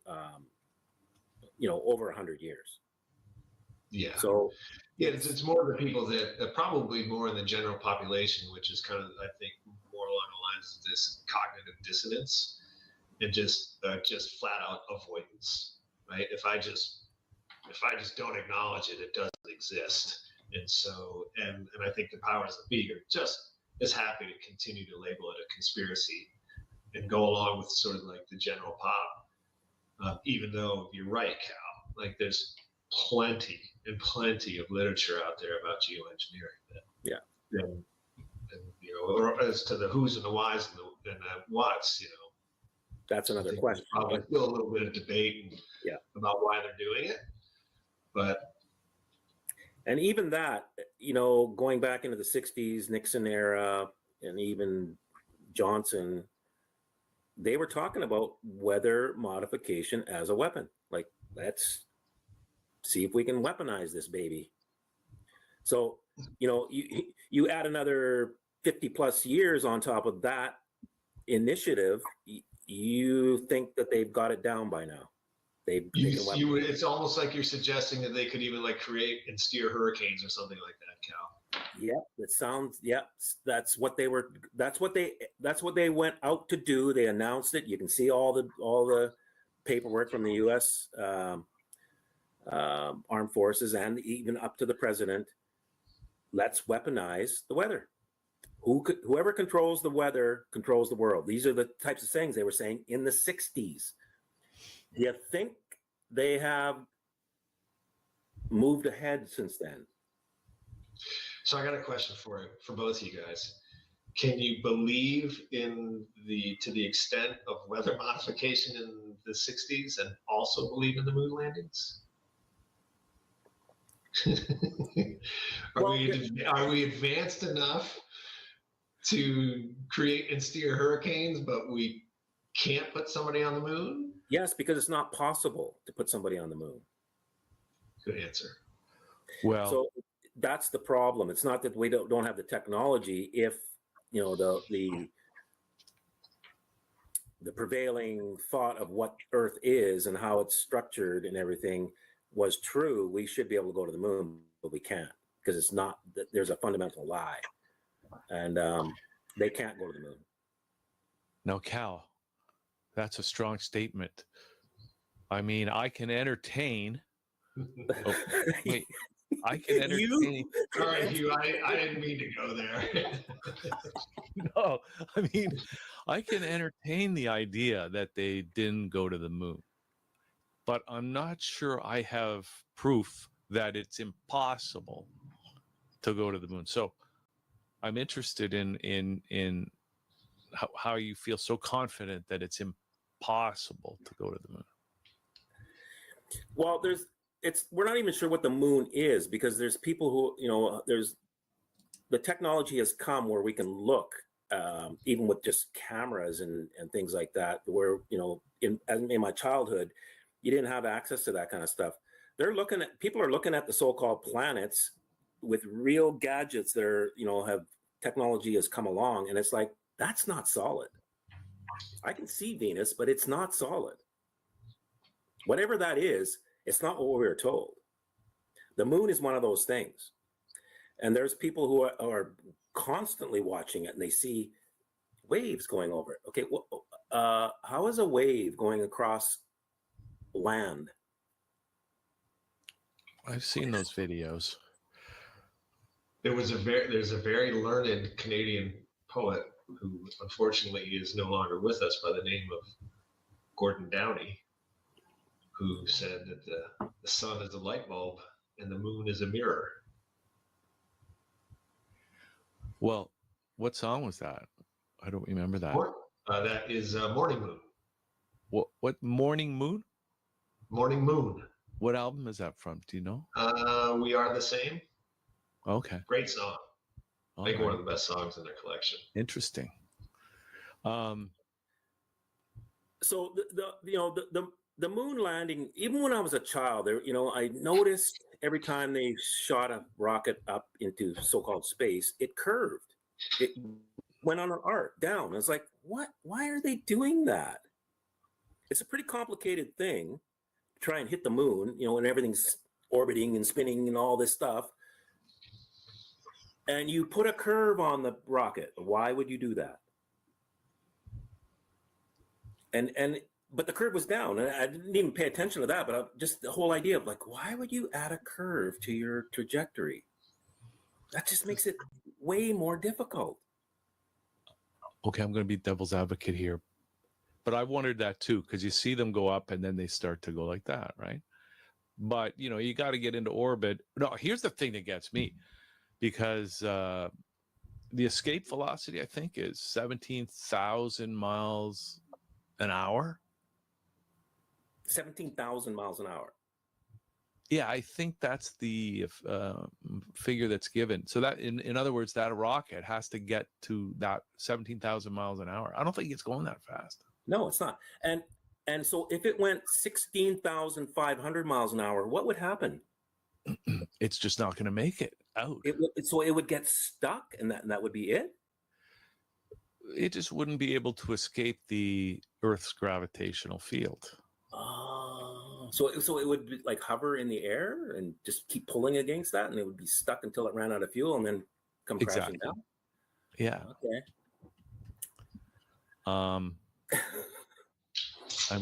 I'm just. And what happens when it pokes through this, because we're in a pressurized system, you can tell, because when you go up higher, the air pressures are different. You can feel it. Like I can feel it in my own body. Yeah. So we're in a pressurized system of some kind. What happens when you poke through that? I don't know. Then you're in space. Yeah, but what happens to the pressure when the whatever's containing that is breached? Like when you pop. Well, if you were to take an airplane example, it would become depressurized. Mm-hmm. The air would escape, right? Yeah, and you wouldn't have to worry about it because the oxygen mask will just come down from the compartment above you. But when you're poking through the balloon, even from a pin from the inside of the balloon pokes the balloon, does it not pop, or it doesn't because it's coming from the inside? That's why it doesn't. You can pass through this thing, and then the thing closes up again and keeps all the air in, even though it's pressurized. So a pressurized system has to have boundaries on it. It has to be closed in, otherwise you can't create the pressure. Yeah, but those capsules are sealed. I'm talking about the air around the Earth. There's they're passing through something that's pressurized. There's something containing the air in order to pressurize it. You have to go through that. How do you do it? Yeah. Well, they're going to say the conventional scientists will say that it's the gravity that's keeping the atmosphere in. I mean, yeah, I'm right. Yeah. Okay. So I'm just looking up here. Earth, here it is. This is escape velocity, just for reference. At 9,000 kilometers of altitude, the escape velocity for Earth would be 7.1 kilometers per second. So think about that. Do you really think those rockets are going 7.1 kilometers in a second? No. No, the whole thing is a big farce. And it's all about them trying to escape here, the ones that are against God. And they did it with ancient structures before, which is the Babylon, the story of Tower of Babel. It's telling you what that is. And they're still doing it with the CERN collider and whatever else they're building here in Earth to try and get to the God gene or the God particle or get out of this prison, whatever it is. It's all has that. That's the modus. That's the overarching theme here. They're trapped, and we're trapped with them to a certain degree. The demoniacs are trapped. They're trapped in here until this. They're remanded until this court case is complete, and we're in here to settle the court case. And that's what we're doing at Empower. We're settling this case. We're putting our motion in there. And we want them to be removed or whatever. So this has got to stop. We can't carry on like this. So people thinking that this is just a crazy show talking about the moon landing and other Sasquatches and stuff like that. No, the topic here is really the most important and profound topic that anybody could be talking about at any time throughout history. Yes. So and here's the thing: the framers of the United States. If you read all their documentation and everything that they were talking about at that time, with this as your cognitive bias, it all starts to make sense. Everything makes sense with this cognitive bias is what I'm trying to tell people is like, if you overlie everything that's happening, it all fits this story. Why? So, okay. Which story are we talking about now? I'm getting lost. We're talking about there is a coup to overthrow God. Oh, the perpetrators were arrested, put into a prison, for lack of a better word, until the thing was settled. So we're in a trial. They're remanded until pending the outcome of this trial. And everything they're doing is about either trying to escape this thing or to overthrow God and actually and win this whole thing right from the first agenda. All the money is to get us to follow money instead, and or control us, and or kill us. And that's all money is. It's complete fabrication. It has no real sense here. And that's why Bill Gates is that's why he's buying up land, because he knows the money has no value and it's going to become apparent. So I need to have stuff, and everybody should be following that. Don't leave your money, leave your wealth or your perceived wealth in these liquid forms, like monetary forms. It's going to crash. Get real stuff. It doesn't matter what it is. Get land, get cars, get art, get snare drums, bass guitars. Yeah, guitars are cool. Gold, silver. Gold, silver.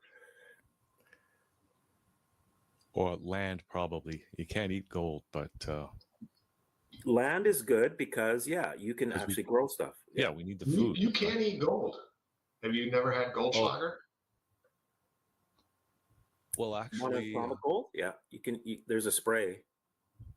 but yeah, well, there's something about that. I mean, I know you're. It sounds like you're sort of joking there, Bo. But there's this idea of monoatomic gold, right? Mm-hmm. That has huge, or colloidal gold that has certain I biological. mean, I was kind of joking, but no, you absolutely can too. You know, it's a nutrient. But I think more than that, maybe more than just a nutrient. Sure. People talk about, you know, having a positive impact on the pineal gland and that sort of thing. Or, you know, colloidal silver will cure, you know, if you're sick in some form. Colloidal silver is good for that. So colloidal gold has all these other sort of more mental, emotional benefits. And the Egyptians used to, I think, bake bread with it or something. There was they found piles of monoatomic gold or something in either Egypt or Mount Sinai or something like that. I don't know if you guys have ever heard about that. No.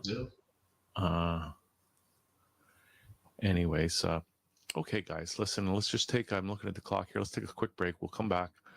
And so much more that we can get into. And people can still go to empowermovement.com and get started if you want to take action on the most important agenda in the world, in all of history. That's what we're talking about. And people can get started on that right now. So we'll be right back after this.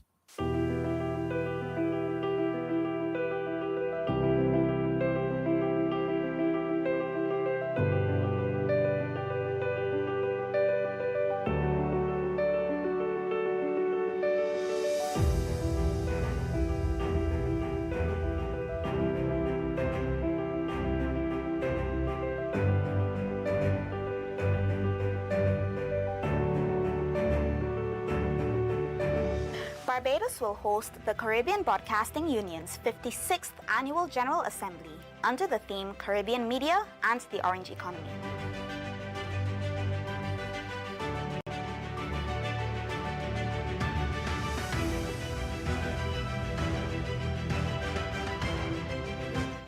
Sessions of the Assembly will be held at the Barbados Hilton Resort from August 18th to 20th.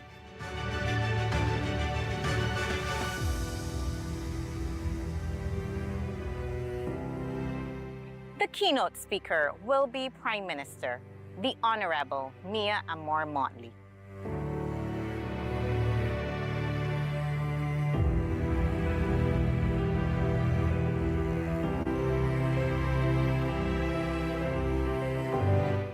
Special travel rates are available for delegates via our air partners, LIAT 2020. We invite you to register for this annual General Assembly by Driving change, connecting futures. The future isn't just coming, we're building it. In smart classrooms, by women leading the charge, by fearless Caribbean startups, with united policies and digital power for all. CTU ICT Week 2025, September 29th to October 3rd, Jamaica Pegasus, Kingston. Be there. Be part of the future. Register now at ctu.int. 20 years old, Sophie transitioned from her job as a waitress to out-earning Hollywood actors and elite athletes. According to social media posts, Sophie Rain earned a total of $43,477,000. I can't even believe this. This places her above sports icons like Lionel Messi and even New York Yankees captain Aaron Judge. Remarkably, even superstar Chilean-American actor Pedro Pascal. Before the organized government-owned public transportation system, quite a number of individuals operated private bus companies that provided the needed transportation for the people of these communities. the well-known Mrs. Rock's service in this community of Erie Court. This rock was dose of dandruff, and she was saying buses not in their car. You could say Kennedy. You are watching Carib Vision.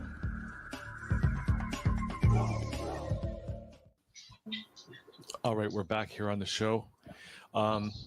And Bo, I just want to say, so we got less than an hour left. So if there's anything you want to bring up and get into, please do. And in the meantime, I love where this conversation's going. I mean, we've covered a lot of ground here, right? Well, we have. I feel like we're just like we were like three guys that had a beer in our hands sitting down in a man cave somewhere. This is exactly how this conversation would go if we were just hanging out. Well, yeah, probably. but don't forget, we're trying to offer value to the viewers. Oh, right. I see. Right? I see. I mean, not that we're not. You know, I would hope we're offering supreme value. In fact, I think we are, because this is, as I mentioned, it's the most important topic that anybody could be talking at any time throughout human history. It's true. Yeah. So along the lines of those structures, if you look up, I haven't looked at this in years, but if you look up the Giza pyramid in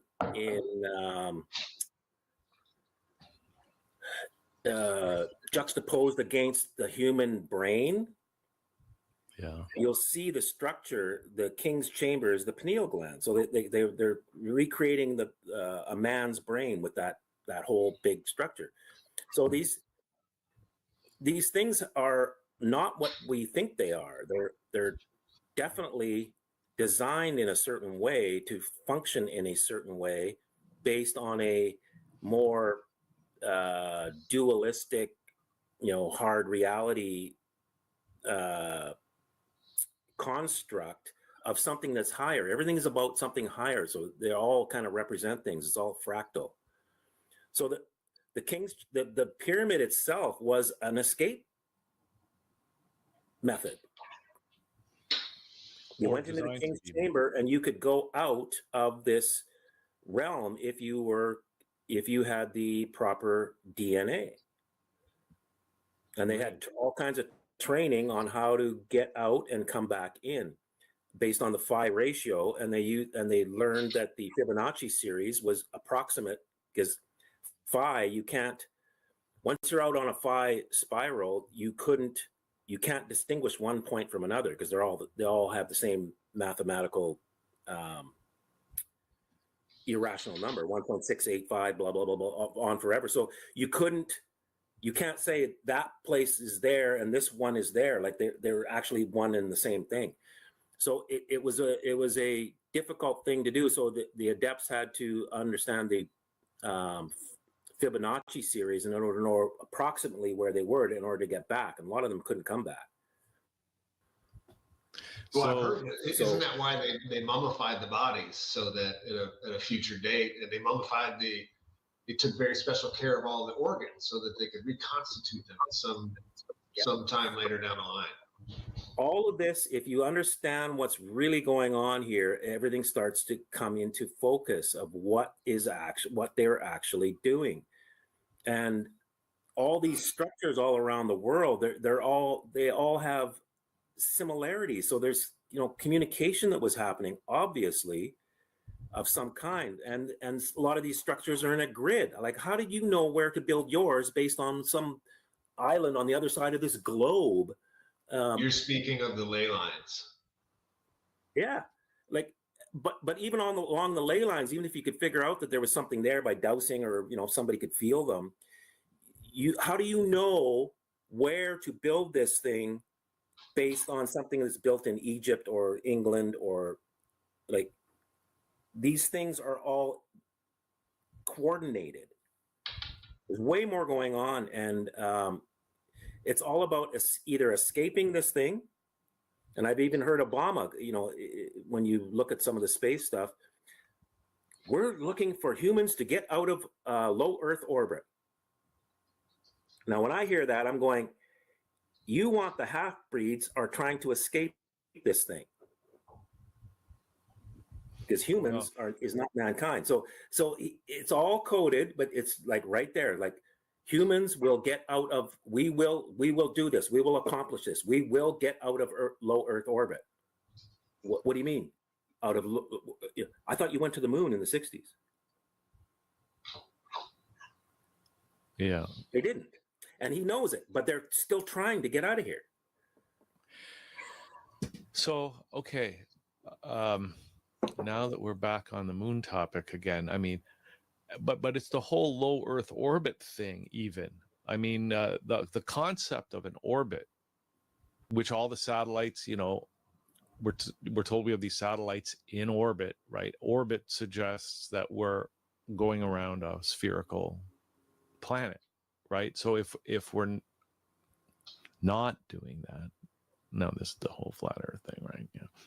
But if we're not doing that, then how are they staying up there? Let me kind of. Here's a good topic that I'm trying to get Cal to turn on to this a little bit. I set up a few videos a while ago, but so there's the whole like, you know, is it a globe, is it flat kind of conversation that's happening right now. What's old is new and whatever, but there's another emerging conversation. It's not flat Earth, and it's called crater Earth. Okay. And the idea is that the moon is a mirror, and you can actually map the Earth by looking at the moon. I've heard that. And if there's some videos out there, and you can see land masses. So the darks, it would almost think of the moon as an X-ray. And, you know, when you look at an X-ray of the human body, the light areas are the bone, the dark areas are flesh and organs, and, you know, there's different contours, right? And it's similarly so it's claimed that these areas on the moon are kind of an X-ray of the Earth. But that it's actually kind of got three different resolution points. There's a near and kind of a mid and a far, and because of the way that the moon sort of phases across the Earth. And it can be a little disorienting, but if you kind of know what you're doing, you can really map the Earth out itself, and that what we're actually in is a crater, and the crater is the garden. And the crater maps to one of the, you know, that supposedly is the Earth that we live in. And this is not to say that the Earth is not round or a globe, and it could be, but if it were to be under the crater Earth, it would make the Earth as a globe that is far, far larger than anybody were to suppose or imagine. And so what you're actually, when you talk about sort of the globe model or the flat Earth model, the circumference and those sorts of things, it's actually the dimensions of the crater within the larger landscape. And that when NASA actually goes to these other quote unquote planets, which I find very interesting, planets, right? Really, it's kind of another way of saying they're going to different planes. That these are just like Mars and others are other craters that are relatively near to us. So it's a little bit of an extension of the flat Earth, in that, you know, you would say that there's no such thing as planets or anything like that, but it's a little bit different too, of a twist to say that they're out there. And it gets even crazier if you look at the layout of Walt Disney World. This is where it gets fun. And the different areas and sections of Epcot and Walt Disney World and so on and so forth, that it actually maps to what we'll call it the near vicinity crater Earth would look like if you were now to kind of look up at the moon and kind of do those mappings, and you look at how Walt Disney laid out Disney World. And I think it's pretty clear that Walt was a 33rd degree Mason. I think that's pretty relatively common knowledge. And that, and then a lot of these excursions, some of the space shuttle excursions and some of these other things, are actually going out to these other craters, and in their minds also explains why spaceships go like this instead of like this.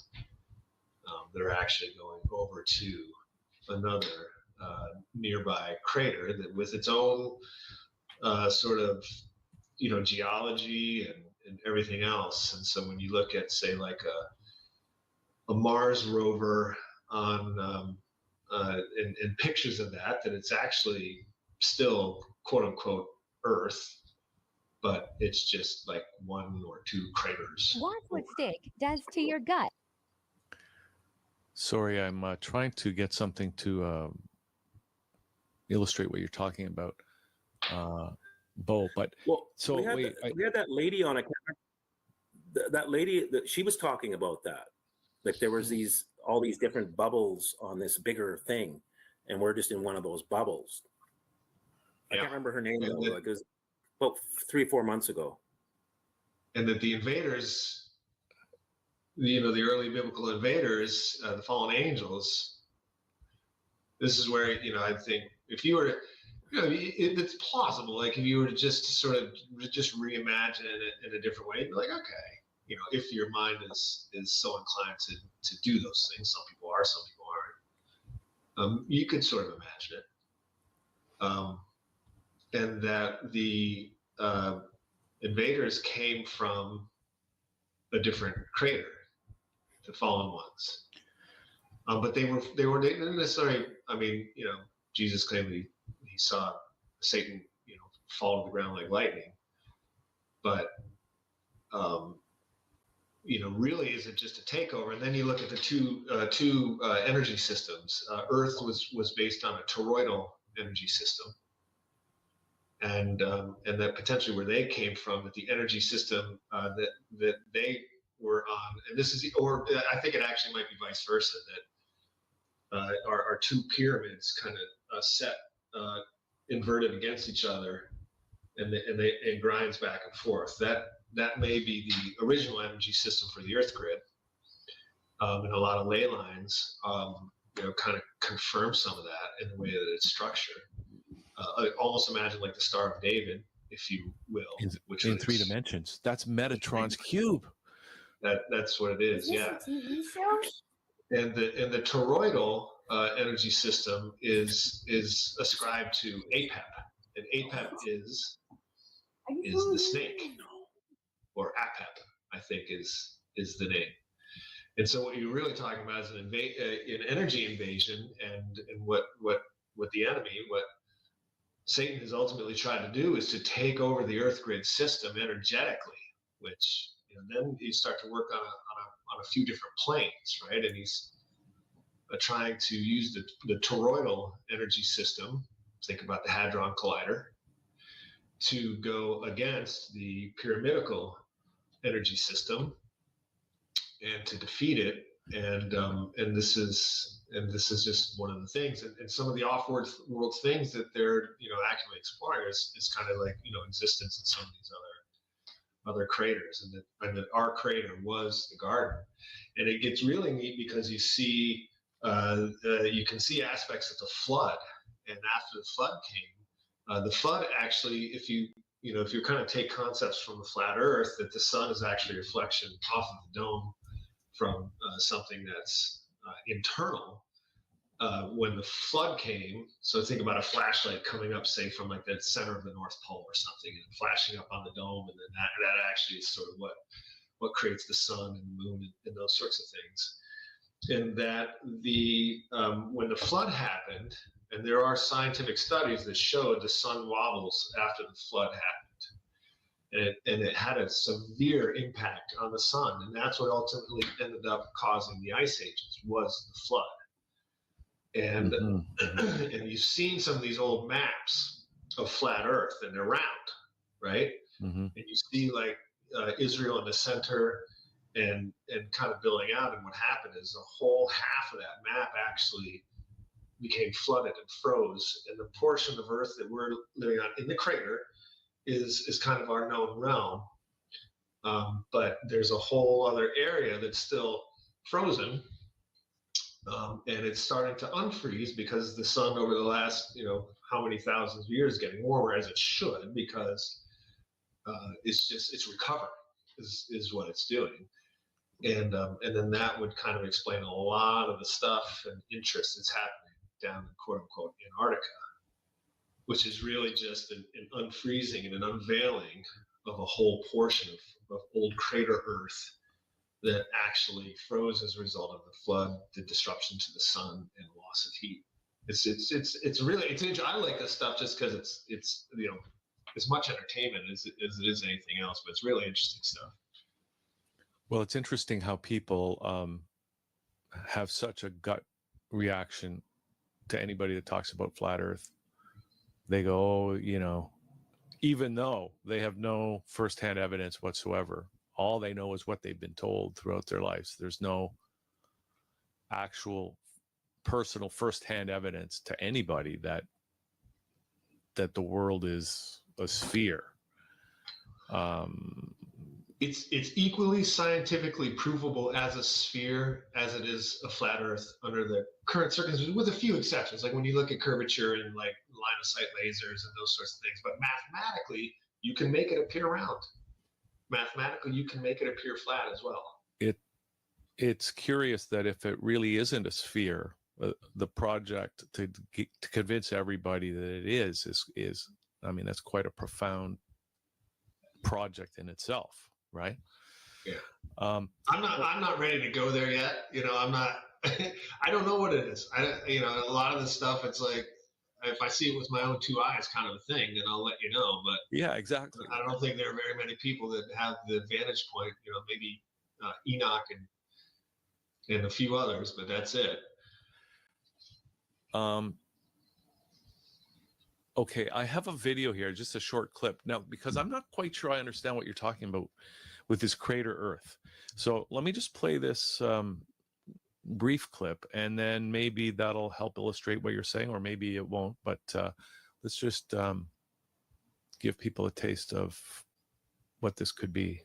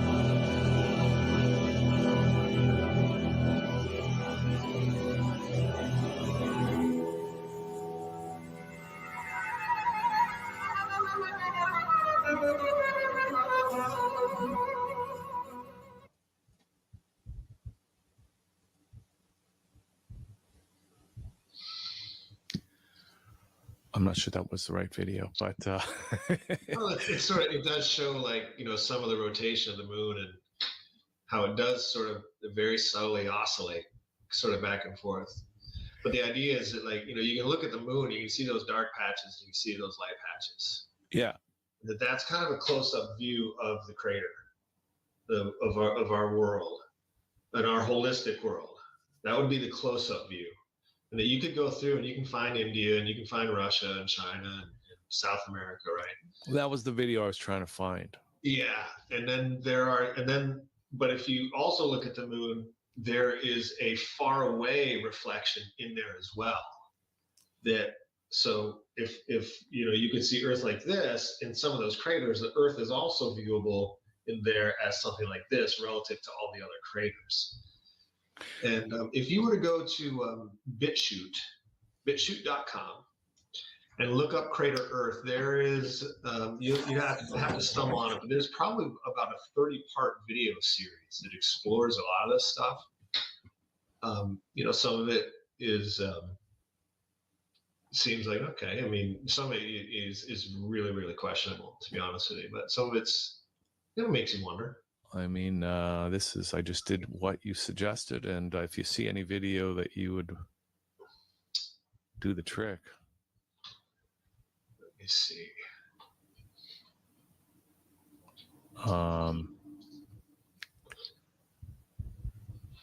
But the thing that I saw was that it was that the moon is and this is kind of what you're talking about. It's a map of the Earth, and yes, you can see the different continents. If you know, once you understand what you're looking at, but it was also what I saw was that it was also showing continents beyond, say, you know, the ice wall or beyond the limits of our Earth that we know. Is that kind of what you're talking about? Is that what the other craters are?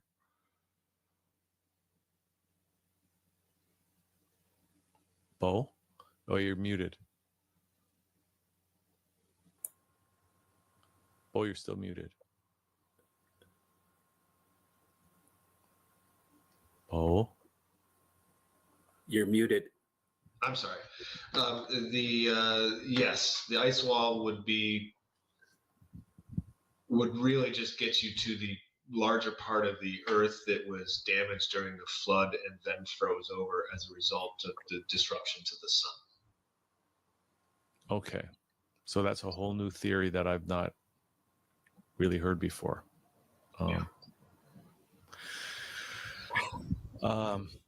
But the idea that these creatures or whatever they were, right, came to Earth and that they're trying to escape Earth.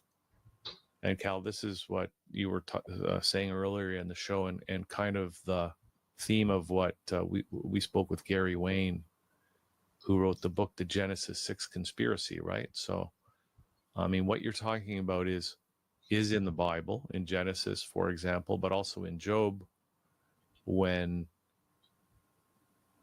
you know, Satan and God are having a conversation, and that seems to indicate that there's this kind of court thing going on, right?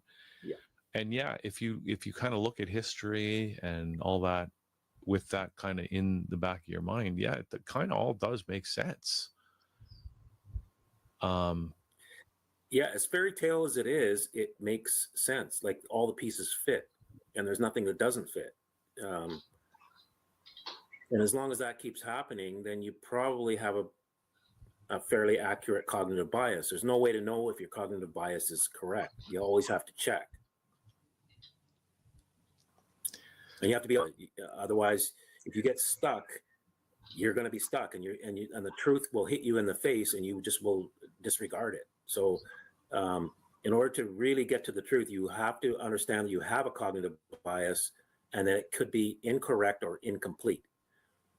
And so, if you constantly check and make sure everything fits, if there's something that doesn't fit, then be honest and go, okay, I have to change something because that piece is real and it doesn't fit this bias. So far everything fits, and it starts to make sense as long, you know. And like I said, I know it sounds like a fairy tale because it's from the Bible and talks about the devil and God and all that, but this is a real thing, and you know, it's put into stories, but the main premise is some being wants to overthrow how the liver warns us being. that it is overworked. These are the genes. Sorry, guys, just trying to find the right video here. Yeah. So. Yeah. So it's a court case, and it's coming to an end, and we've got to be involved. The modus operandi or the rules of engagement involve this being called Adam or man and woman, and we've been given dominion here, and we were given genes or DNA, if you like, and we are part of the construct, and we hold the construct together even. So we are an important part of this whole exercise, and we have to realize that as much as we can, because nobody has all the answers, but we got to start thinking in terms of that. We are important. Our decisions have huge ramifications in other realms, other craters, however you want to look at that. It doesn't really even matter, but what we think, we've been told who we are and where we are is all a lie. And there's way more going on. And we've got to get in the real game. That's right. Well, I mean, just bringing that idea back to the whole flat Earth thing, right? I mean, what does it mean when we shift from a knowledge that Earth is the realm created by God to a cosmology where, you know, Earth is an insignificant planet at the edge of a galaxy, you know?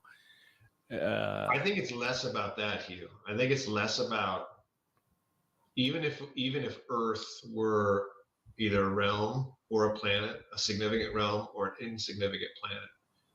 I feel like the bigger deal is that we were created in the image of God. It doesn't matter where we were, where we are. That's the bigger deal. And Well, that's what started this whole thing in the first place. Because frankly, like, Satan's pride pissed him off. He didn't like that. He was the most beautiful angel, glorious to behold. And when he found out that Father had created a being with a spark of the divine in it, it really set him off. And it set him off so much that he was able to convince 30% of the others just like him that they weren't going to stand for it, and they were going to try to overthrow him.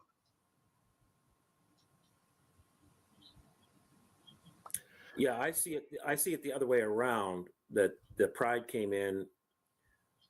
He convinced a third of the angels to overthrow God, and they have been imprisoned in this thing called Earth, pending the trial, the outcome of the trial. So they're remanded. Yeah, I agree with you. I totally agree with you, Kyle. And man was put here. Man was put here after the fact, as an agreement. This is how we're going to settle this. Well, we have no knowledge because it has to be fair for all parties, and we have to come into that knowledge on our own, or with, I'm sure there's rules, etc. And once we do, we can settle this claim, and this thing will move on. Like the creation will move on to where it's supposed to be, not with this glitch that has been here for who knows how long in terms of time. I don't know. I might push back on that just a little bit, only because in the Bible, man shows up first on the scene. It mentions which? They're saying man shows up first on the scene. Man shows up, and then the snake comes. Well, here's the thing. In the very beginning, God created the heaven and the earth, and then the earth became void. Then there's a recreation. That's where man's story starts. So the earth was here long before. And I think they were in here, and this may have played out a few times. Like, who knows, really? We're only here for a short period. So it looks to me like there was some kind of event that caused the earth to go into a void situation, like messy, and then God recreated it, starting in verse 2 or 3. And then by the time you get to 26, there's an agreement, because God said, let us make man in our image. So he's talking to somebody or something, and everybody goes, oh, well, it's the Trinity talking to himself. And I'm going, no, I don't think so. Because all of the other days, God just says, I want light, and he sees it's good. Like, there's no discussion. Yeah, but he couldn't be talking to the devil at that point, because the devil is not like God. So he couldn't be saying to the devil, let's create man like ourselves. Well, he can, because what he's saying is, we'll put both your nature and my nature into this man, and then we'll see what they do. Now, after that agreement, God made man in his own image, one, not both of them. So it goes back to a singular connotation in the language. Then the fall is where we pick up this other nature. Sure. but prior to the fall, God walked in the garden with Adam and Eve. Correct. But Lucifer was there too, or Satan.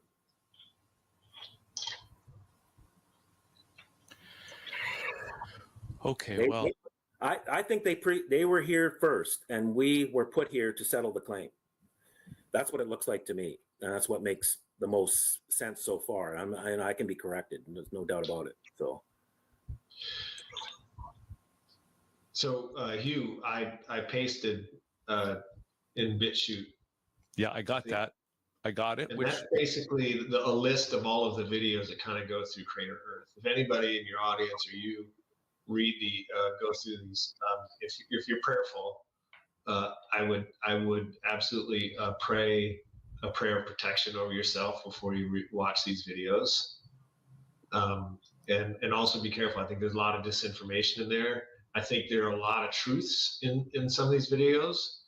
I think they have it backwards as far as the energetic systems and APEP versus the other system and those sorts of things. So